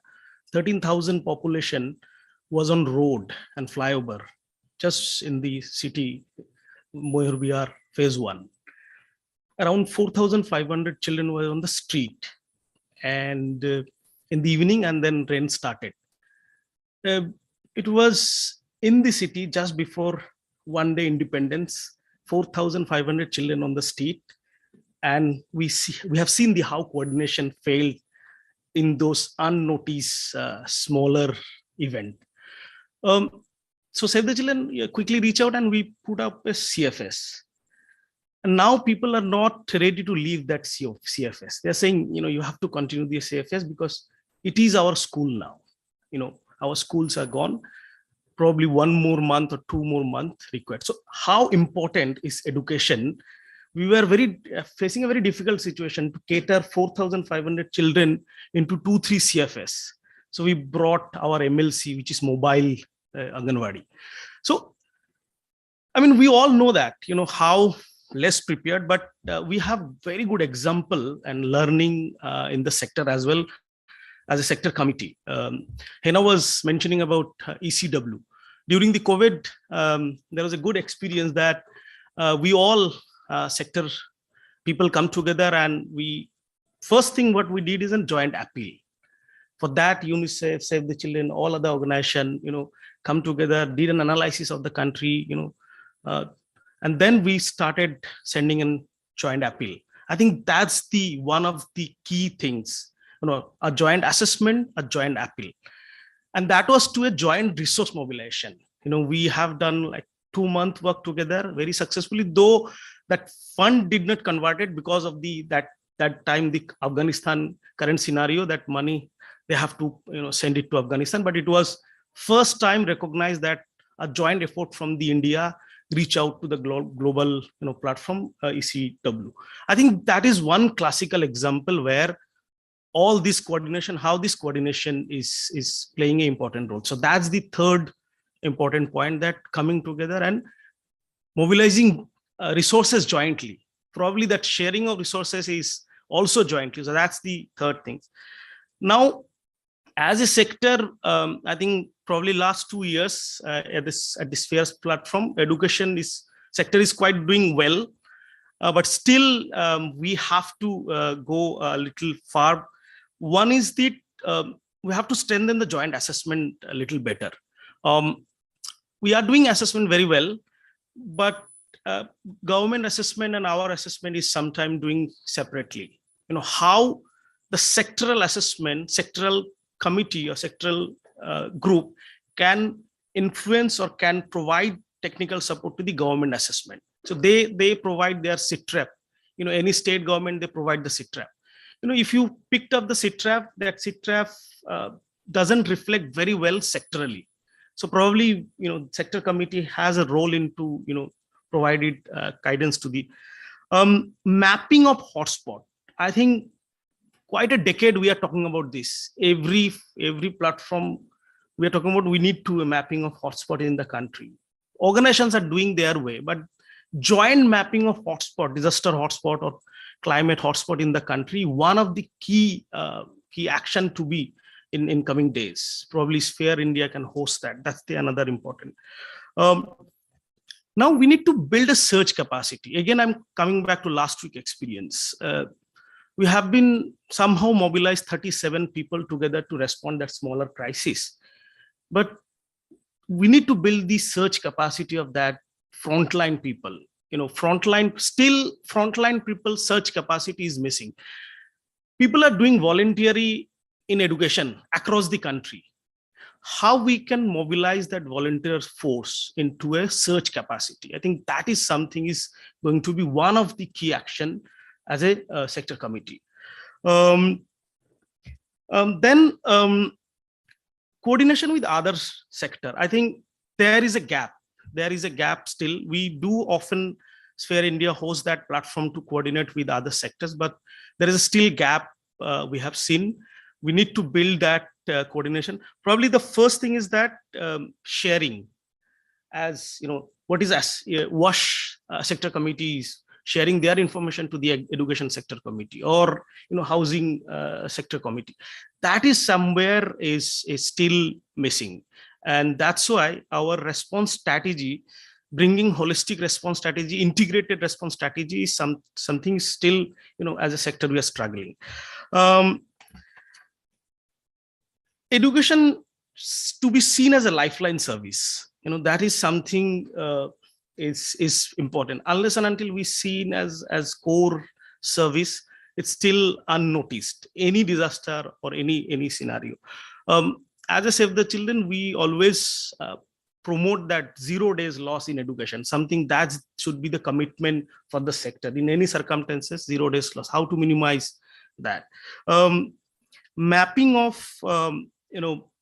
sectoral capacity, what different organizations have, what government have, that is something, and bringing together for a joint capacity initiative with jointly. I mean, as a civil society, we are doing capacity building for us and by us, but we are often missing that in the same capacity building or same space, bringing government stakeholder, because that will give an opportunity to coordinate between each other. I think that is another we can a huge number of volunteer base to be created across as a search capacity, especially on the education. That is something is important. We have institution like an IDM, we have institution like which rigorously working on the capacity building across the country. I think that an opportunity for as a Sphere to work with an IDM platform to build this education volunteer across the country on.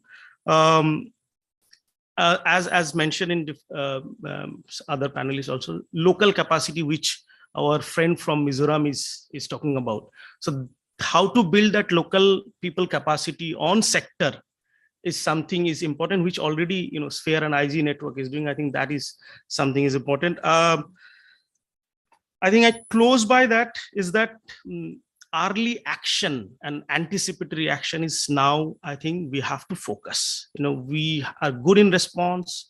We are also doing good in preparedness, but early action and anticipatory action. For example, what is Mizoram happening is Mizoram, our friends, when he raised the question, we were struggling with the answer.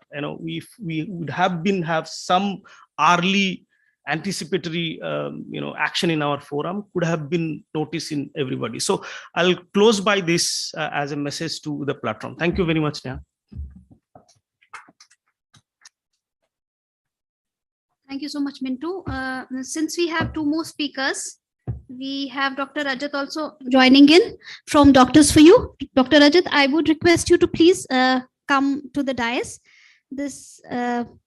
Yeah. And I would request Animesh now to come over, and he would spell out the actual, he has some interesting inferences other than the questions out of box that and a vision that he would also like to put across to everybody. Over to you, Animesh.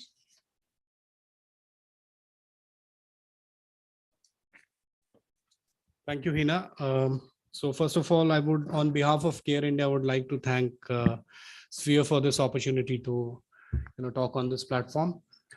Today morning, I was having a look at the questions shared by Hina, and I found it very interesting that we are talking about multi-sector coordination across humanitarian, DRR, and climate change, which is very interesting, which makes this question very difficult. Yet at the same time, it picks up a very pertinent issue which has been ignored for many years now. So it's a very wide spectrum, and I personally believe that if we are looking at long-term solutions for humanitarian, maybe long-term solution would lie at the other end of the spectrum. So you cannot look at these three pillars in isolation, and that is where I want to highlight that coordination is important not only within the sector but across these spectrum. We need to see that how humanitarian also kind of talk to institutions related to DRR and climate change adaptation.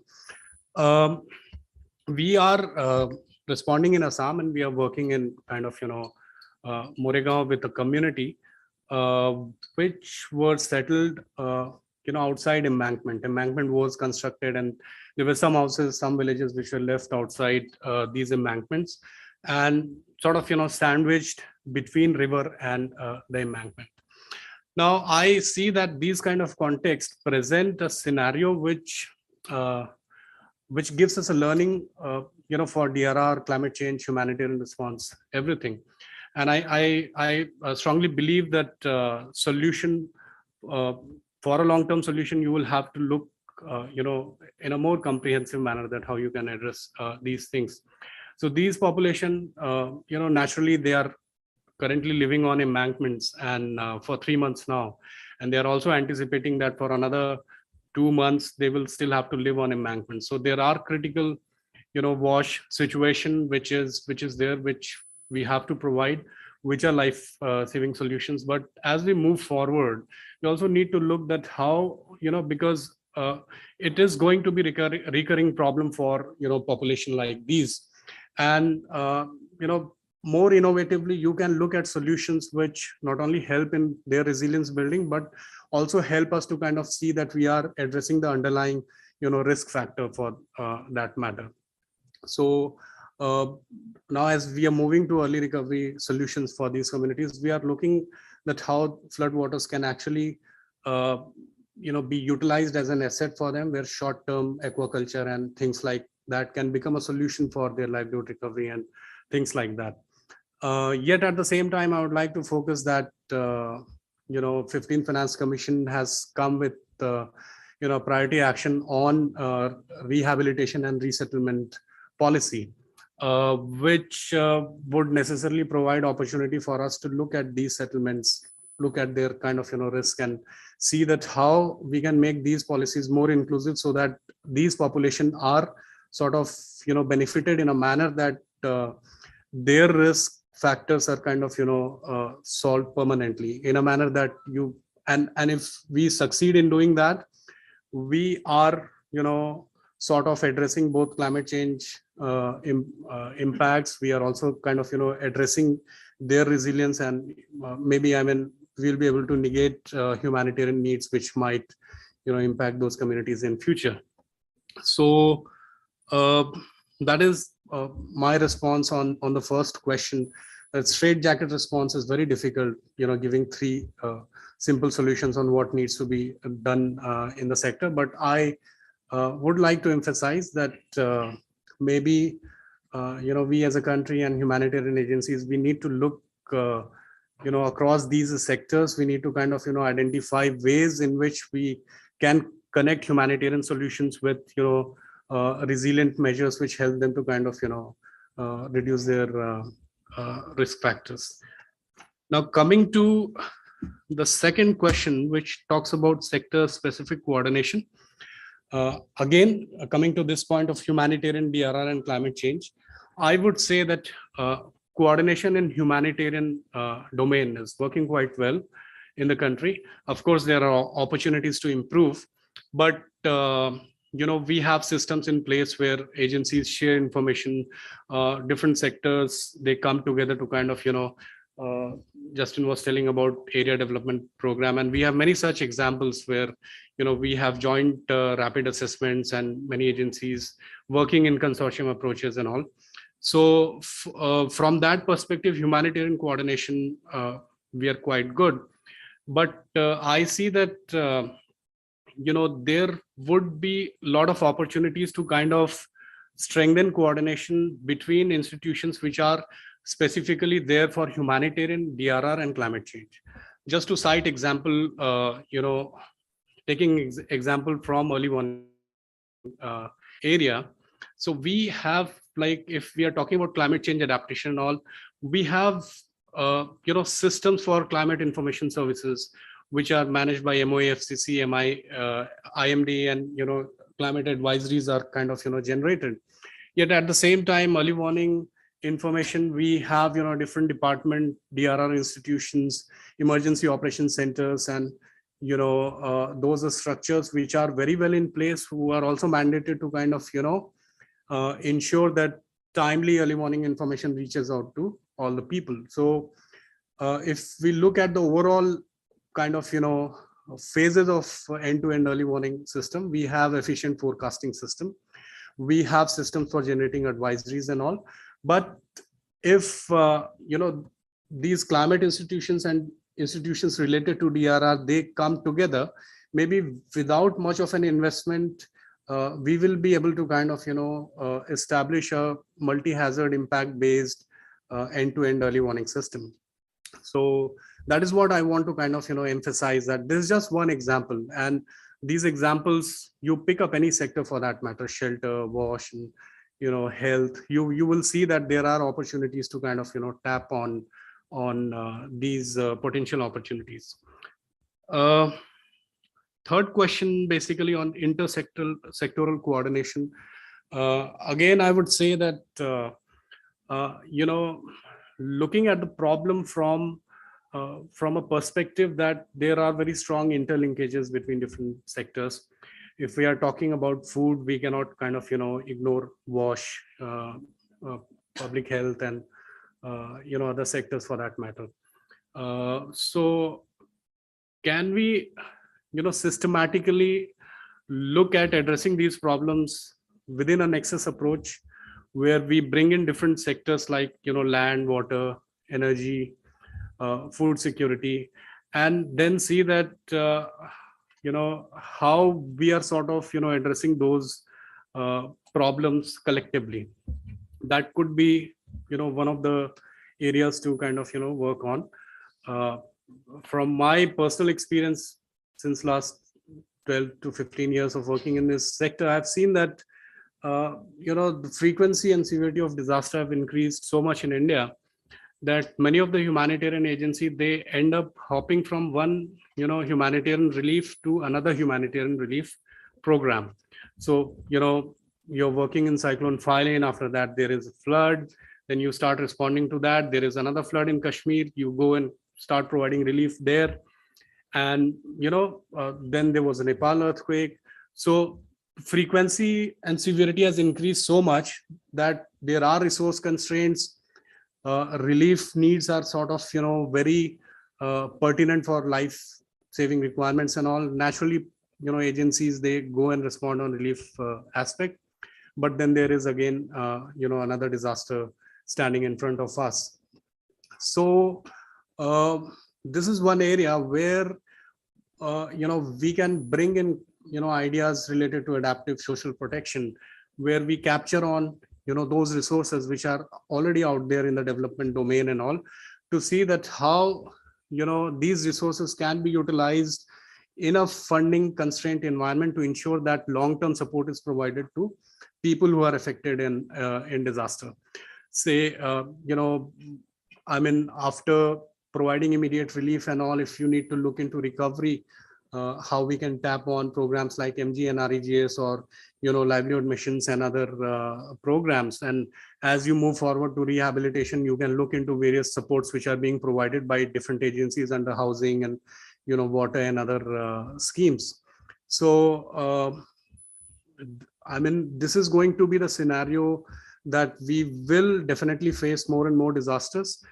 Climate change has proved that these disasters are going to be more and more devastating, and there is going to be a funding constraint. So how we can innovatively kind of ensure that there is a coordination mechanism between different sectors in this domain to tap on those resources for disaster affected communities. That would be kind of an important area to look at. Another thing, I think that there are various actors like corporates, then we have diaspora, faith-based agencies. There are individuals also who are kind of contributing in humanitarian scenarios. So when we talk about civil society and development sector, they might be fairly good in kind of intrasectoral coordination, but can we also expand the domain to see that how other humanitarian actors who are working in the same domain can come together to have better coordination mechanism. Ladakh, Leh flash flood, I think some families got 35 blankets. I was just going through those data and all. So this is just one example, and we have within NGOs and all, we have fairly better in sort of coordination mechanism, but we need to bring other actors also in the same domain of coordination and kind of emphasize that how we can collectively improve our actions on that. Last point, the one liner which you said, for me it would be that we need to kind of shift from short-term quick fixes to long-term solutions. And that is where these connections between humanitarian DRR and climate change adaptation would come handy. Thank you.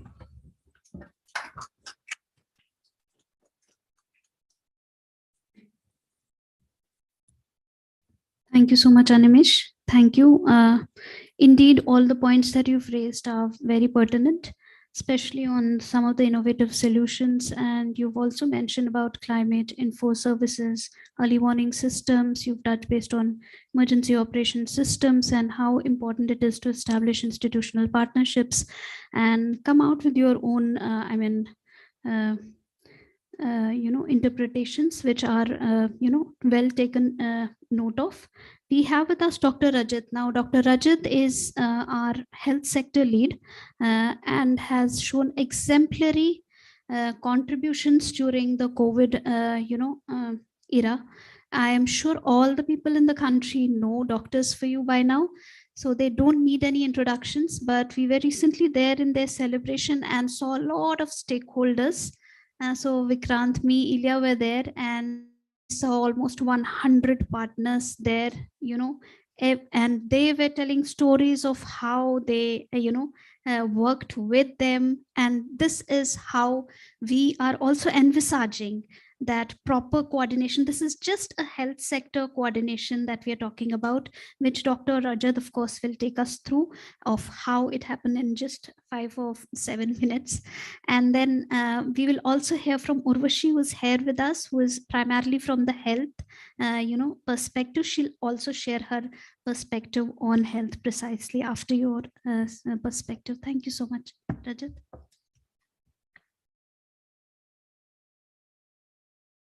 Yes, thank you, Hina. So first of all, my regards to Sphere India for always supporting us since beginning. It's been 15 years that we are working. Though I'm a radiologist by profession, But over a period of last 10 years, I have become more of a public health person. So I feel that as we predominantly work in the health, and my experience of working in the health is there's so much thing that government does, and there's so much thing that we as a group we want to do. If we create a coordination in a way so that we are not duplicating the work, rather we are bridging the gaps, then the kind of intervention, the kind of effect that we can create is multiplied to a very, very big level. And Doctors for You has done that only. Specifically, when we focus about our journey in the last 5 years, we have identified that be it disaster or be it a non-disaster area, health in our country is a grossly neglected subject for the last so many years. But thanks to the politics, and now I will say the COVID, the people have started paying attention to the health. Yes, this is one area where people have to pay attention, including the politics, including the government, and all the other aspects. So we realized that if we will create a parallel ecosystem, nothing is gonna work, because alone we can do very little. But if we will work in coordination with the government, obviously with the support of our partners, we will be able to create a much, much bigger difference. And this is what I have learned. In fact, on the other day, I was speaking to Dr. V.K. Paul at Niti Aayog, and I was talking to sir on this also, that in the hospital, if you're going to look at it, in a government hospital, if the BP apparatus is not functioning, the reason is not that it's not available. The reason is the battery is not available in the BP apparatus. So if we figure it out so that that becomes functional and that becomes operational, the things become at a much, much bigger level. In the COVID time, when we spoke to the government, to the district collectors, to Niti Aayog also, and to health secretary, we realized that ultimately, in order to make a system sustainable or to work, the entire chain has to be intact. And if the chain is not intact, if, like, let's say there are 10 people that are needed to create a system and the 9 are working, 1 is not working, the net result is the work is not being done.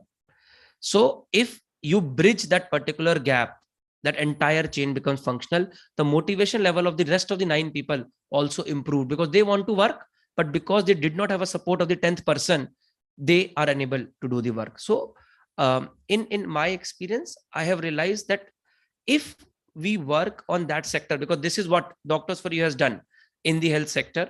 We spoke to the health secretary, we spoke to the people who were taking the decisions. We identified that please let us know where we can pitch in so that we can make the system work at that point. Like in COVID vaccination, we were talking about, the government has a very ambitious plan to roll it out to at a bigger level, but the challenge were vaccinators were not available at some of the places. At some of the places, the challenge was the vaccinator was available, the doctor was available, the vaccine was available, but the data entry operator was not available. So we identified, we said, okay, no question asked, you tell us what is needed at the ground. The net result is that this population, this community has to be vaccinated in this much time. We have this much capacity with us. This is what we're going to put forward. I created the transparencies with the donors. We said, okay, see, this is the Manipur area. In the Manipur area, there are this much population that needs to be vaccinated. I have spoken to the health secretary. Health secretary says that they need 10 teams. And in the 10 teams, they have 5 doctors available. They are short of 5 doctors. They are short of 20 vaccinators. They are short of 20 data entry operators. We said, okay, let's go ahead and we're going to do that. And we're going to support the government vaccination program, because ultimately, I will say that in a coordination sector, when we're talking about, we all have, and on specifically on this World Humanitarian Day, we all have one aim, and that is to make our life more meaningful, to make our life more productive, so that we can say that, yes, we have done something for the country. So identification of niche areas where as an organization, we can come forward and we can support individually to government and to the inter-coordination is the biggest key. I feel that creating the transparencies in the system, a complete transparency in the system, there are a lot of time where system will not work. And if the system will not work, come up with say this openly that, yes, this is something that is not going forward. Take risk, identifying some innovative ideas that, yes, this can work. put it as a pilot model. Initially, don't approach anybody just because you want something from them. Just approach to show them that this idea can work. Show that particular idea, validate that particular idea. And once you are able to validate that particular idea, then scale it up to a different place. Try to identify your capacity. Sometimes we take the decisions which are beyond our capacity, and that is the time when we fail. Because in my professional world, as I told you, I'm a radiologist, we always say that a good marketing of a bad product will kill it much faster. So don't propagate something that you feel that you will not be able to deliver.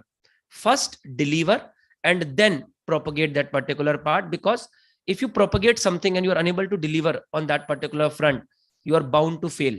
If not today, then definitely tomorrow. So try to first use your efficiencies, identify that yes, this is your strength area and where you can work upon. So that's a sector specific role. If I talk about that, I talk about enough mobilization and coordination. Health is such a sector when I say that still not enough. But my experience has been that probably an inter-coordination efforts needs to be strengthened a lot. A lot of time that has happened with us also. You are only focused about your group, but what we need to realize that all the sectors goes together. Health cannot go without wash. Ultimately the things are linked together. I have yet to find a solution for that how it is to be done when the coordination is much more productive in a way, so that we are able to do a much more meaningful contribution. A one-line message, all I'll say is, let us help and support the world in whatever way we can. Changes start from within. So let us change ourselves in a way so that we can make our life more meaningful. And once again, thank you, Hina. Thank you, Vikrant, for inviting me over here.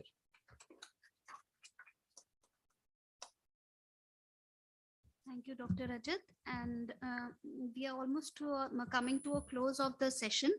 And because it's a national holiday also, so we've decided that the breakaway session we'll do away with.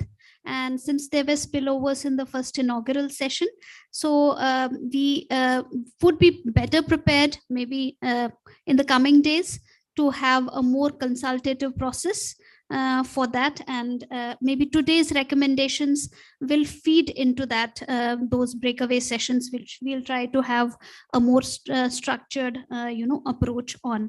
So I would request Ms. Urvashi Prasad, who has joined us from Niti Aayog, and who is looking primarily on the health policy perspectives, to kindly share her general reflections about the panel session, and because she's a health expert, to give more deep-seated advice, recommendations on a way forward to proceed with our health sector planning.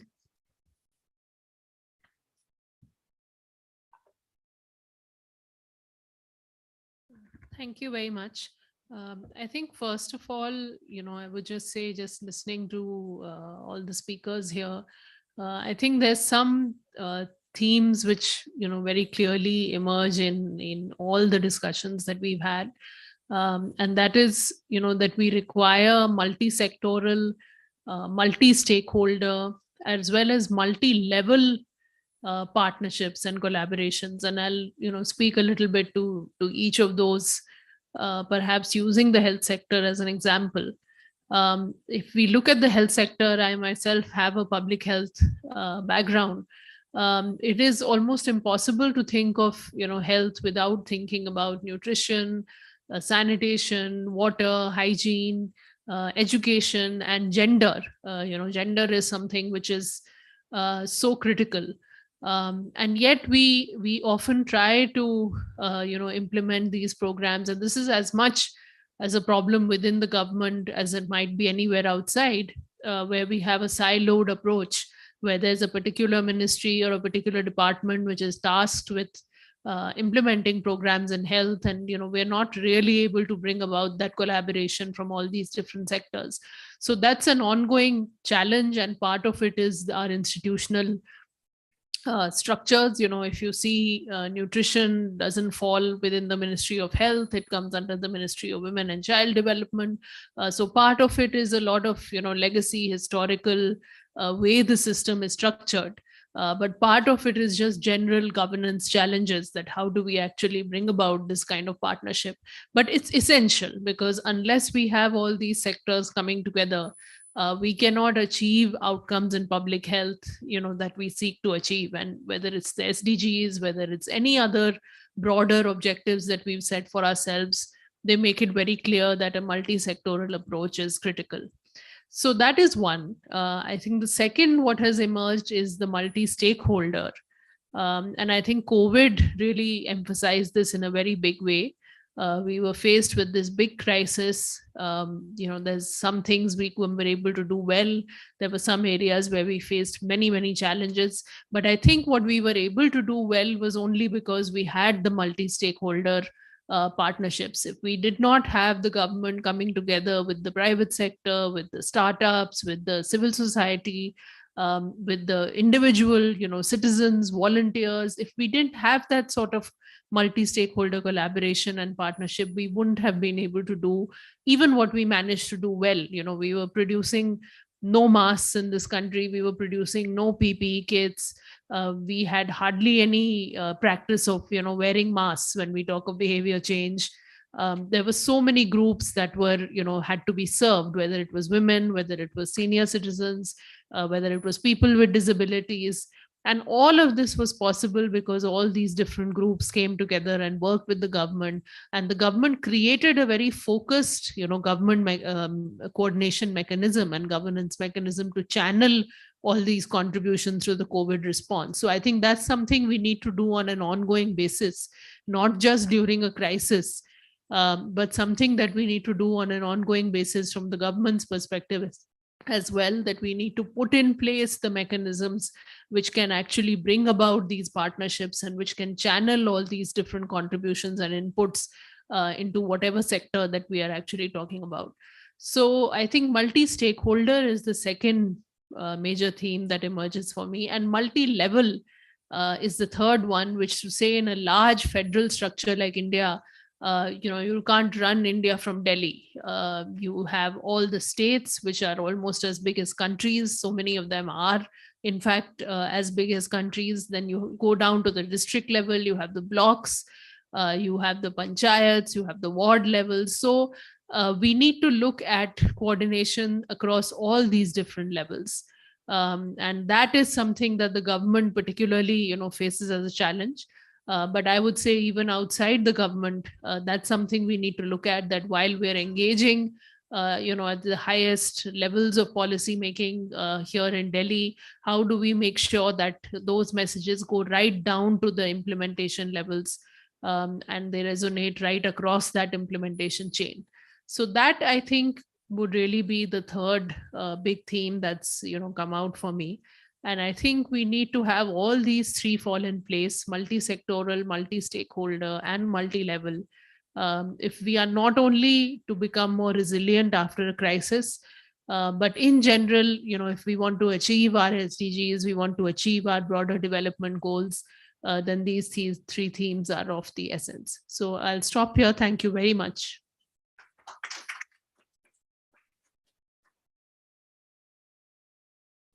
Thank you so much, Urvashi ma'am. I had almost forgotten that I have Jeetuji sitting right close to me. I didn't see him. So he's been waiting for a very long time. Jeetuji is the head of programs. He's the lead in EFICOR and would be sharing his perspectives. They do a lot of work on food nutrition as well as the other sectors, health, and he would be discussing more on these sectors. Jeetuji, over to you.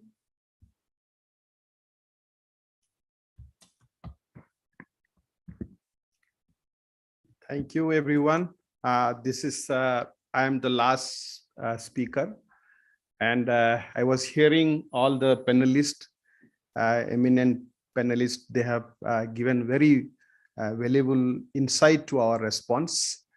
And I introduced myself as a development practitioner, and being part of an organization which is 55-year-old, in India, we started with humanitarian response. So our core intervention is not only limited to one particular sector, and the sectors that are mentioned here as intersectionalities. So when we are responding to a humanitarian crisis, these all issues are always there, and we have to go with the preparedness and to respond to this need of the community. I would not limit myself to a 3 points. I would better to give you a little more of the input on the sectoral inputs that is required for a coordination and better response in humanitarian crisis. This includes, because this includes a situation where in the before lunch we had a very good elaboration on the crisis, the situation that at present we are facing on the frequency and the intensity of disasters, and that has a direct link to climate change. So what we are talking about is DRR is not only disaster risk reductions, but we are now at this moment we are looking for risk reduction to resilience building. So our response, many of our speakers also, they have already spelled out that we should not focus on our short-term interventions. So our focus is on more of a resilience building aspects. So resilience building, I think, as a coordination, as a collaborative efforts, as a networks, we should come out with collaborations with agencies like government, civil society organizations, corporates, and most importantly, communities. So recently, in last 1 year, we have seen 3 kinds of disaster. One is pandemic, very much there, and it is still there. And then we have heat wave response and flood response. So EFICOR being responded to all these kind of situations, and COVID pandemic during the lockdown time, that we have seen that how life paralyzed because of the lockdown or because of the things that were stop functionings. Even institutions were stop functionings. So in that kind of situations, we have learned lessons. The lessons that we in the sessions that we are talking about technologies and innovations, we had come up with governance. First thing is I would like to give importance to governance. This governance is not only the executives who run the government, but governance is even our civil society organizations, that we have teams of people who are responsible for particular kind of response. So at time when we respond to the COVID pandemic situations, that we need to have a system and structures within the governance. And that's what we did in EFICOR. We formulate COVID response team, and we discuss and decide on the situations through a risk assessment, that what kind of risk would be there. When we go there physically, there is a chance of spreading the disease. When we are planning to transport material, there is supply chain issues. There is no supplier to supply commodities. Then what is the actions? So first thing I want to give importance is governance. So governance we have to look into. And second thing is risk assessment. Risk assessment is how severe it is and what could happen. And as a networks, when we are having a matrix sharing our informations, how the informations are relevant to us. Is it real-time data? Because many a time when we have metrics of informations, the informations are sometimes outdated. And there are systems, there are institutions who are providing informations. But is this information helpful to design and helpful to respond to a particular need? That we have to strengthen. Then knowledge and education, very much important. We have realized in the COVID response, we are talking about COVID appropriate behaviors. There was mass communications. They were spreading news about maintaining physical distancing, wearing mask, hand hygienes, all these things were there. But this is part of awareness and behavior change actions. So how can we involve the local community in the carrying the message and actions? We involve as organizations, we involve children. We have child parliament, we have youths, we have disaster management committee, we have task force, we have village development committee. So from the grassroots, like there was Dr. Was mentioning about mobilizing people for vaccinations. So there was vaccine hesitations. So how could we model ourselves to mobilize people, get the vaccines voluntarily? Our team who were model in front of community that taking vaccination is not harming them was a good model. That's a good lessons that we have learned. So sometime at time that where we need to showcase ourselves a product, a solution which is already accepted by the society is for the benevolence, for the benefit of the society, that message has to be go into. So that's why education and awareness through this kind of networks, spreading such actions through our demonstrative actions are very much required. Then third thing is risk management and vulnerability reductions. In a building resilient community, very much need systems and structures in place like early warning systems, and there are adaptive measures to when the disaster occurs, when they are contingency plan. A community level institutions, what they can have is a small amount of money they can save, like self-help groups.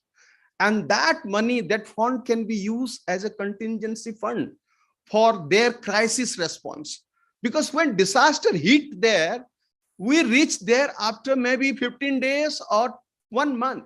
By the time they have to cope up that kind of situations. So when we are talking about resilience building, how can we develop, how can we build the community to have to strengthen their local coordinations? Because we are aware that there is a integration required of our own response with the government response, because we cannot bypass that one. There is existing system which we call local government, that is the very much there in the ground, and there is a administrative systems which is as the block at the district level. So how can we improve these coordinations? This has to be very much significantly focused when we are thinking of a resilience building community. And fifth one is disaster preparedness and response, which is also very much likely to have focused on contingency plan. The plan which they have not like ready for, but they are looking for that this may happen. So looking at the intensity and frequency of disaster, that each of our community, we cannot predict now. We cannot identify a geographical location as a zone through our mapping because it is unpredictable. Cyclone is unpredictable. Flooding is unpredictable. It is everywhere in India now. And we had to prepare for such kind of emergency response, not by ourselves, but with our existing IAG, intelligence groups that was headed by SPEAR. And I salute to SPEAR for bringing such kind of platform at various district and state and national level. And the point I wanted to focus here is that we have to further strengthen, identify and strengthen these capacities, because World Humanitarian Day is such a day that we are gathered together and we are reminded that this kind of forum to be strengthened. My last word that I wanted to say, let's build a village with resilience capacity. I stop here. Thank you.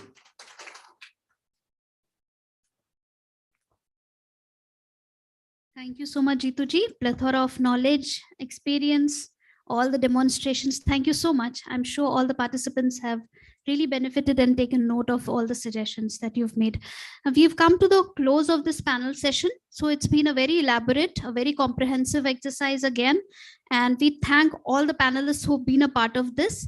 But we would like to open the floor here for any submissions, insights, questions. We have discussed a lot of, especially some of the sector specific presentations. I see Helia has her hand raised. So Silju, if you can give the mic. Yeah, please go ahead. Firstly, thank you, all the panelists. Truly a rich conversation. So I'm Ranjan, I'm from FIA Foundation, and just a resonance on a few things which you have said and some reflections and maybe a question to anyone who would want to take it up.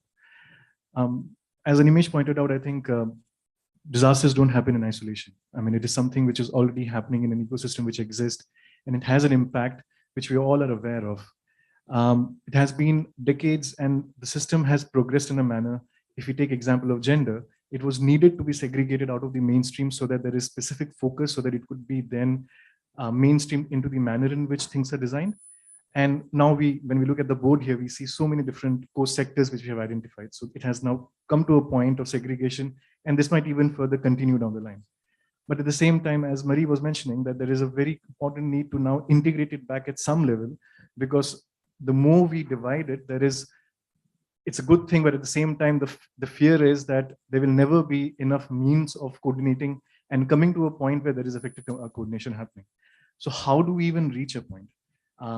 While it is important to continue to break it down into smaller pieces, but at the same level, in a place like India, which is truly it's a world in itself. Every state, every region has its own unique issues and challenges, which are very different the moment we shift a few hundred kilometers. So how do you then do that integration at some level? And some things which seems like such a commonsensical thing that we are still talking in 2022 about the importance of integrating or facilitating or linkaging with government, which is an absolute necessity. It's not even it's not an ideal circumstances, but it's an absolute necessity if we want to build towards a resilient thing, because no agency, no matter how big or small, has the capacity like the government of India has to kind of do that final level of integration. But how do we even take it to that level, and where exactly have we faltered that we have not been able to reach that point even till now? Because while a disaster happens and we see so many agencies coming together, the moment the thing kind of fizzles out, as he rightly pointed out, there is a next disaster which is in the waiting, and agencies have then rushed into that. But during peacetime, and most of them do have a very important developmental aspect to it, where do we kind of then bring in the coordination at that point of time? Because it's not about evaluating how well you have responded to a disaster, because literally the solution does not lie during the disaster, but actually at some point much earlier than that. And the moment you then bring in climate change, you are then, it looks like a doomsday thing. So where exactly do you feel that we really need to kind of work towards, and given the time frame that we're operating in, looking at the pace at which changes are happening, and where exactly do we kind of start to see these changes taking shape and space in the coming few years? Otherwise, conferences and conversations will keep happening, but where do you see the next action happening in its truest sense? Mariah, would you like to respond? Yes, Sarabjit sir. Sure, sir. I think Mariah did hint on where the problem is. One is that we're not building enough evidence of what is being lost, what is being damaged in the sectors. And I think Urvashi need your attention a little bit, because we're struggling with the ministries to tell them that please record what is being damaged and what is being lost, at least that much, and quantify it, and then where is it being lost? And then probably we could dive into why, and then make a specific policy or a governance decision on. But I think no one has interest in showing that they are failing. Disaster damage and loss is seen as failure. Probably that's not the right way to look at it. So would love to have your reflection, but I think let me hand over to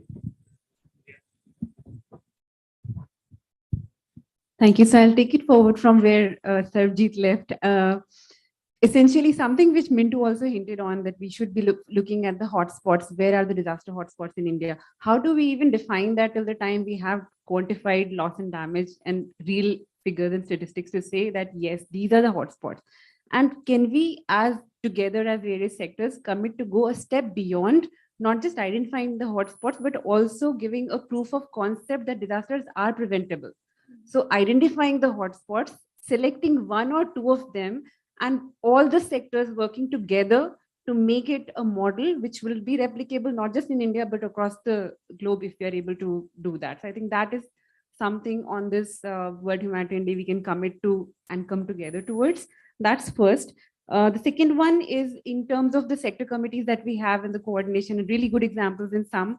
I think over the years, we have really good examples which we can be proud of. But one thing that has been constantly missing is the real engagement with ministries or government. Now, we have to see that the sector committees are essentially comprised by members who are not just doing humanitarian programs, but development programs, a lot of development programs where they are very closely working with ministries. Then why can't we leverage the same partnerships that exist within the development programs also for this? And each and every member of the committee is responsible for that.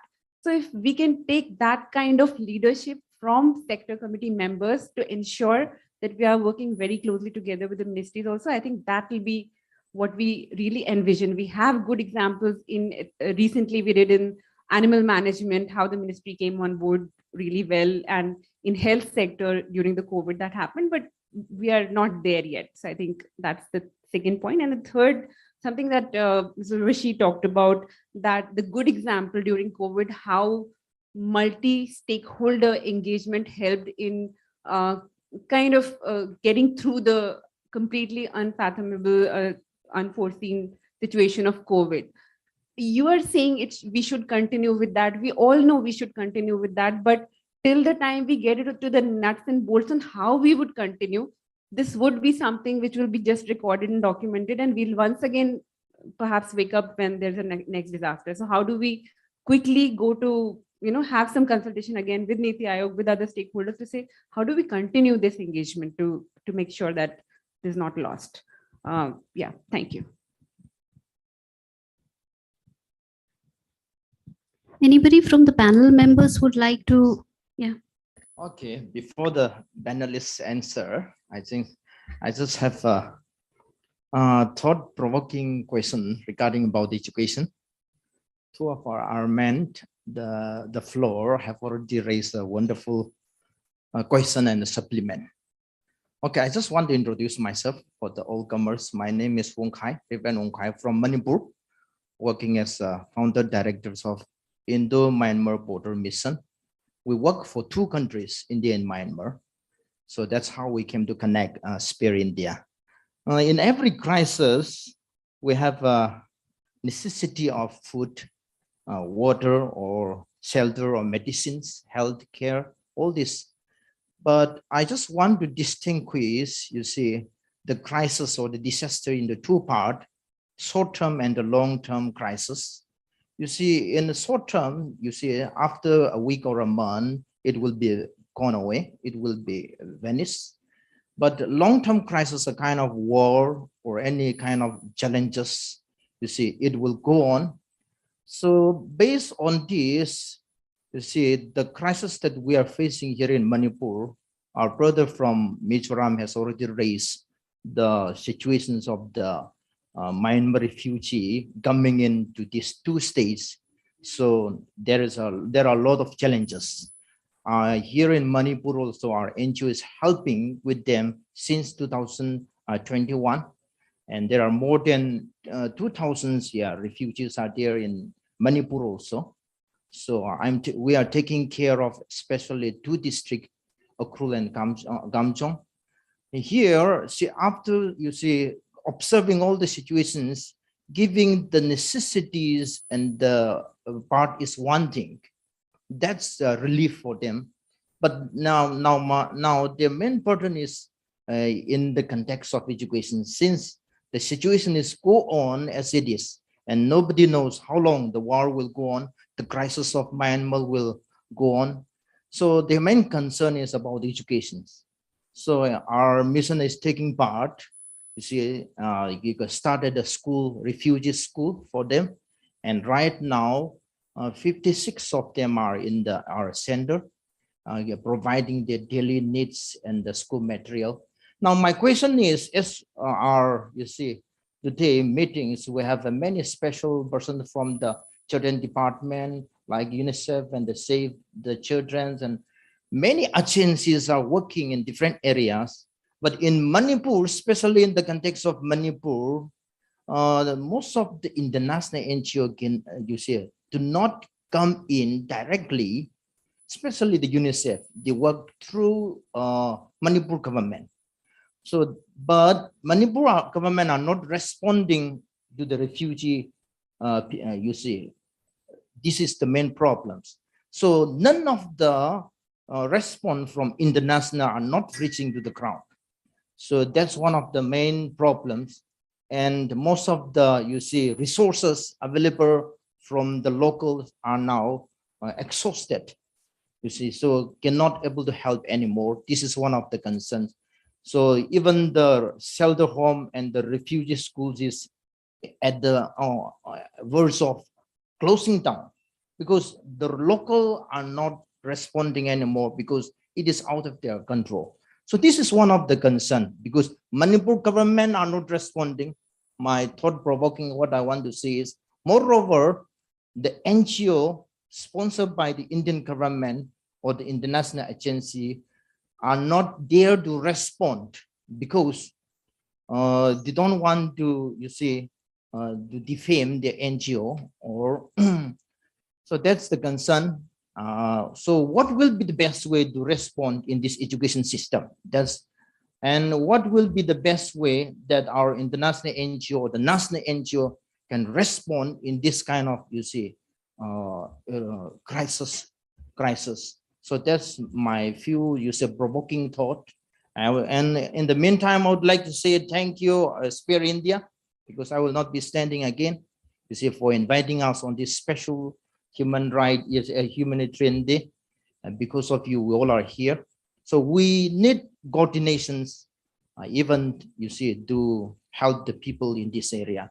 Thank you. Just a thought-provoking questions. Thank you. Thank you so much, Wongkai, and thank you to all the people who have made some questions. I'd like any of the panelists to respond to some of this.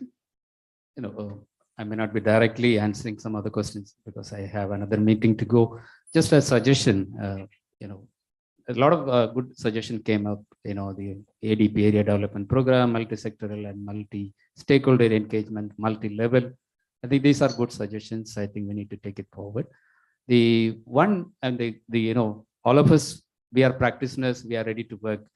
There are more engagement with the public is needed. I think Sphere has done tremendous work during COVID time, a lot of these academic sessions and the webinar we had helped all of us. But my only thing is, you know, there is a one huge sector we need to actively engage, the supply side. We all know that the demand side, we are all experts in our own area. You know, what shelter section can do, cannot the other sector may not do. Each of us, we are expertise in our own area.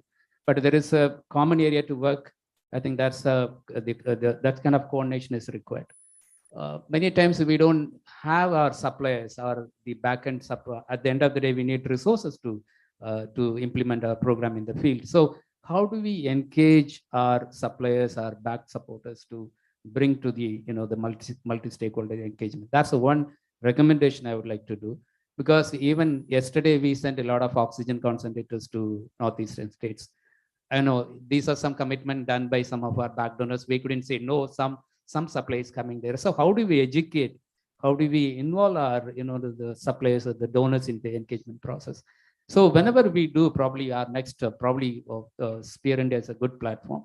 So we can have some sort of a roundtable discussion with our funders, our CSR, or bilateral or a multilateral organization to be part of our discussion.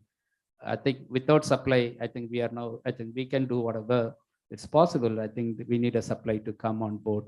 So I would recommend, the how do we improve the multi-stakeholder engagement is we need to get the CSR funders and the bilateral agencies on board. We can work with them. So we have no problem as a multi-sector to work with. That will help us to be more transparent in the days to come to work. That's my one recommendation. Thanks. Thank you, Justin. Thank you. Thank you for the questions. Very, very interesting. So I think, Sarabjit, you also mentioned evidence. I think it's important. And if you look at Swachh Bharat Mission 2, it goes beyond just making India openification free, and it looks at the sustainability. Have we covered everyone? Is everyone continuing to use a toilet? And I think this is exactly where that whole aspect of, are these damaged toilets, are they being reconstructed? Are people able to continue using a toilet during a flood or at least immediately after the flood? So the aspect of sustainability is somehow built in there, but what we need to do is highlight it, explain, if you really want to ensure ODF sustainability, this is what it means. And you have to unpack the concept of sustainability. Maybe we don't talk about disasters and all that. We talk about sustainability. So because that is the concept that is mentioned in this flagship program. So let's just focus on that. The same with the Jal Jeevan mission. There is the concept of operation and maintenance, which is a key concept for disaster preparedness and response. It's very important, but maybe you need to do it slightly different so that services continue during and immediately after disaster. Same for sustainability of the water source. If you're in a water scarce area, you need to ensure source sustainability. It's a concept that's built into that flagship program. So can we take these specific components of these government flagship programs? I'm sure there's many in health and education that we build on without bringing all the concepts of disaster, resilience, all this and that, because they're not ready to hear these things. I have been sitting in meetings with the ministry. They're like, yeah, that's fine, that's okay. But they are not, they're not ready. But if you talk about sustainability, oh yes, fine, yes. So I think we have to take the opportunities and speak in the language that we know that we will be listened to. And we need to bring the evidence as well. So if we can make the case that investing in disaster, I'm just speaking about WASH because that's what I know. If we invest if we invest in a disaster resilient or a sustainable toilet that costs 20,000 rupees instead of 12,000, however, the toilet will not be damaged. And therefore, if you look at the overall next 5 or 10-year investment, the number of damaged toilets in floods will go down by this much. And therefore, you have kind of a return on investment, right? So initially you pay more, but in the longer term, you pay less. So if we can come with an investment case like that, a business case like that, and say, okay, this is your longer term picture. Therefore, we suggest that in these specific areas, not everywhere, only in those areas that are flood prone, for example, or cyclone prone, you invest in this specific technology. And these are the best practices. These communities have already done it. So if we come with clear solutions that fit into the government language, that fit into existing government flagship programs, then I think it's definitely possible. It will take time, but why not? Thank you. I think Leah mentioned about, say for example, say one state where most of the, agencies are present with their development program. We can easily create one very model of a coordinated effort with that particular government, and that can be a bigger evidence with the multi-sectoral approach. I think that is where the evidence is one important thing can be created. Responding to the education, what friends from Manipur is mentioning is that's the situation in education in this country. It's always come many after WASH or health or anything, then we started thinking, oh, suddenly we realized that our children are not going to school. Then we realize, okay, we have to do something like that. How to put education as a core humanitarian strategy within the organization who is preparing their own humanitarian response. strategy. Every organization we prepare our humanitarian response strategy. If you chronologically see, the education will come into fifth. You'll see that the wash is there, the health is there, the food is top. So there, I think the role of pushing us to education into it, and definitely crisis like both the state which our friends mentioned is that need a collective coordinated decision and then go ahead. It's not going to be easy for one single organization, and managing host community with the crisis is also something in India we are not very much capacitated at this moment, to be very honest. You have mentioned that the host community is out of resources. Now very often we manage with the refugee community and the host community together. The program design with host community and the refugee community is very few in the country. So I think that's something we have to design together, and then can be responding to that. Thank you. So Ranjan, on your comment and maybe dilemma on to what extent of coordination, and on that aspect, I believe that if we are talking about coordination, we should probably not see it as an exercise which increases our work and workload and all, but coordination mechanism should be such that it helps us to plan better, design our programs better, bring different stakeholders together, and ease our workload and help deliver more effectively. So from that perspective, and if I have to take humanitarian response as one of the examples, that is one area where much of thought process has gone, and Government of India, they came with first unified command system and then incident response system, and now we have a mechanism which is very well in place, and stakeholders understand their roles and responsibilities, and as a result we see that we are managing humanitarian response in much better manner. And that we have reached to that stage because much of an exercise and investment have gone to kind of establish that coordination mechanism. Same can happen for sectors like DRR and climate change adaptation. We have Sendai frameworks, we have SDG goals, we have climate commitments, and you will see that the language is such that they're also talking about, there are a lot of commonalities, there are a lot of common areas, common goals and all, which on which maybe that can be an easy start point to bring stakeholders together and see that how they can collaborate further. If there can be an easy coordination mechanism that can help them to kind of achieve better results. So that is my opinion on what you have said. Just to highlight one very we need to also discuss very seriously about the urban humanitarian response strategy. We talk about most of the experience are from the rural. Now, managing 4 or 5 urban crises, Mumbai, Chennai, or something like that, that is we have, but we don't have studied very well. So very recently, Save the Children has done a study, and we realized that we were using our model of response, the rural, superimposing into the urban context, and that's the failure. And just last week experience that all the stakeholders are in Delhi with their headquarters, and we were not in a position to reach out those children in 24 hours. I think that's something somewhere in some platform we have to think of this urban strategy on the coordination, because in Delhi it's a Bermuda Triangle, 3 different government, and which policies place and how you respond. I think that is something, is a space somewhere in some other occasion to be discussed and thought through. Thank you.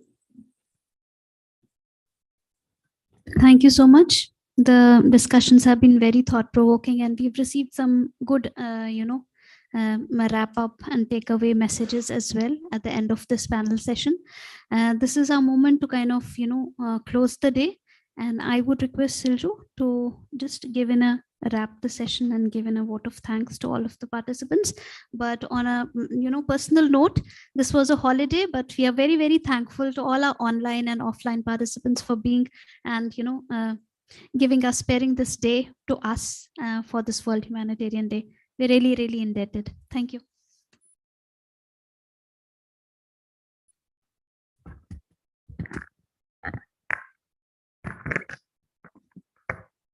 Thank you, Dr. Henna.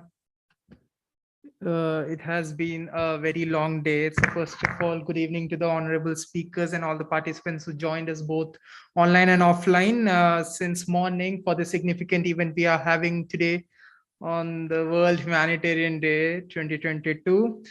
So I've been honored to deliver the vote of thanks for the day. Today, we have been fortunate to have the perspective and knowledge sharing of experts from various fields, various stakeholders with representative from various sectors.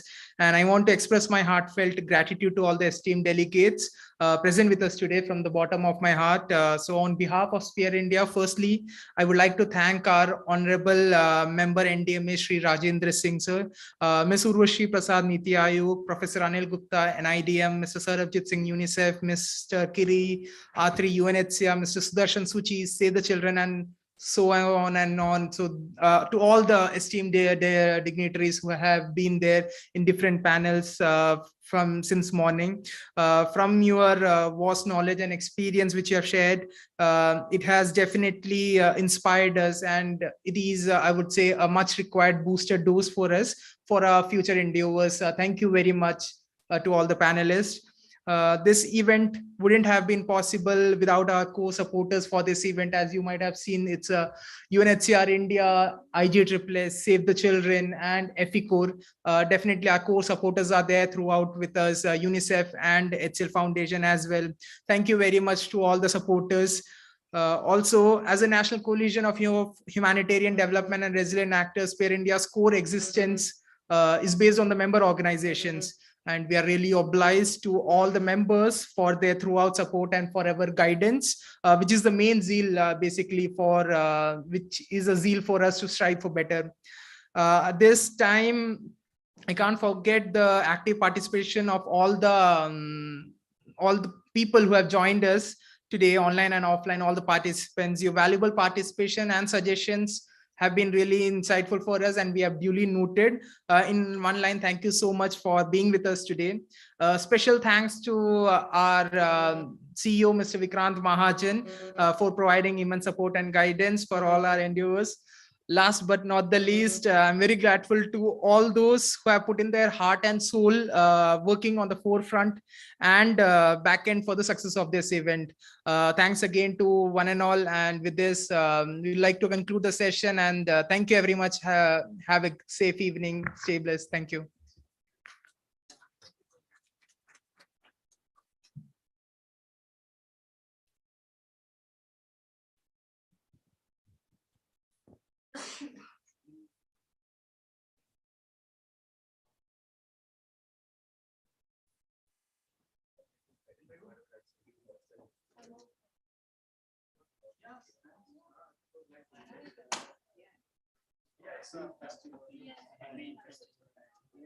And also invite us if any events are coming up.